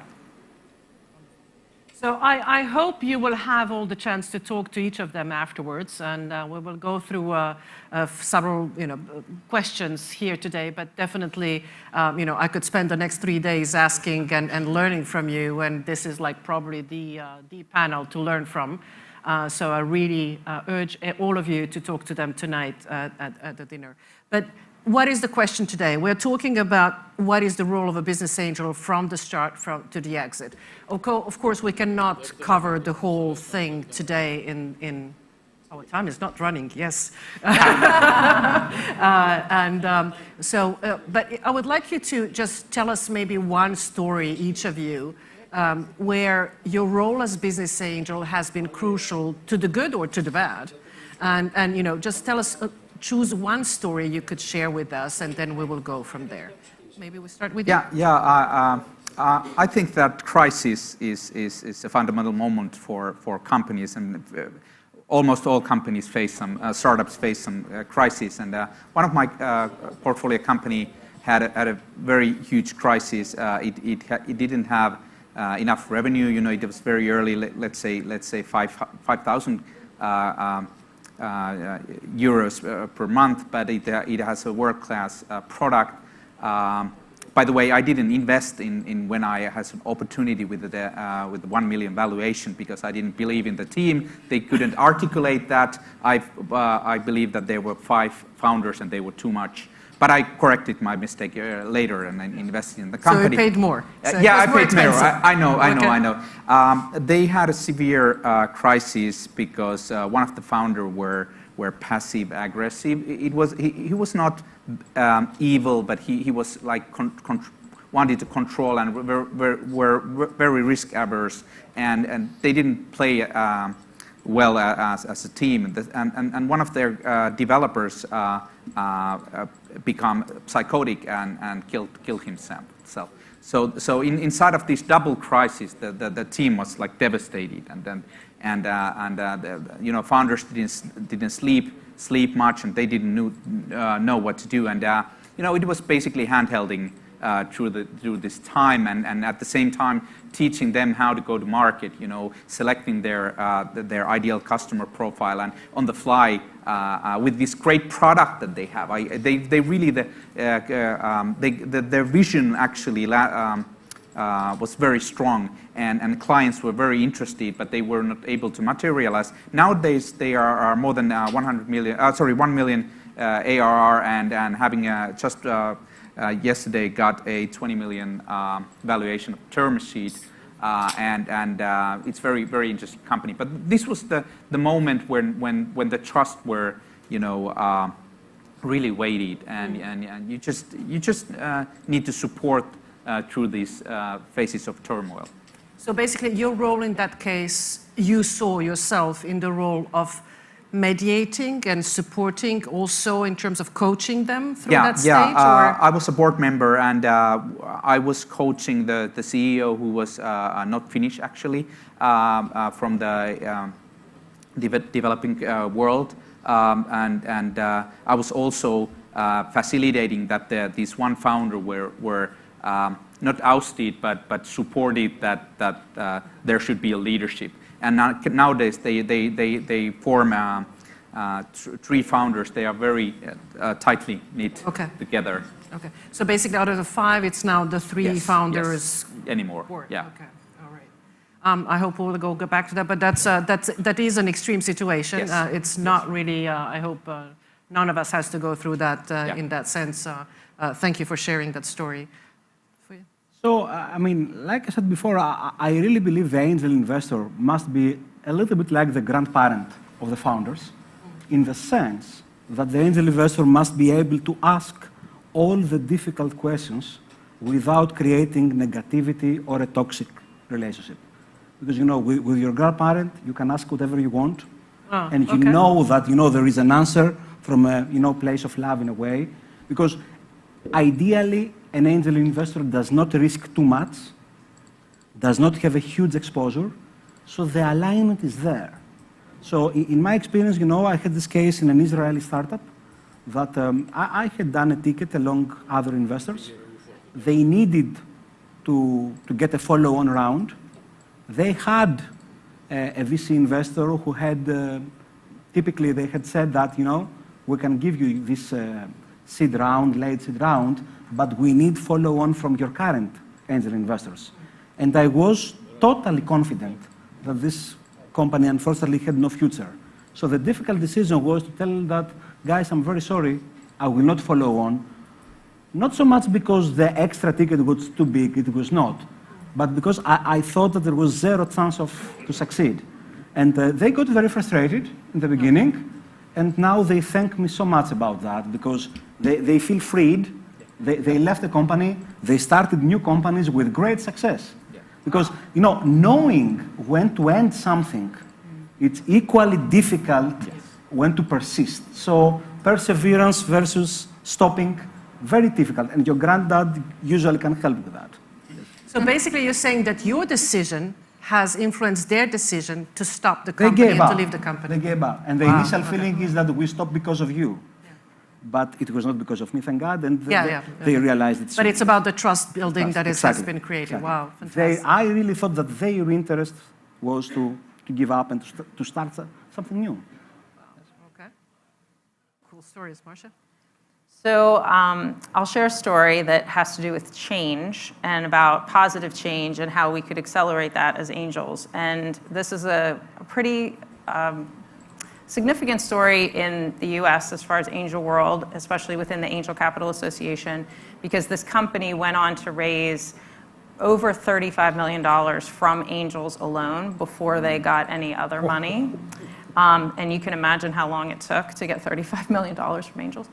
But I really believed that this was a company that I personally had a mission to align with, because while they are not considered an impact company, they were not labeling themselves like that. They are definitely making an impact because they're working on a drug to potentially even reverse, if not stop, Alzheimer's disease. And it was very personal to me because my mother passed away from ALS in 2018. And ALS, Alzheimer's, and Parkinson's are very related diseases. So ALS, though, has a very small amount of people that it's affecting, so they don't get the funding. So you have to go after the things that are getting the funding. In this particular case, for this company to raise $35 million from angels, it took, like when I say a village, I'm talking the whole country was syndicating this deal. And the people who were working on the diligence kept helping to share and share. And the greatest part about the story, Selma, you'll love this, female entrepreneur, she's the scientist behind the actual drug. And it was a group, Golden Seeds, which they only invest in women-led companies. They were a huge part in raising this $35 million. So it really does take all of us, and even the smallest investor can really help to add up to make a really big difference. Thank you for sharing that story, but isn't it that because that's at such an early stage and you have, they went for business angels, they didn't do it differently. They did. But is it basically because business angels, at the end of the day, we invest into something that we personally care about also? And if it hasn't been for that such a case, that maybe the 35 millions would not have been possible, but because it is a personal relationship or one can relate to such a situation, that it was possible to raise the 35 million. Yeah, and I should also add, like, a big part of the story, which I kind of left out. They went on to get another $75 million in funding, non-dilutive, and then they went public on the U.S. Stock Exchange. Wow. Oh my God. Okay. That's a different story how you can create startup. Fantastic. Thank you very much. Nikki. I wonder how a cap table looks like after 35 investment. It's a mess. When you say messy, yeah, that's definitely very messy. Yeah, it's very messy. Well, my story is to help them to find their way in the beginning. In many cases, they have good ideas, but are focused of the real market, of the chances that lay behind their idea. I have 3 examples of this. One was a guy who wanted to build an app for every city containing certain information. And I told him, you will never get an app into every city, into every citizen. It's impossible. And I knew the app business at the time very well. And I suggested to him to remodel it to a B2B approach, because the data he wanted to collect and he wanted to bring to the audience were very interesting and very valuable. And so he changed for good into a B2B model, and it was just perfect. We pivoted afterwards twice, but now it's a really scaling company in the meantime. So it went well. But it would never have succeeded starting an app business. Another story is a company that started with a fleet of electric scooters. And they wanted to build this and raise this, and then they showed me the whole business. And then they complained that there is no software out there to run the business. So they built their own software, and I said, hey, it's cool. Skip the fleet and do the software. And it's unofficial, but therefore I don't name the company. This week we signed 20 million evaluation, 3 million investment from 3 investment funds. So, and when I went in, they had the trouble of repairing electric scooters. So, and the third example is a company which is in the healthcare business. And they have a completely new technology of identifying antigens, antibodies, molecules. It's completely new technology, and they wanted to go in the direction of the patient. To have an end-user health device. And I said, you never will reach the patient without the doctor, so we have to aim for the doctors. So we switched the whole thing into B2B again and into doctors. So this is, I think, the most important thing I see in my role in the beginning, when they are here with brilliant ideas, with brilliant technology, but they don't see the focus of the market yet. So it's really the strategic support based on the many years of experience that you have in the business world and what you have seen. And obviously, I mean, there is a slight touch. You've been in B2B all your life. So there is a tendency over there to kind of know what works in B2B and what not, and to be able to help them really find the right strategy. Yes, yeah, you know my background. So definitely I feel more comfortable in B2B than in B2C. And I tried B2C several times. 2 failed, and 1 is about to fail, so let's see. Well, maybe it's not for you. Well, very good. Thank you. Stuart? Yeah, I was trying to think if I wanted to go into a company story, and I thought, no, actually, you triggered me a little bit, and I realized I was going to argue with you about the grandfather thing, and then I went, no, you know, it's not an argument, but I think it's a story I want to talk about, is that there's only one way I found that you can guarantee you lose money, and that's by investing in a mad founder. Right? And I have found some technologies that are so amazing. I broke my own rule once, and I'll never ever do it again, because it's like the technology is never more amazing than the person or the clown in the clown costume, right? So that's one rule. But the second way you seem to lose money as an angel is when you stop acting like a corporate finance person and act like grandfather.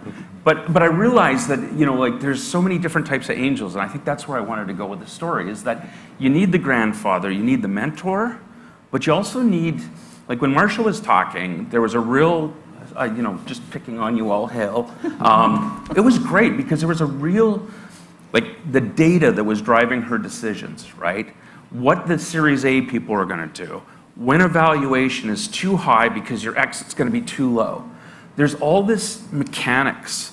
I'm a Bachelor of Arts in Poli-Sci English Lit.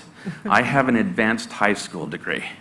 But I can do valuations and exit math in my head in about 2.5 seconds now, because it's 2003, just pattern recognition, pattern recognition, pattern recognition.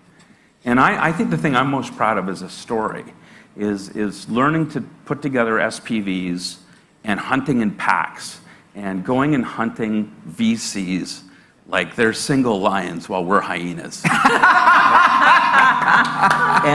I think the best story I have was the day that a bunch of us that had supported a med tech company in San Antonio sat down with a Series A VC, and they said, I want this term, 2 times liquidation preferences. I want it to act like a convertible note. I want green Smarties and a bottle of Jack Daniels. You'll understand the movie reference if you know what I'm talking about. Good, there are some smiles. Look it up otherwise.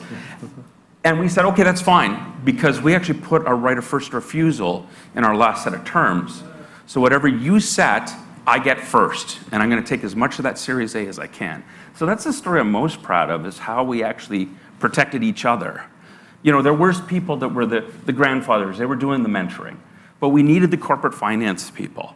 And because that's actually the only times I see we lose money is when we get killed by a mad founder or wiped out by the institutionals because we didn't know what the exit price was. So it's a different story, but I think it's an important one. Awesome. I mean, this is like really, writing a book on the spot, just having you all on the, I mean, it's really, really impressive and amazing to listen to you. But just, I would like to go back to you, Stuart, and just, I mean, there is the whole idea of blink, of being able to react and to measure or make a decision in a blink of a second. But intuition or based on the 2,000 cases that you have done? I think it's both, right? Because there's the grandfather in me that I see, I'll do it tomorrow in my speech, shameless plug. Paul Singh. When is it? Yeah, 12:45. Paul Singh taught us from 500 startups, being a board member is not a form of control, your cash is. So we learned to actually invest like VCs. So you do a small check, then you do a bigger check, and then you hold the big check for the, when the hyenas are hunting the lion. And that's been huge. So then when you're doing $15,000 checks or $20,000 checks, so I feel bad, I'm actually under the average for my first check. But I'll do a 50 in the second and 100 in the third, where the 100 is where I'll probably make the money. It's interesting how few times you actually get to write that 100. Like how few of your investments make that. But the blink is the first. The 15K checks, oh, what the hell, I can do that. And this founder sounds really cool. But at the same time, that corporate finance person is going, wait a minute, what's the average exit price of a company, a startup in Greece? It's not 170 million. I'm looking and I saw 3 or 4 and they were 17, 21, 30. Who's buying the companies in Greece? It was interesting, there was no Greek companies buying Greek companies, it was all multinationals. What's the multinational exit behavior? I'm doing all that in my head because I spend all my mornings reading CB Insights and PitchBook and all that crap shit. But it's the blink with the data. With a lot of information that is behind it, and it's really, I would like to go back to the average size of the ticket. I mean, we know that across Europe there are countries where it would be investing about 5,000 per investment per business angel. Whereas in other countries, it would be, we have in Austria, the average is over 110. So, I mean, it's very different. The 22,000 is the average across Europe. So please do not take that as any number of any relevance. How much you can invest and you want to invest is your decision and is based on your group, on your startup, and everybody involved into that. Simone, I'm sorry. You should ask us how many zombies we have out of the number of companies we've invested in. Well, that's another story, building the portfolio, diminishing the risk, and mitigating the risk and everything. Simone, please. Yeah, because we keep telling each other now that you only need 22K to invest. But I think when you are going for a direct investment and your first decision is to make a direct investment of 22K, then you actually are making a decision to invest 500K.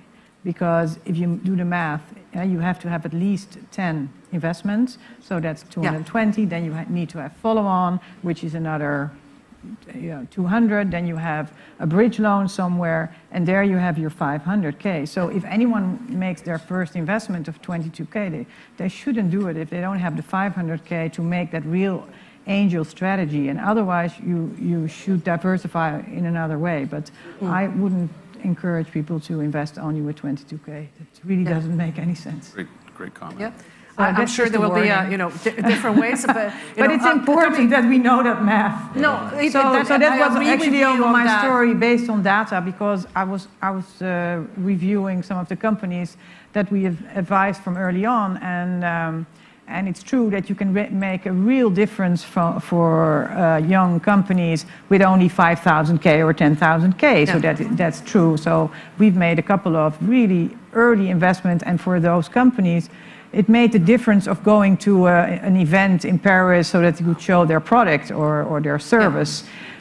So I think that's something, if you talk about start to exit, that you have to know, does my investment make a difference where they can have another proof point?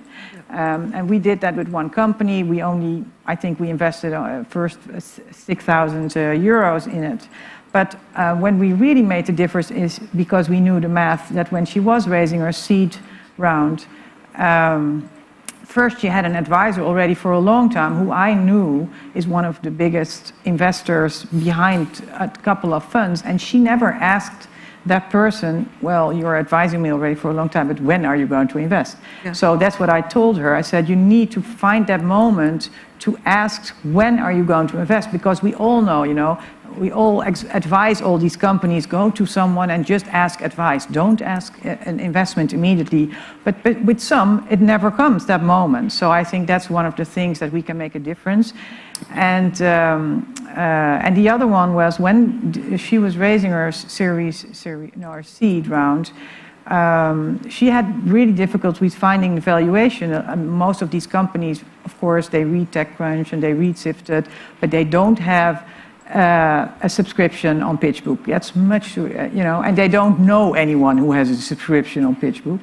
And what we said at one point, I know what you're raising now, but it doesn't make any sense. You really have to double or triple your valuation in order to make sense, not only now, but later on.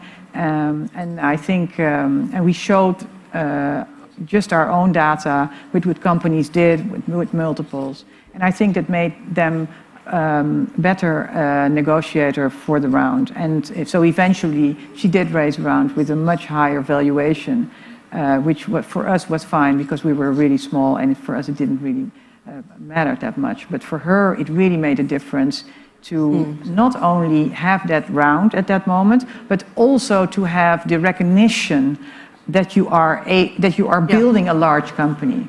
And that is something that we as angels are sometimes really proud of low valuations, but it doesn't show, I always say if there's a problem, you have to throw some money at the problem. And if we are really limiting and we are so proud of these low valuation, you just are not in the same ballpark as all the others who are having this large valuation, and that success breeds success. So. Very good. So it's really about being the strategic advisor, basically, in that sense, and advising them on based on data, based on your knowledge.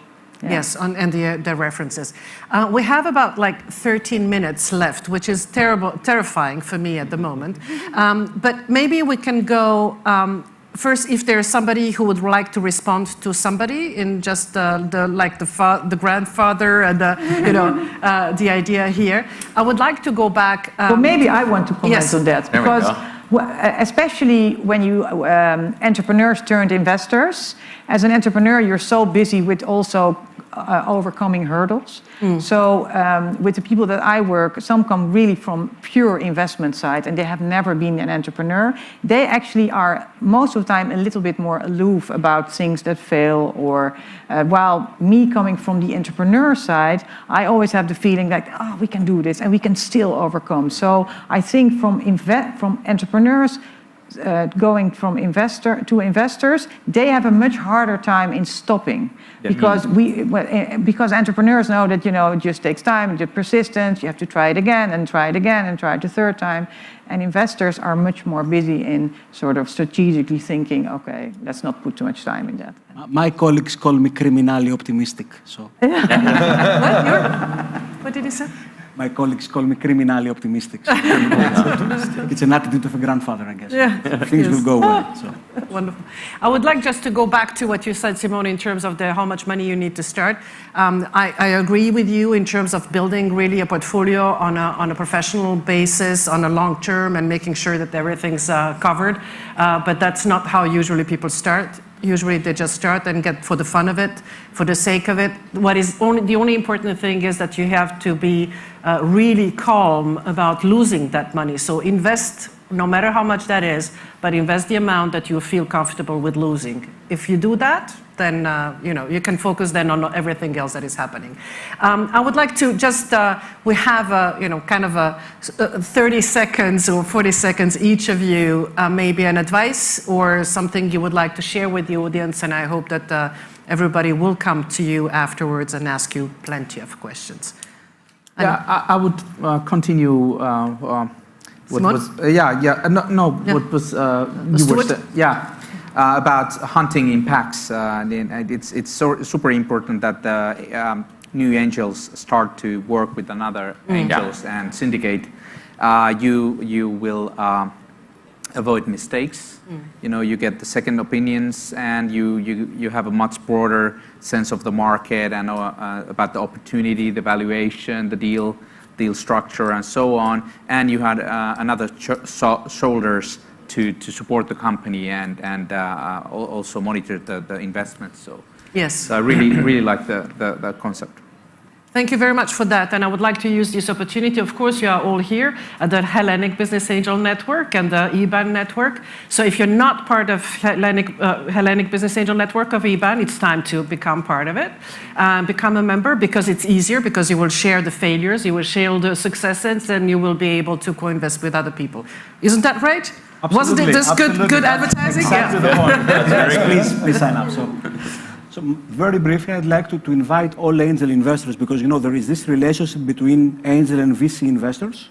It's a partnership, but we often see VC investors coming into, let's say, the waters of angels. My advice is, explore nomadic investments, as we said, all together, and explore asymmetries. There are many asymmetries in the international marketplace, which, because institutional investors, they have much more complicated frameworks, they have some responsibilities to LPs, etc.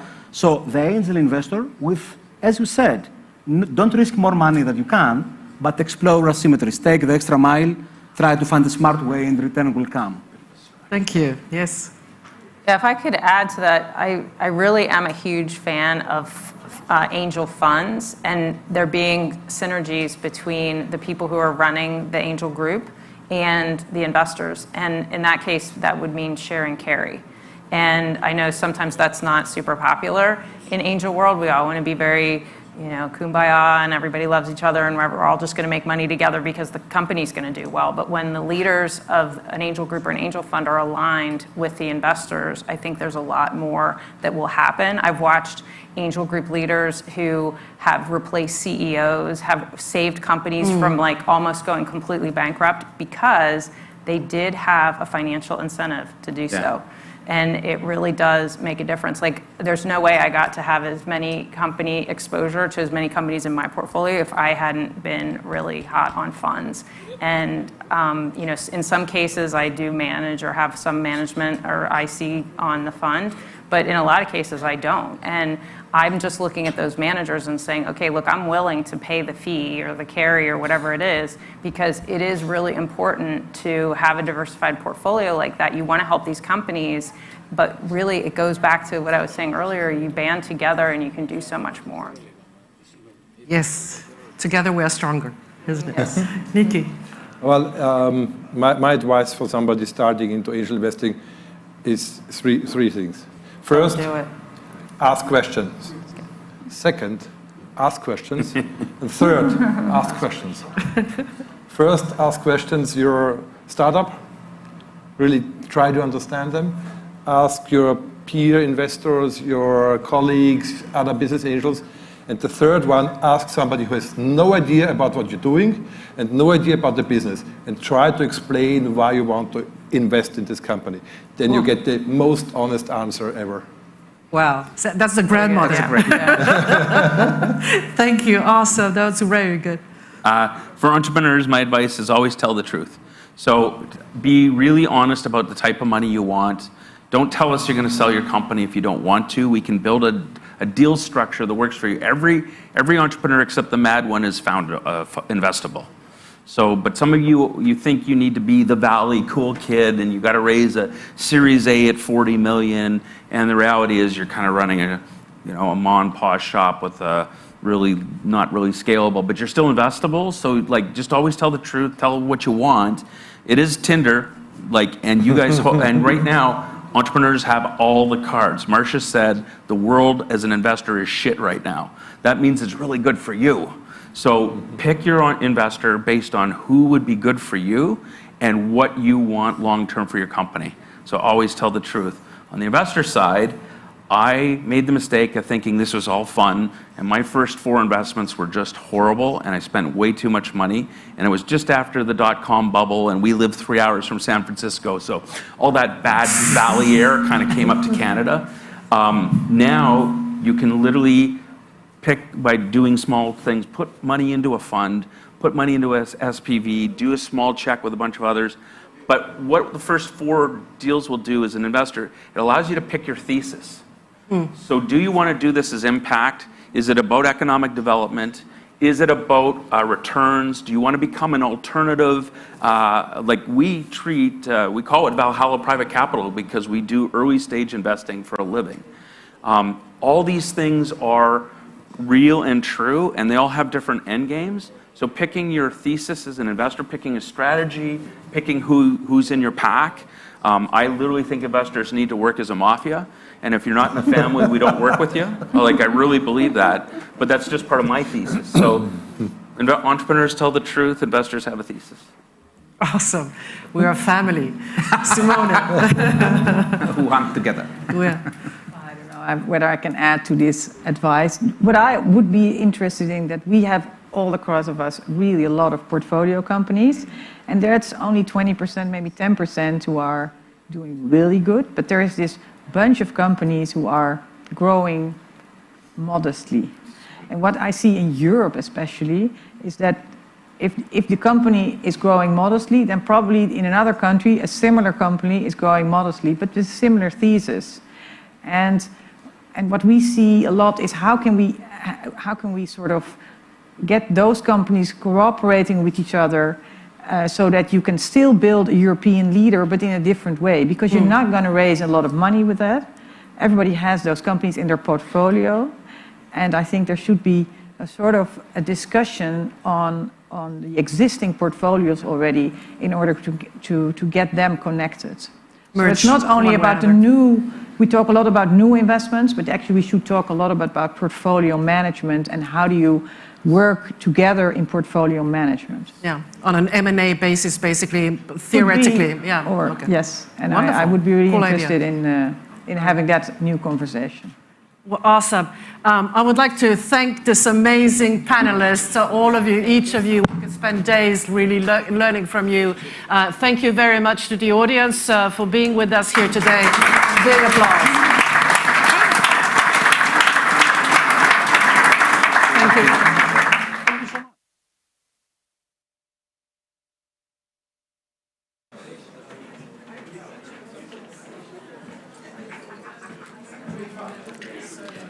Ladies and gentlemen, why don't you please remain at your seats? We suggest that you pick up your coffee and come back, and we continue with our next panel. I want to remind you that the next panels will be two running simultaneously at the same time. One will be in Ballroom 1, which is this one, and one will be in Ballroom 2, which is the next one. So pick your panel, pick your cup of coffee, and come back, please, to hear the interest panelists.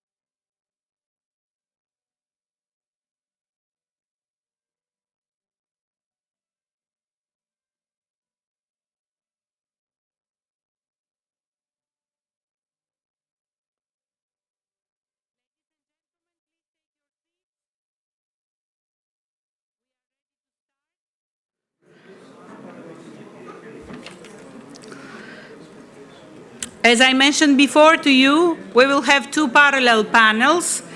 In this ballroom, we have a panel that is talking about tips for mastering deal closing and syndication within the business angel networks. And I would like to invite our moderator, Mr. Tarek El-Kadi, and his panelists to the stage.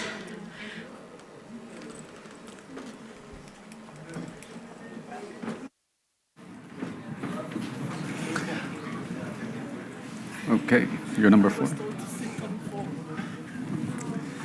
So, good evening, ladies and gentlemen. I'm very excited to be here in Athens. And, you know, just for the 4 days that we came here, the weather became perfect for the beach. So I'm sure that everyone is on the pool now, but everyone should be coming back. So I wanted to give you an introduction about myself and my great guests here. My name is Tarek El-Kadi. I'm the founder and chairman of the Alexandria Business Angel Network in Egypt and the Mediterranean Angel Investors that comprises of 20 members from 12 different countries. And we focus on cross-border investing. We have more than 700 investors on board, and we have more than 260 portfolio underlying companies, 2 of which that we've closed. So this is my background, and I'd like to give the mic to my guests to give a brief introduction about themselves and what they do. Dina. Always me first. Yeah. Okay. Ladies first. So thank you, and hi to everyone. Nina from Business Angels of Slovenia. Currently, I'm in the role of a president of our association, which is 60 members, not just from Slovenia, but also from other countries. We're also dealing with Med Angels. We're super proud members of IBAN. Yes, and in between, I'm also GP in DAF Fund. It's first Slovenian business angel fund powered by business angels that was established last year. And the investing through my personal vehicle, Alita Capital. And what I'm the most eager to do is helping entrepreneurs with mentorship, with advising, actually with the same aim to build the great businesses together with my help. Thanks. So Raimo Linnavirta, the President Emeritus of IBAN and currently partner at Trint Ventures. As an angel, I invested in 35 companies, have 8 exits under my belt. And now at Trint, we are focused on companies with a consumer or community component, investing in seed states throughout Europe. Brilliant. Lev. Lev Dolgachev from Estonia, president of Estonian Business Angels Network. Also have a honor to serve in a board of IBAN. I actually counted the number of angel investments I made. This is a good thing when you start. 30, 34, 36, something like this, and maybe 25, 26 active startups investments in my portfolio right now as an angel. Yeah. This is the good thing when you stop at the new startups. You actually start to remember how many you have. Exactly. And we're missing Sergio. He missed his flight, so he couldn't come from Portugal, I assume. But we have more time for that. We have to discuss and to have some exciting stuff on the panel. So, you know, just a quick introduction about what angel investing. I'm sure you had a lot of things, but we have some full-time angels here, but we always ask people who are starting with angel investing to join investor clubs, join a fund, learn a little bit. If they have more time, they can, you know the best practices and so on, and then they can do that themselves if they want. But, you know, syndicates, clubs, and funds act in different ways, and each of them has its own pros and cons, and they come with their, you know, baggage and excitement, but also disappointments. We're going to talk about those exits in a while. And, you know, maybe starting again with Nina, coming from, you know, both sides. You've had a fund, you've been managing a fund, now it's a club. Can you tell us more about what excites you more as an angel, and what was your experience in both networks? Yeah, actually, my first role was in private VC fund based in Switzerland. At that time, we were doing seed investments, roughly the tickets from 300K up to 1.8 million. It was a beautiful world, but the problem is that it's really predictable. I get bored at that time because everything was like, VC is really predictable in comparison to angel investing. So in my case, I prefer more to be an angel because then I can pick stuff I like that I knew.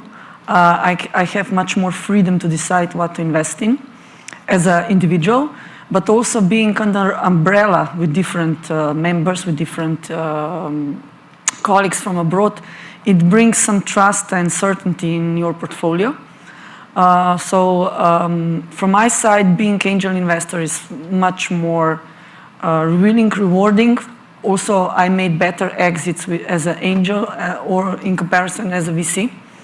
I would say angel investing is the one for me. So it's always, a preference once you start understanding this asset class and what stage you're investing in and how are the exits going to be, then you can decide. It also depends on how much money you're willing to invest and how much time are you willing to give it. So maybe talking about moving on to those exits, and my next question would be for you is, how do you pick your startups? How do you select your companies when you're on the fund side or when your network is structured as a fund, as opposed to like Nina, she would individually do that as a fund? How was your experience in that?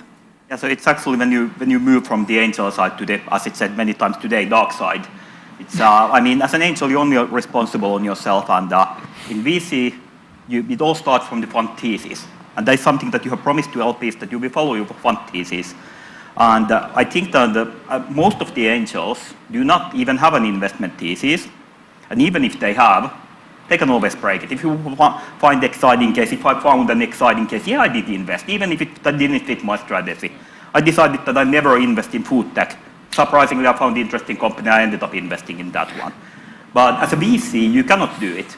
And this sets certain structures. So we are pretty boring investors. We are really bottom-up investors. So for instance, even we work at seed, we already want to see traction. We already want to see that there are metrics in place. And how we do it is that if some of our team members finds a case that believes that, okay, we're going to invest in this one, then all of our partners independently review it. We have a certain set of questionnaires, and we start digging into questions that where we don't agree. So don't we agree on the states of the company? Don't we agree on the moat, the competitive edge that the team has? Do we agree whether we want to go to the beer with the founders or not? This is really one of our questions. And out of all these, we should find in a place that at least 4 from the team of 5 wants to invest. So probably this eliminates on those binary cases. So we are not probably hitting the biggest unicorns.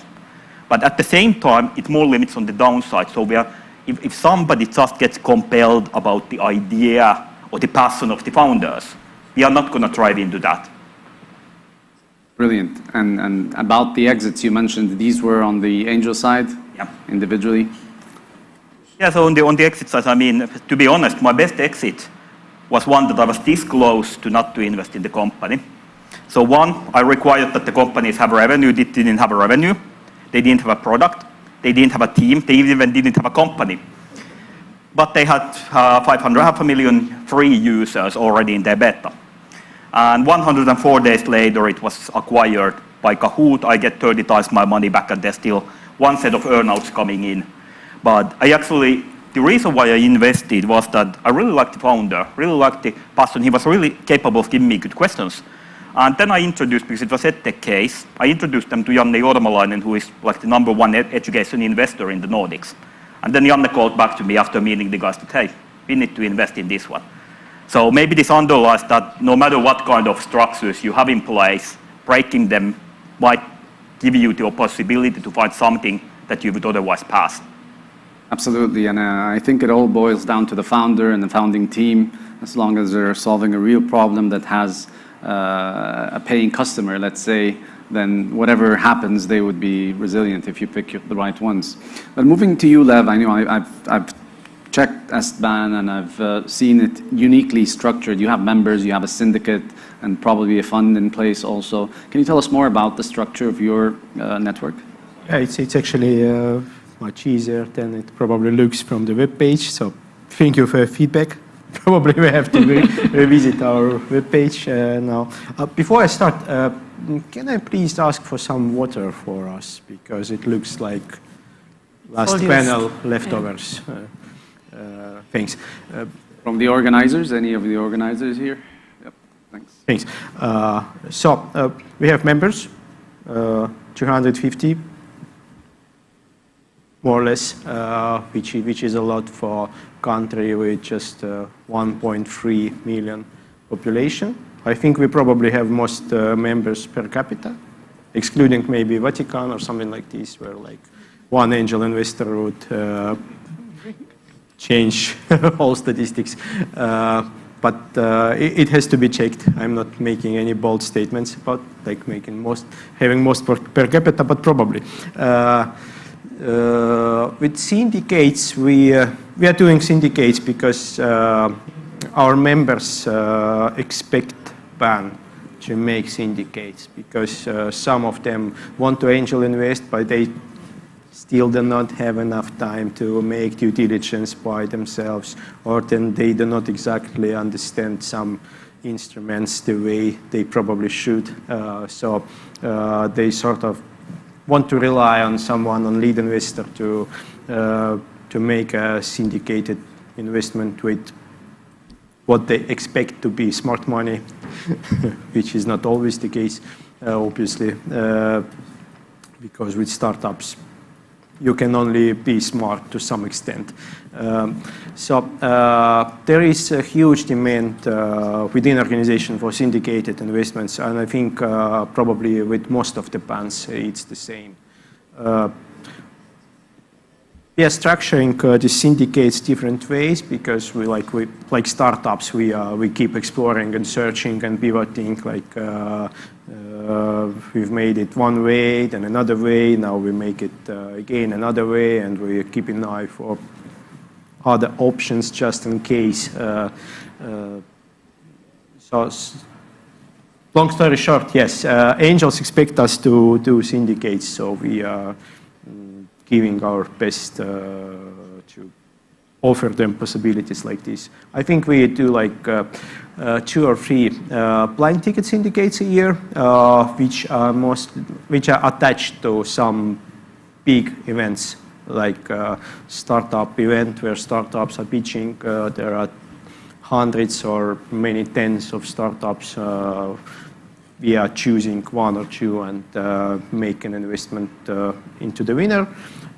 And also we have several syndicates a year where someone from our BAN is taking a role as a lead and is willing to go with the process of syndication of angels.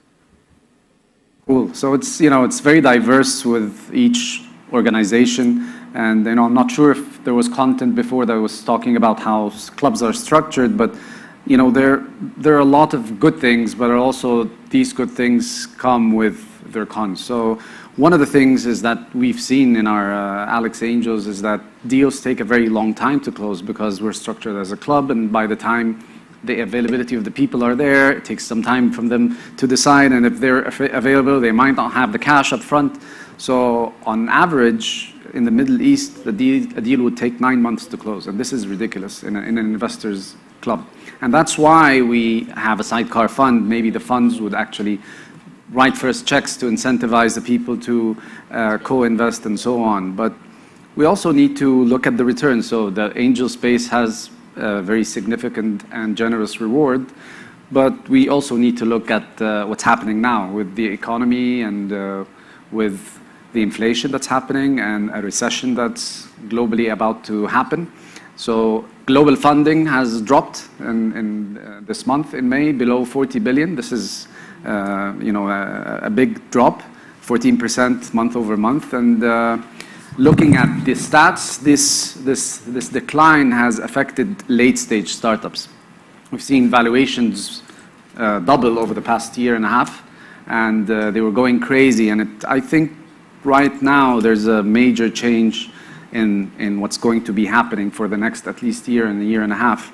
What's interesting is that seed stage investment was not really impacted as opposed to the late stage investment. And this, caught my attention to see that companies that are still starting in their beginnings and they're solving problems and with what's happening with the economy, more problems are going to happen. This is more opportunity for startups. I wanted to, Nina, ask you about how do you see that affecting the startups that you're investing? Because most of us are investing in seed stage onwards, but in your portfolio and your members, how are they concerned about the future, the near future, and investing in early stage startups? Seed, to be precise. Yeah, actually, in the last half of years after the start of Ukrainian war, we had a moment where all of our members pulled back. They were just afraid, they didn't know how to respond. But nevertheless, it was a short time. Luckily, we were lucky about that. So we still closed 5 investments within the first 4 months. What is now happening is, and which is something that I'm trying to really keep it positive within our club, is that people are now starting to wait. What's going to happen? And they're reserving the money, and if the inflation is coming, the money is not valid so much. So why not to invest now? It's kind of unlogical, but nevertheless, to be honest, they're still positive. So they are looking for new investments, especially because angel investments, as you said, they didn't lose the value. So the values are still really high. And it makes sense because angel investors are actually investing individually or within the syndicate, so they are not relying on any kind of structure. For the funds, it's different because they are now waiting. They will see rather to invest in other cases or to follow up with the best ones. So they need to provide the multiples back to the LPs. So in our situation, it's a mix. It's a rather positive than negative. What they are now more looking is that they switch the sectors. It's more energy, it's more healthcare, it's more food tech. We actually invested, the last startup was in food tech, so it's really kind of advanced vegan stuff, which was something that I could not imagine we would be able to close 2 years ago. So it's a positive shift. It's more about this really sustainability green tech, so like, the European call that came out, and the people are moving towards this direction. So this is a good sign. Probably in autumn they will wait a bit, but I hope that not, because the summer is usually the lowest 2 months in our year, that usually nothing's happening because everyone are at the seaside, sailing, etc. But then after in autumn, usually they're coming back and investing. So this is also how we operate within the club. Yeah, so we're seeing seasonal also engagements with the members and understanding how they are ready to invest and when and what are they interested in is important.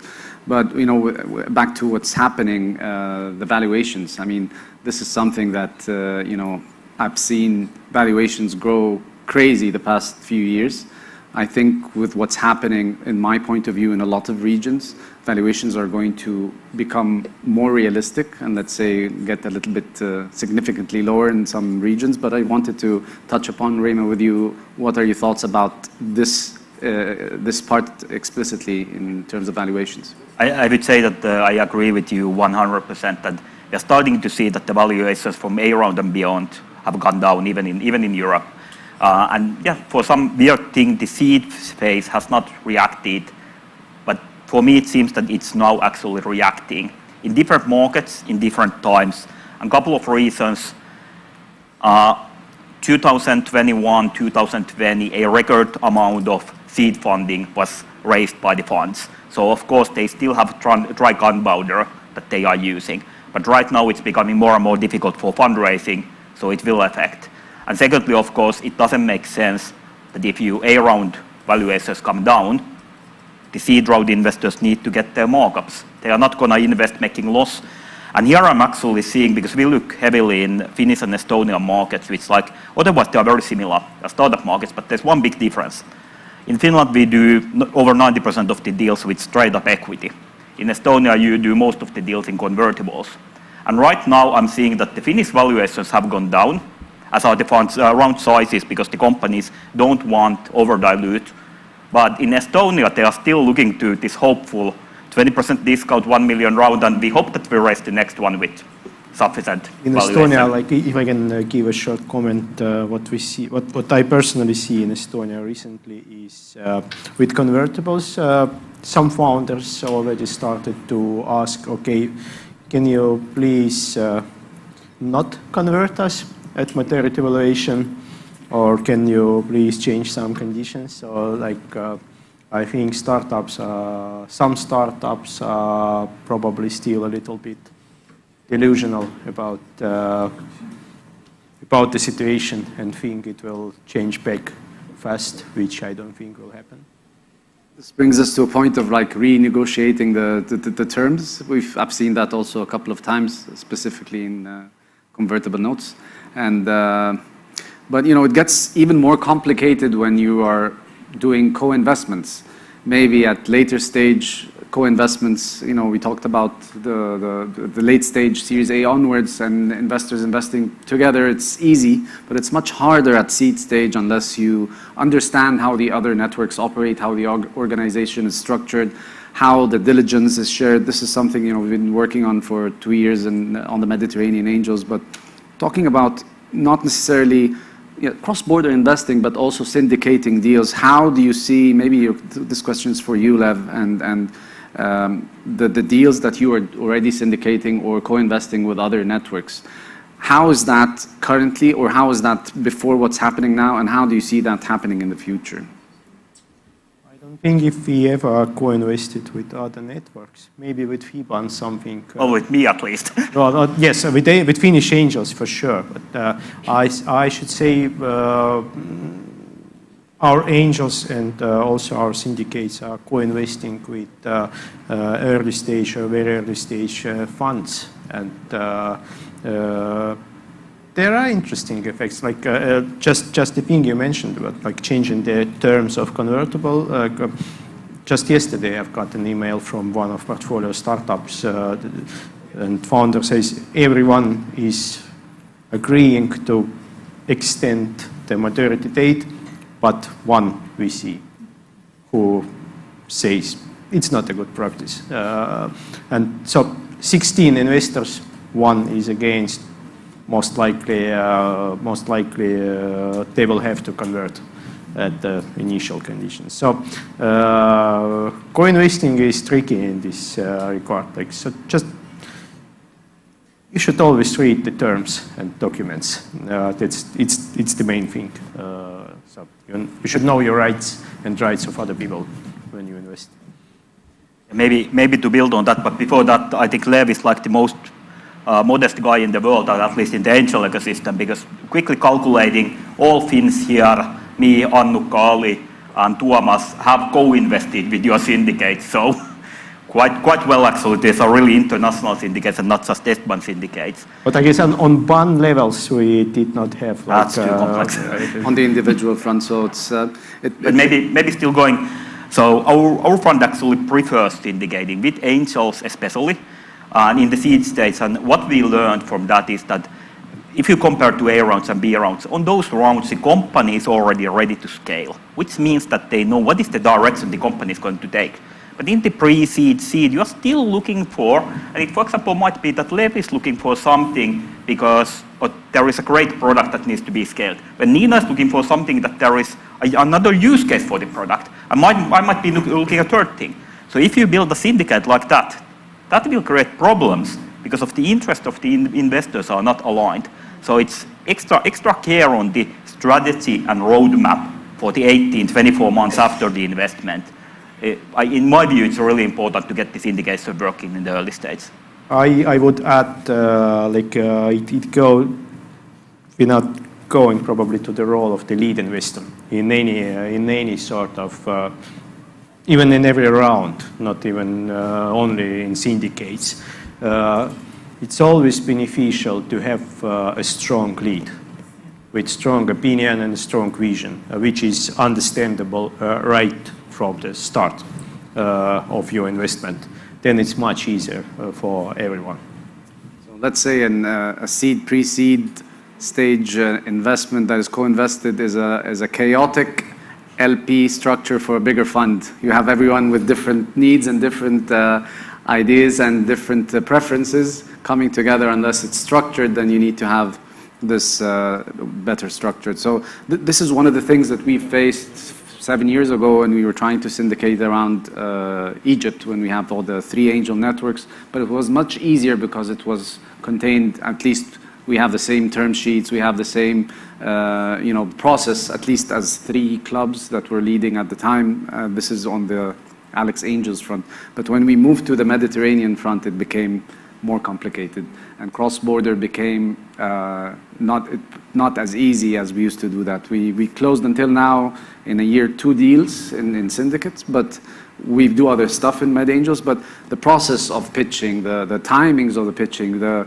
are a lot of constraints. So that's why every 2-3 clubs we're starting to restructure the events that we're doing. One of the things that we started doing was the reverse pitch events, and actually we're going to probably showcase 2 of those today.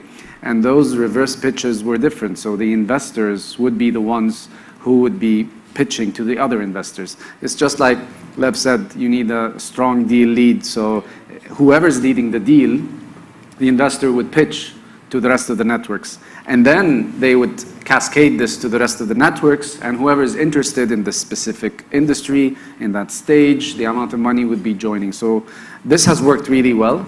And for that occasion, I'd like to call my 2 friends, Marcel from Sophia Business Angels, and also Nicola Rohana from IM Capital from Lebanon,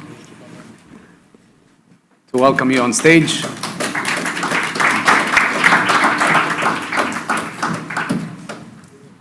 By the way, both of them and Dina are members of the Mediterranean Angel Investors. So yeah, we're happy that we're trying to get some best practices and learn from other networks, and we'll probably expand to your region soon and be co-investing with you. So how a reverse pitch works, it's an elevator pitch. So the investor would be telling the other investors why did they invest in this company, or why are they willing to invest in that company. And the questions are mainly to the investor, but today we also have the startups, so we're going to be asking the questions to the startups. So this is a different format for the panel. It's a surprise to everyone, but I hope you enjoy it. Let's start with Marcel, and the mic is yours. Thank you, my friend Tarek. Well, basically, I've been investing since I left Cisco after an M&A of a startup we did at that time. And I wanted to be a business angel myself. And I said, hey, how does it work?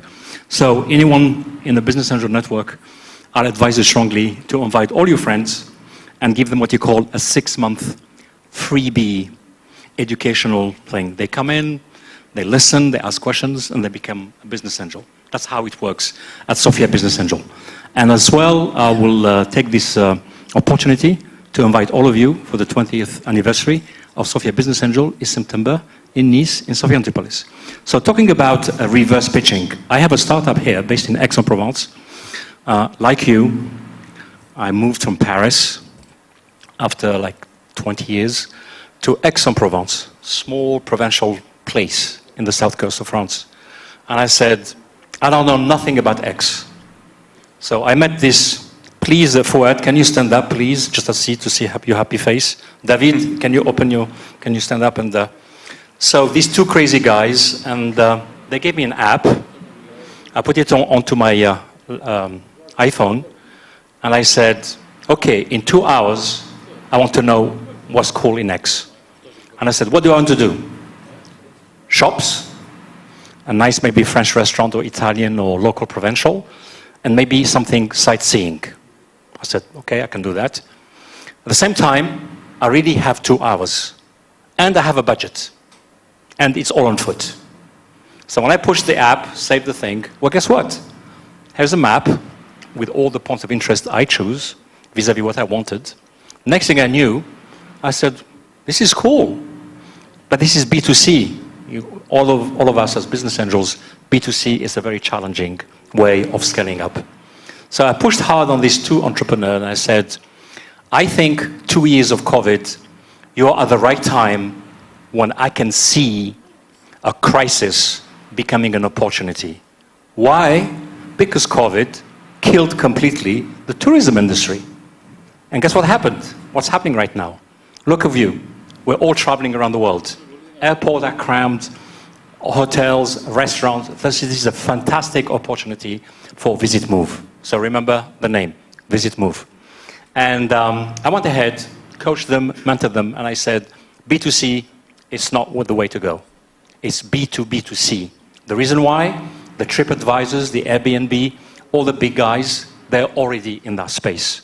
But guess what? You have a fantastic API that you can plug in there, and you're going to be a B2B company. And I'm very delighted to be here. So me and where's Panos? Where's my friend Panos? He's here.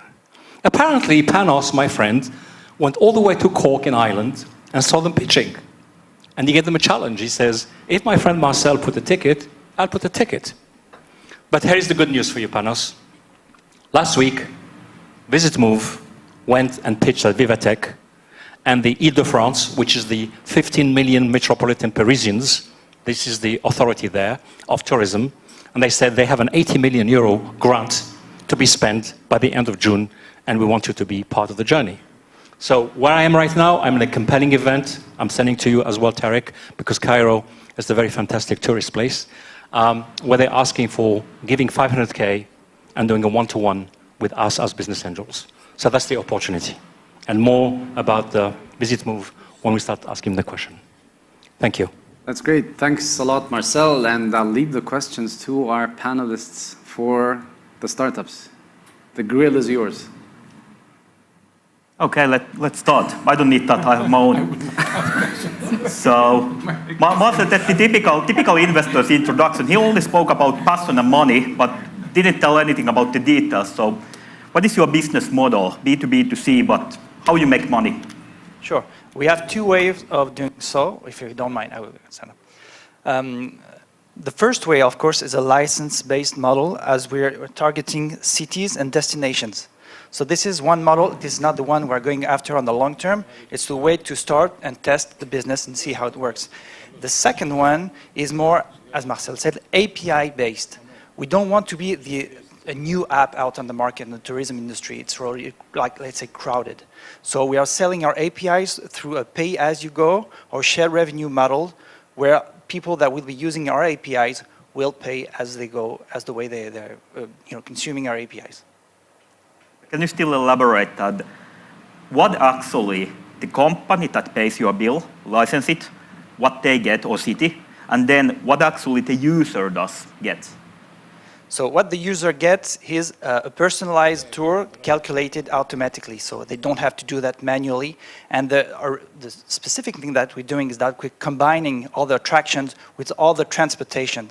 And if you try yourself to get somewhere around Athens, for example, you will get at that point where, how do I get there? It looks fantastic, but I only have, as Marcel said, 4 hours to do that. So that's what the user gets. And the way the people who are working with, they will be using our APIs, as I said, and on a pay-as-you-go. So could you be more specific on your question to make sure I answer correct?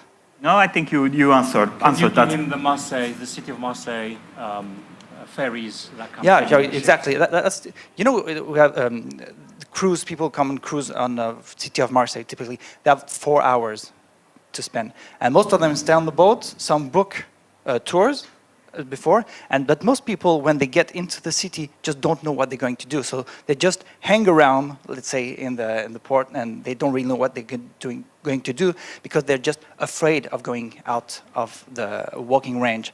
So what we're doing is that using the public transportation, we help cities bringing people in remote places where visitors usually don't go. And also a big one, and you're concerned, it's what we call bleisure. Business leisure. And most people, when you're stuck at the airport for 5 hours, you might never get back to that country, but you're there for 5 hours. You're not going to get out, just pick a book or whatever. because you're, let's say, afraid and you don't know what you could do outside of the range of the airport. And just by using Visit Move again, you say, I got 5 hours, 60 euro budget, I want to do this and that, and get me there. Get me the perfect tour for me. And we will calculate integrating all the public transportation, the attraction, and our algorithms are, let's say, dumb. They will make sure that they will fit the constraint. So if your plane is at 8 p.m., we will do everything that it takes to make you back then at 8 p.m. So this is what we're selling, the algorithm through APIs to the tourism industry. Brilliant. Merci. And what amount are you raising currently? That's a topic we've been talking with Marcel recently. Until last week, we had, let's say, an amount. And because of this new opportunity, we are like real in the middle of the momentum at the moment. And this is 500, to answer your question short. Okay. And what's nice about the 500 is this fantastic campaign event of the City of Paris Tourism Board. We signed last year 2 signature areas, the Paris area and the French Riviera. And this year we're like totally focused on getting our KPIs straight on those 2 areas. So we are really focused, and thanks a lot, Marcel, for your help, because you help us, getting our head out of the fight. And this is why we're here, and we count a lot on you to help us on this journey. Excellent. Thank you very much, and best of luck. Thank you. Thank you.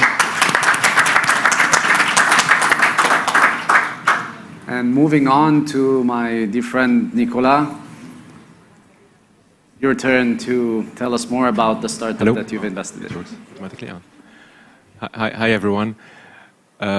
First disclaimer, first time I do it, and I just learned that I have to do the reverse pitch. So bear I just with me. told him on the way in we're going to get to the stage. So I'm not a natural like Marcel. So my name is Nicolas Rouhana. I come from Beirut, Lebanon. I manage an early stage fund called IM Capital, and we've created 5 angel groups along the 5 last years, and the way we do it is that we group. So we have a program we call an MBA, which is a masterclass for business angels, where it starts from September till July, and we take group of 30 individuals. They put in $15,000. Which, by the way, if you were listening today, it's about the average of a private investor in Europe, which is about 20,000.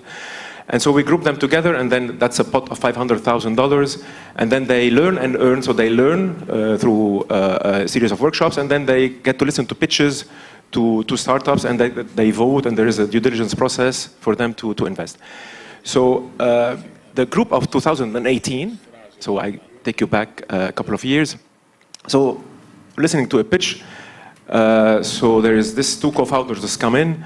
One is a computer engineer. His wife has a fitness and a yoga studio, and the other one has a sports academy.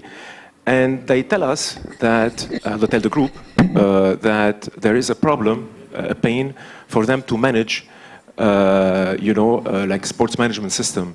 They either have to buy the big systems, which are costly and not customizable, and this is way too expensive for them, and there is no solution for them to, at least that they could afford. And there are a lot of untapped market for that. And so they started developing the solution, and they came to us, and they had, already sold and traction, and they needed money to grow that, to grow the platform, to put it on the cloud, to become a SaaS platform, to onboard it easily, do marketing, more marketing, and to develop it to the sports complex, which again is an untapped source. There is no solution for the sports complex, and they developed during COVID, a solution for PTs, personal trainers, and I'll come to that in a moment. So the group.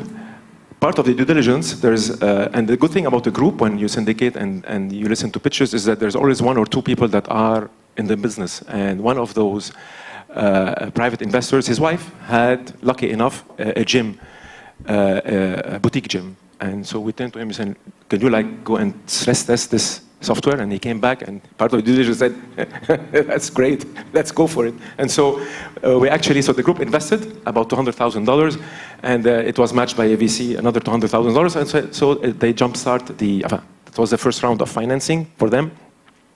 They financed it from their own pocket before when they came to us.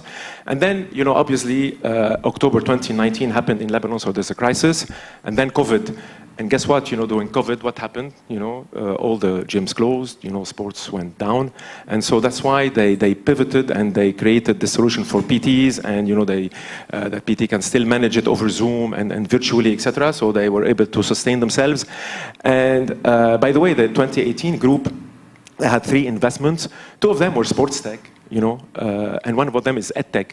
And so the edtech, just for the small story, the edtech, we got an exit, obviously, because edtech grew during the COVID, and so we got some money back.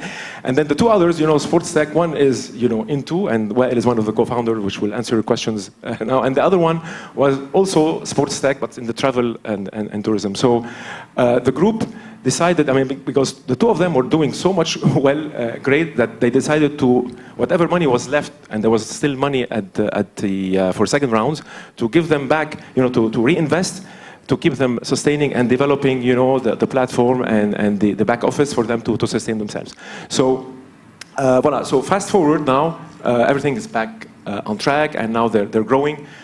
Organically, and now they're Into is fundraising $500,000, to be able to go back to the original plan where they're going to translate and go do it multilingual and go after all these middle, PTs, the sports academy, the fitness studios, and the gyms. Voila. So I will end it here, and if you want to be part of and I encourage you to be part of, unfortunately we don't have any money, left, as I said, as a group, because we've invested all the money that is there. So that's why we're seeking $500,000 from you guys, and I really encourage you to invest in Wael's company. Voilà, he's a cute guy, and his sports, he knows his business. So, Wael, please, if you want to come over and answer some questions. So we can have a head count and then see this, how much are we going to collect on the way out, so that we crowdsource them. Yeah, please, crowdsource. Commission. Okay. Yeah, I'll get the commission, of course, because I pitched. Okay, great. So, I have a question. I see you're making the ultimate sports management solution, but can you please briefly explain what your software does? Test. Okay. My job. So I'll try to explain in a nutshell what our system does. So our system, as Nicolas mentioned, is a B2B platform for any sports business. So it's actually a business where, it's a platform where it will help you automate your management from A to Z, everything from automating class registration, client engagement, having your cash report, sales report, expenses reports, earning. So it's CRM for sport clubs. Yes, it's a CRM. In a nutshell. Okay. Thank you. You described it better. Thank you. One of the most important things that we were talking about is that entrepreneurs are really stuck with the operations and trying to make things work. They forget the real problem that they're solving. They might be solving a real problem. They have a hard time to explain to sometimes investors, sometimes customers, what they're actually doing. And when you're pitching and talking to people, you'll get like small keywords that will help you. I'm a CRM for sports. That's it. Your one-line elevator summary. But this is great, and I think the path, as Nicola mentioned, during the pandemic, I think you pivoted and then you came back. How did this pivot actually help you? Did you gain more customers? Were there more businesses that joined or subscribed, or how did this help you? So actually, when the pandemic happened, everything closed. So we needed to find a quick solution for us to do something. And as you know, virtual stuff boomed during COVID. So we had directly in a month and a half, we had to integrate all video apps on our systems. And there is where, as Nicola mentioned, we pivoted from a market of trying to sell only like clubs, football clubs, and yoga studios and gyms to selling our platform, renting, if you want, our platform to PTs where they can do their classes online and they can do their private sessions. And this is where it started, that we integrated it for the gyms, and gyms started using it and started even using the classes online.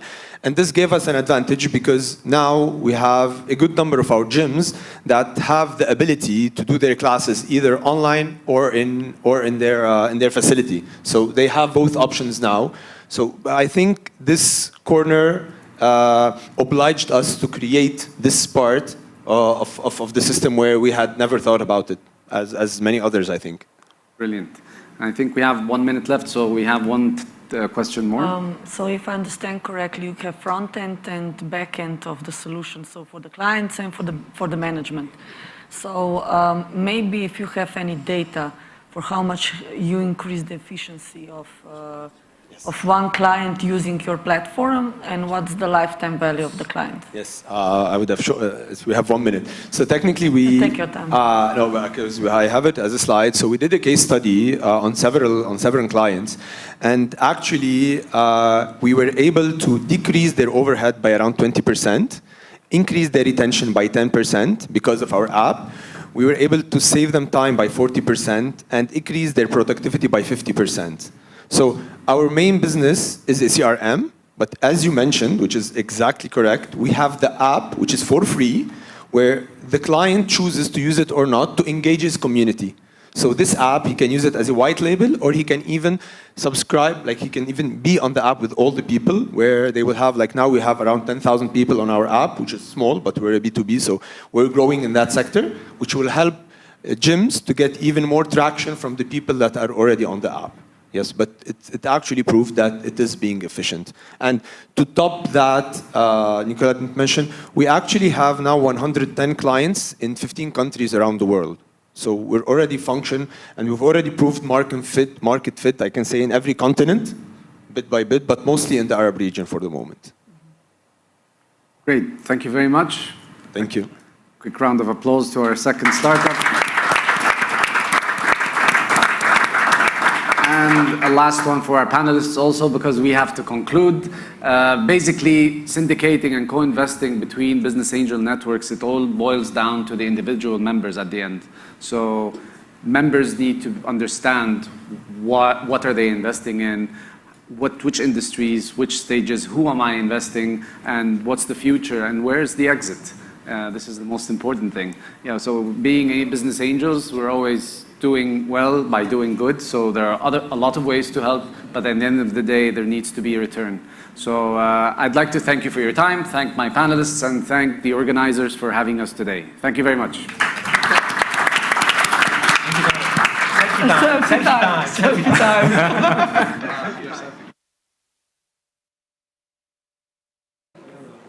Selfie time, don't go away.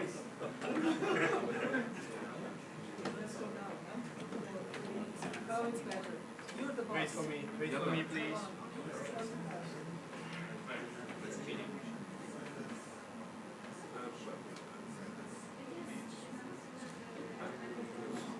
Satisfied.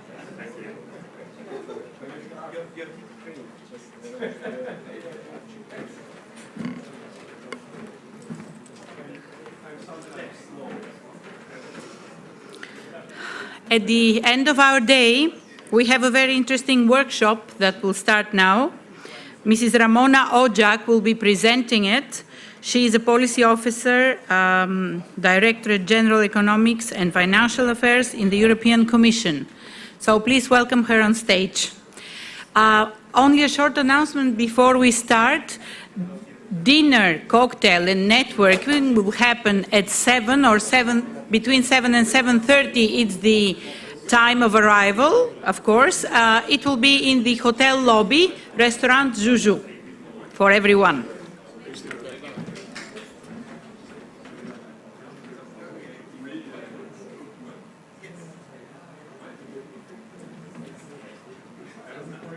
Yes, thank you very much.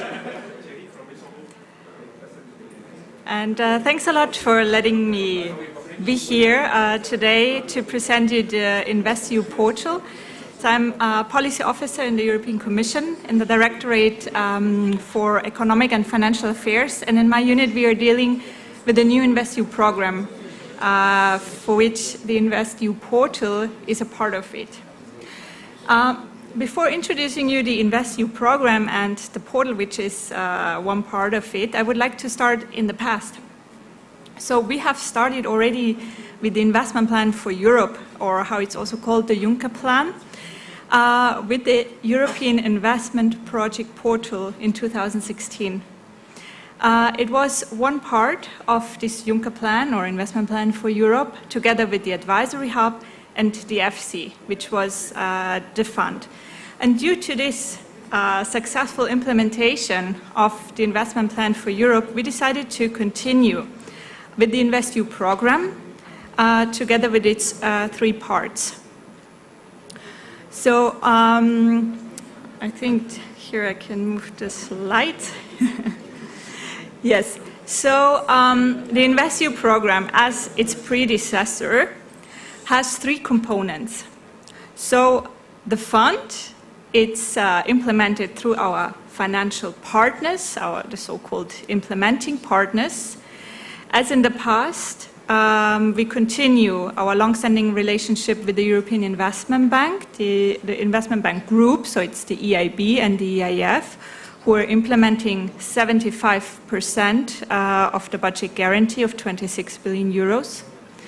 But what we changed now with the InvestEU program compared to its predecessor program is that also 25% of this guarantee, budget guarantee of the European Union, is available to other implementing partners, such as national promotional banks. So like this, we try to have a better local outreach. There's also the InvestEU Advisory Hub. So as its predecessor, the Advisory Hub provides technical support to project promoters in every project lifecycle. So from the project idea to the structuring, market studies, until the implementation of a project, promoters can contact us through a central entry point on our website. And this central entry point will guide the promoters through this process by answering all the different questions. And we will forward your request to our advisory partners. So again, here, this InvestEU Advisory Hub will be implemented by advisory partners. So also here, 75% will be implemented by the European Investment Bank, so it's already up and running. And let me come now to the InvestEU portal, for which I am here today for this workshop. The InvestEU portal is a matchmaking portal of the European Union, trying to connect promoters with investors. And before going into more depth into the portal, I would like to point out that these 3 components are all interlinked with each other.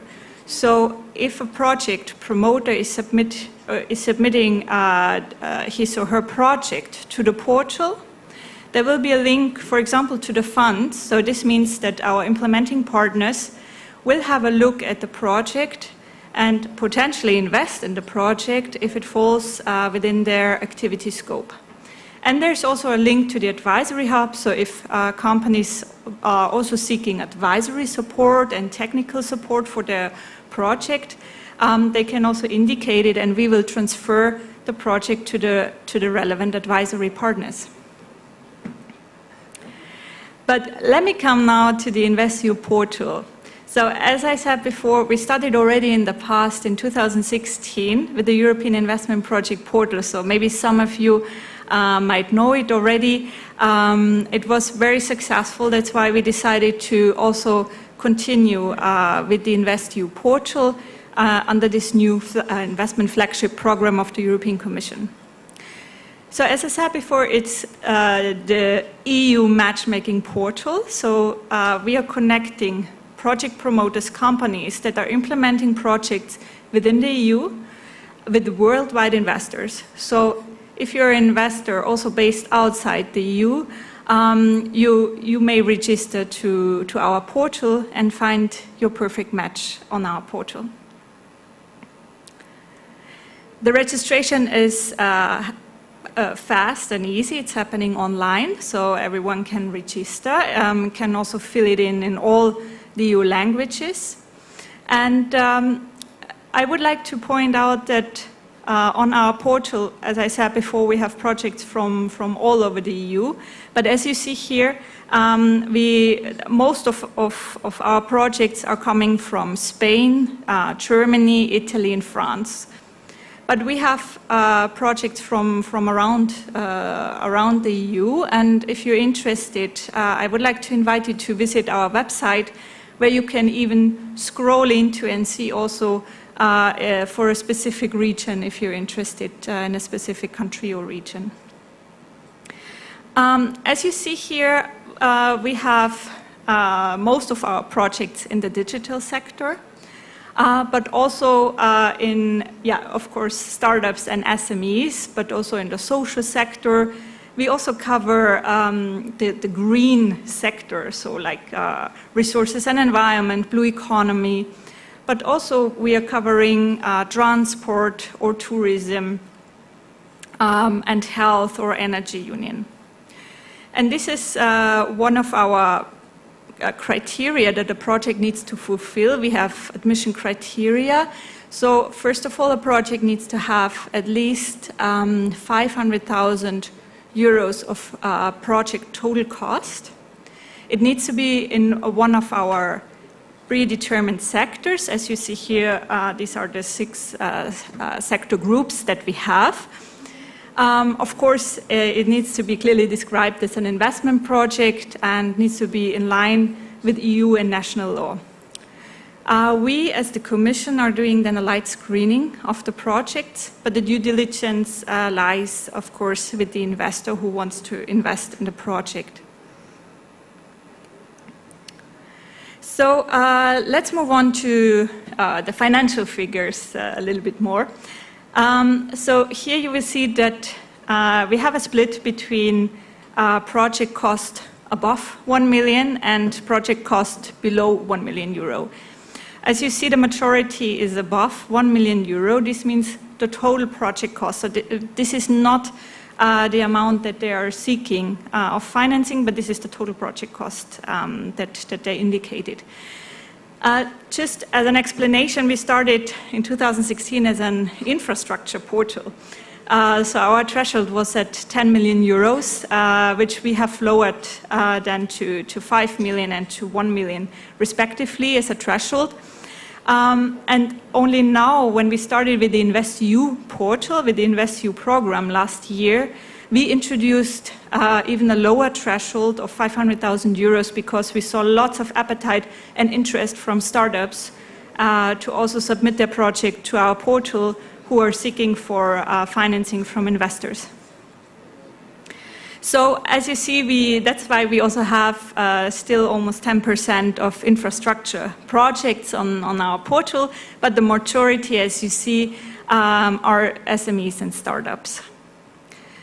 We have a success rate of 8%, so around 90 projects have told us that they have secured financing after being published on our portal. So I would like to show you our 2 recent success stories that have told us that they secured financing.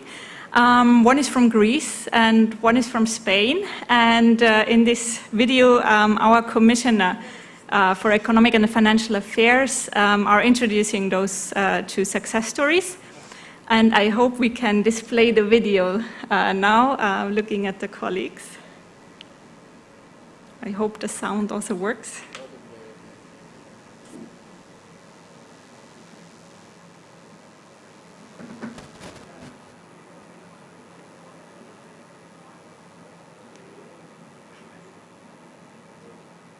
I think there's no sound. During a successful transition to a more sustainable economy in Europe.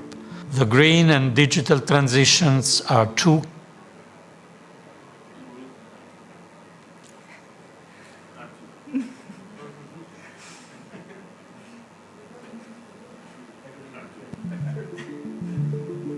Now with music, yes.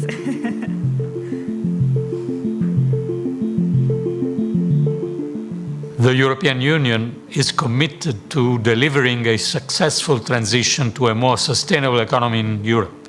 The green and digital transitions are two key priority areas where massive investments will be needed. The InvestEU portal is a key component of this new flagship investment program. The portal will connect project promoters with investors. It is a one-stop shop where businesses, ideas, and projects can be advertised to the European and global investors community. Investors from all around the world will be able to access projects and companies promoted on the InvestEU portal. The digital and green transitions are new priority sectors promoted by the InvestEU portal. And I strongly believe that Europe can lead by example in these fields. I'm Stelios Koutroubinas, CEO of Mizon SA. We are located in Greece. We decided to develop a product that will make the energy management easier, combining our background in telecommunication and embedded systems. They can be used from a home to a big building or in the streets. By making actions based on the accurate information that you have, definitely you can lower your carbon footprint, you can help the world to become greener. Putting our project called Cyberema in this portal made us more visible to the private investors. It was a good idea to do something for the funding of our project. The new InvestEU program will help our economy recover from the pandemic and at the same time become greener, more digital, and more resilient. With matchmaking and networking events, the InvestEU portal team will shine a light on project developers and help to market their projects to future investors. Since we are in InvestEU portal, we have different opportunities. The last one was in Women Entrepreneurship e-pitch, and from that pitch we has been in contact with different investors. Hi, I'm Cristina Martin, CEO and co-founder of Blockchain Custom Technology, the company in which we are developing Usynchro. Usynchro is a Spanish project. All of this project starts because I have been working in logistics for more than 17 years, suffering the fragmented process of transport and logistics. And with the knowledge of new technologies such as artificial intelligence, machine learning, and blockchain, we have the tools in hand to solve it. And with our solution, we can contribute to the different sustainable objectives. Being included in InvestEU portal is very, very important because for women it's difficult to obtain investment. I will definitely encourage other people to be included in InvestEU portal because you obtain visibility, you can have contacts for different investors, you have opportunities to pitch, and also you know incredible people that can help you on the way. The InvestEU portal thus offers a unique platform for business networking and investment matchmaking opportunities.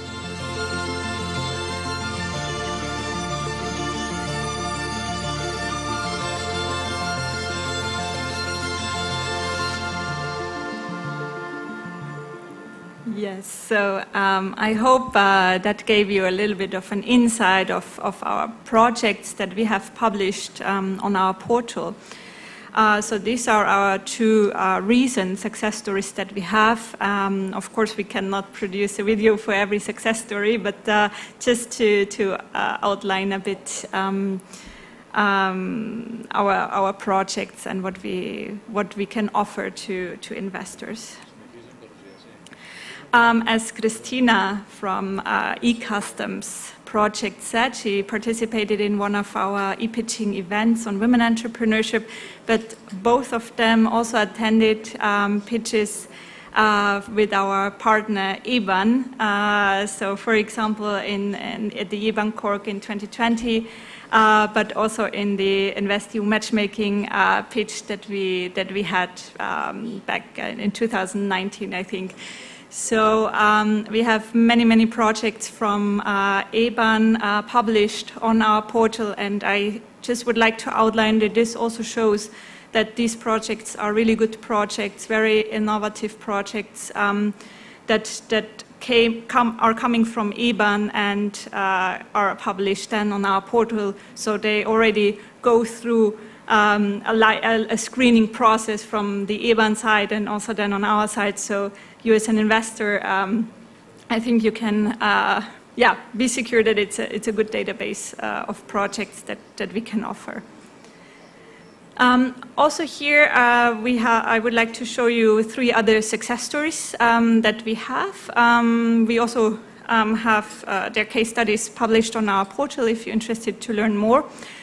So for example, we have the Ocean Retriever project that collects plastic from the ocean. They have received financing from Energas, and it's a 30 million euro project. We also have the K-Watch from France, that is a medical device that measures the glucose level of patients. They also secured 12.5 million euros, and the total project cost is 25 million euros. And last but not least, we have the Capri from Ireland, which helps with bioelectronics to heal like migraine, for example, like really healthcare needs. They received a 2.4 million euro grant, but they also secured 4.5 million in equity, and their total project cost is 30 million euros. So just to give you an insight on the financial figures and how they have secured financing after being published on our portal. So this brings me now to the most important part. So for you as investors, how the portal can help you to find interesting companies. So it's open to investors from all over the world. So it's a gateway for you to find your European projects, so projects that are implemented in the EU. I have put here our QR code if you're interested to already go to our website, because now I would like to guide you a little bit through our registration process and what we have for you in our portal. Before you can register to our portal, since we are the Commission, you would have to have an EU login. I hope this is not too cumbersome, but as you see, it's actually very easy to fill in. So please don't be scared of the EU login. After you have the EU login, you can easily register on our website. So as you see here, you can then register as an investor. We have different types of investors that you can select based on your activity.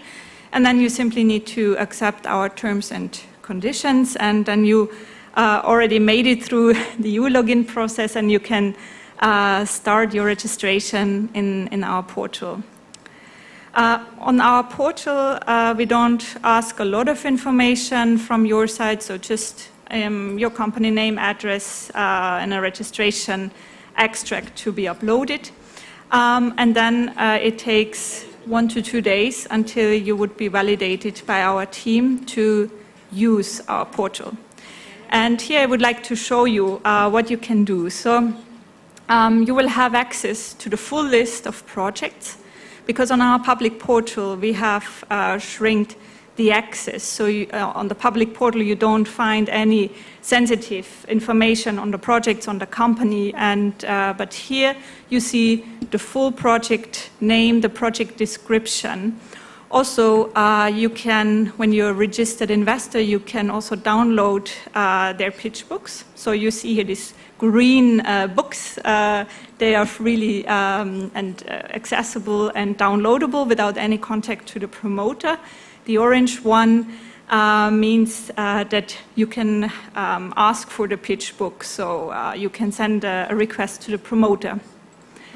And also here, like on our portal, on the public portal, you can select based on your interest, on your preferences. So for example, by sector, by self-participation, by the country. So to get a real dedicated list to your needs. We also have a tagging system for projects operating in the Green Deal sector or that have a Seal of Excellence certificate. So this is a certificate issued by the European Commission for very good projects in the research area, for example. And then you can also contact these promoters directly. So this is only possible when you're registered on our portal. So you can see here that as an investor on our portal, you see much more information than on the public portal, as I said. So for example, here, the economic rationale, the business model, the potential bottlenecks, and the financing details. And in order to get in touch with the promoter, you can easily click on this yellow button, and then you see a form opens and you can directly contact the companies. You can also, of course, set your preferences, so then you don't need to every time look through the whole list of projects, because we have more than 1,200 projects published on our portal. But you can set your preferences, and then you only see the latest projects based on your preferences. And you can also subscribe to notifications based on your preferences, so then you would get if you want, every week a notification with updated and newly published projects based on your preferences. So again, this can be by sector, by country, by the cost, and self-participation, so any preference that you have. You can also bookmark projects if you're really interested, and you can also see which projects you have already contacted, for example. So this almost brings me to the end. So you can also, in your profile, see to which events, for example, you have registered, because this is also one important feature that we offer to our investors, that we are inviting them to pitching events. So we try to really connect project promoters, companies with investors, not only virtually on our portal, but then also at live events and pitching events where the promoters can then pitch to the investors. And together with the EBAN, for example, we also always have a special registration link where you can then also register as an investor to these events. And then you will see also in your profile which events you have attended from our side. So in summary, the InvestEU portal is a one-stop shop of European projects. We have a harmonized format of projects to invest in, so a database of European projects. So this was per request of investors that we received. You can filter based on your preferences. You get these tailored notifications. And you can attend our pitching events and one-to-one meetings that we are regularly organizing with our partners. And as I said, you can have a direct contact through the portal to these companies. As you will see, we have all different financing types of investors currently on our portal, so business angels, venture capital, business incubators, but also who are offering equity, loan, and grants. And as I said before, we also have the link to our implementing partners of the InvestEU fund as well. So we hope to see more success stories coming than the almost 90 projects that companies that have told us that they have secured financing so far. So with this, I would like to show you again our QR code if you have missed it before and if you would like to keep it for later. Also, I would like to already announce our next event together with EBAN in October. So I would be happy to see most of you again in October in Brussels. And yes, so here I would like to hand over to the colleagues and the workshop. And if you have any questions, please feel free to ask me.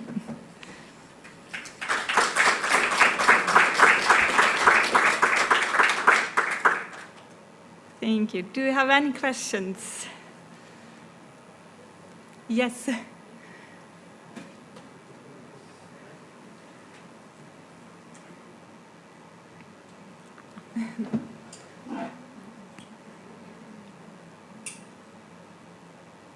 Thank you. 1, 2, 3. Yes, so a very quick question after seeing the portal. I have to say that I'm always very impressed how in Europe we are so open giving all this information out. Of course, not in the public portal, but nevertheless to somebody just registered on the portal. So I have 2 questions. First, if you have seen any doubts from project owners to submit so much information publicly, let's say in situations where there might be intellectual property involved and possibly competitive advantages. And on the part of investors, on the other hand, if they see any benefit from the portal compared to, let's say, traditional channels, if you want, of matchmaking, which might not be free, as this is one, but maybe there are other advantages. Yes, thank you very much. Of course, sometimes I hear that when I go to the conferences that promoters or companies are afraid of giving too much information out. However, it's always up to the company, to the promoter, to give to give as much as information they would like to. So it's really, they're not forced to give any information that they don't want to. And secondly, this whole information that I showed you earlier is only available to registered investors on our platform, and only if you press the registration button doesn't mean that you're registered on the portal and that you can use the portal as an investor. Our team is screening the investors. So only serious investors who are uploading us the relevant information, for example, a registration extract or already some proof of previous activity, for example, or membership in a network like EBAN, can register on our platform. So we do a screening also of the investors, so not everyone has access to this information. We have a public portal, but there we don't publish sensitive information such as the project name, or we also always encourage our promoters not to put any sensitive information in this short description that we publish on the public portal that everyone can access from the internet. So it's really up to the companies to put as much as information they would like to do. However, I always encourage, of course, the companies to put a lot of information so that it's easier for the investors to understand the project and to get as much as information as possible. So I always encourage to also fill in the financing details so that the investor immediately gets the information that they need, and also to upload this pitch book. So this possibility is also open. It's not a must, but it's open to the companies. But I think it's always very good for the investors to have a pitch book to review, like a pitch, basically. So yes, and this brings me to the second point, or your second question. So I think that for investors, and this is what we have received in the past when we actually introduced the European Investment Project Portal, so the predecessor in the previous program, that investors wanted to have like a one-stop shop, like a one portal with all the information available. So we started, as I said, as an infrastructure portal. So for example, we had many infrastructure projects from the different ministries. Also here from the Greek Ministry of Transport, for example, we had many projects published in the past. So investors were asking us to have access to what is on the European market, basically. That's why we also have different sectors, so it's widely open. So we have not only transport and now not only infrastructure projects, but also open to SMEs and startups and also into different sectors.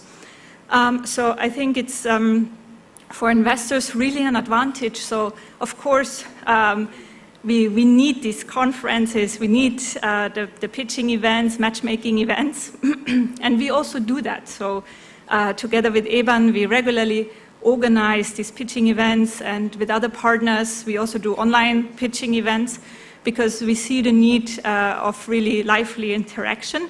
But I think that it's really important to have a database of what is available on the market, what we receive from the companies, from the startups in the different member states. So, and it's a harmonized format, and it's very easy to use, and the information is easily available for the investors. So I hope this clarifies your questions. Any other questions? Yes, Madam, please. Hi, thank you for the great presentation. Just a question, what happens after investor is interested to invest in something? Who is handling the deal? What's the process behind? Thanks. Yes, so thank you. Yes, so we are just providing the visibility to the companies and the investors.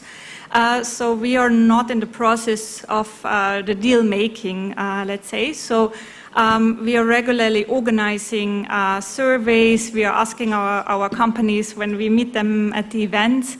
And we follow up with them also after the events when we had the pitching events, for example.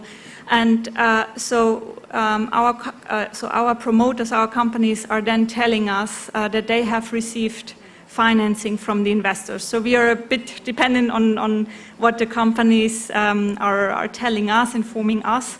And then, yes, as soon as we hear about these success stories, we also try to make a case study and to, also for the public to showcase that we have companies on our portal. As I said, we have around 8% success rate that are telling us that they have received financing, that they found an investor after being published on the portal. But of course, we cannot really, so we are not sitting at the table, but we are a bit depending on what they are telling us. Yes. And when it's fully financed, then they have to be removed from our portal. So this is also then, because then they are not searching anymore for financing. Yes. Yes, please. Yeah, thank you. I had a question is there any link with the EIC co-investment portal? So the EIC is also from the Commission, but there is no link between our two portals. However, I think so. So, for example, for other initiatives that we have within the Commission, for example, the Seal of Excellence. So we have a tagging system, as I said before. So projects, companies that have received this Seal of Excellence certificate, so they have applied for funding. And did not receive the grant, but were really, really good in their research, for example. They received this certificate. And these are really good projects, and we want to showcase this to our investors. So they receive this tag. So then you, as an investor, you can also filter based on this criteria. This showcase you really good quality projects also in this area. So this is what we introduce, a tagging system, so that we can showcase this project. So I can imagine we can do something similar with the EIC. So we also trying to collaborate here as well to have some synergies. I think they can still coexist next to each other because it's always based on the preferences also. But we really want to be like the EU matchmaking portal, and we are really showing broad database of projects. So, for example, we are also collaborating with other portals like the Euroquity, which is a similar portal from BP France, and they also have a labeling system. So, if they have projects on their portal that are also published on ours, get the InvestU portal logo so that it's visible that they are both published on both portals. Yes, thank you. Do you have any other questions or remarks, thoughts? Okay, then if not, I will hand over to you. Thank you very much.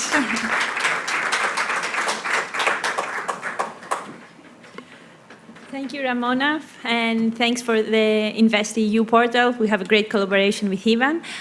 We hope you enjoyed our first day of the summit, and we're looking forward to seeing you for dinner and drinks downstairs, and get you excited for tomorrow. We will start with a great pitching session and more panels, okay?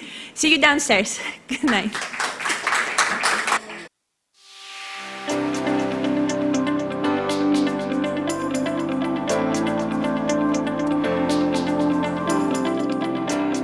Greece technology ecosystem has a potential to become one of the best in Europe, hopefully one of the best globally, and the reason is obviously the human element.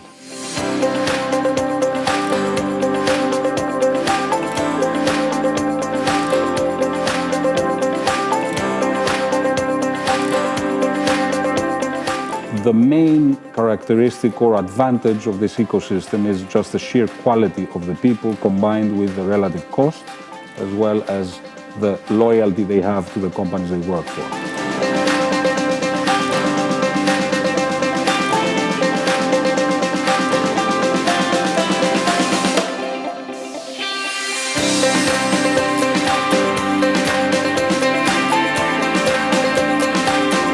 I think Greece, both in terms of geography, being a bridge between the East and West, but also in terms of being a very beautiful country to live in and attracting a lot of talent and developing a lot of talent, is an excellent place.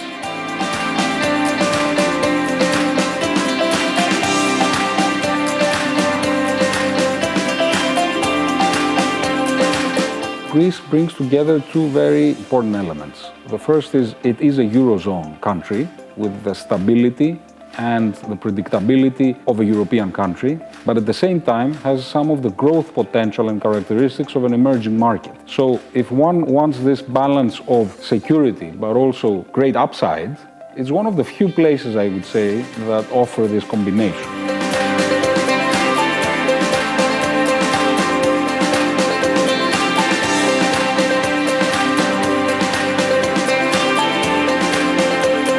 Greece is a great opportunity to invest in right now because we're just getting started.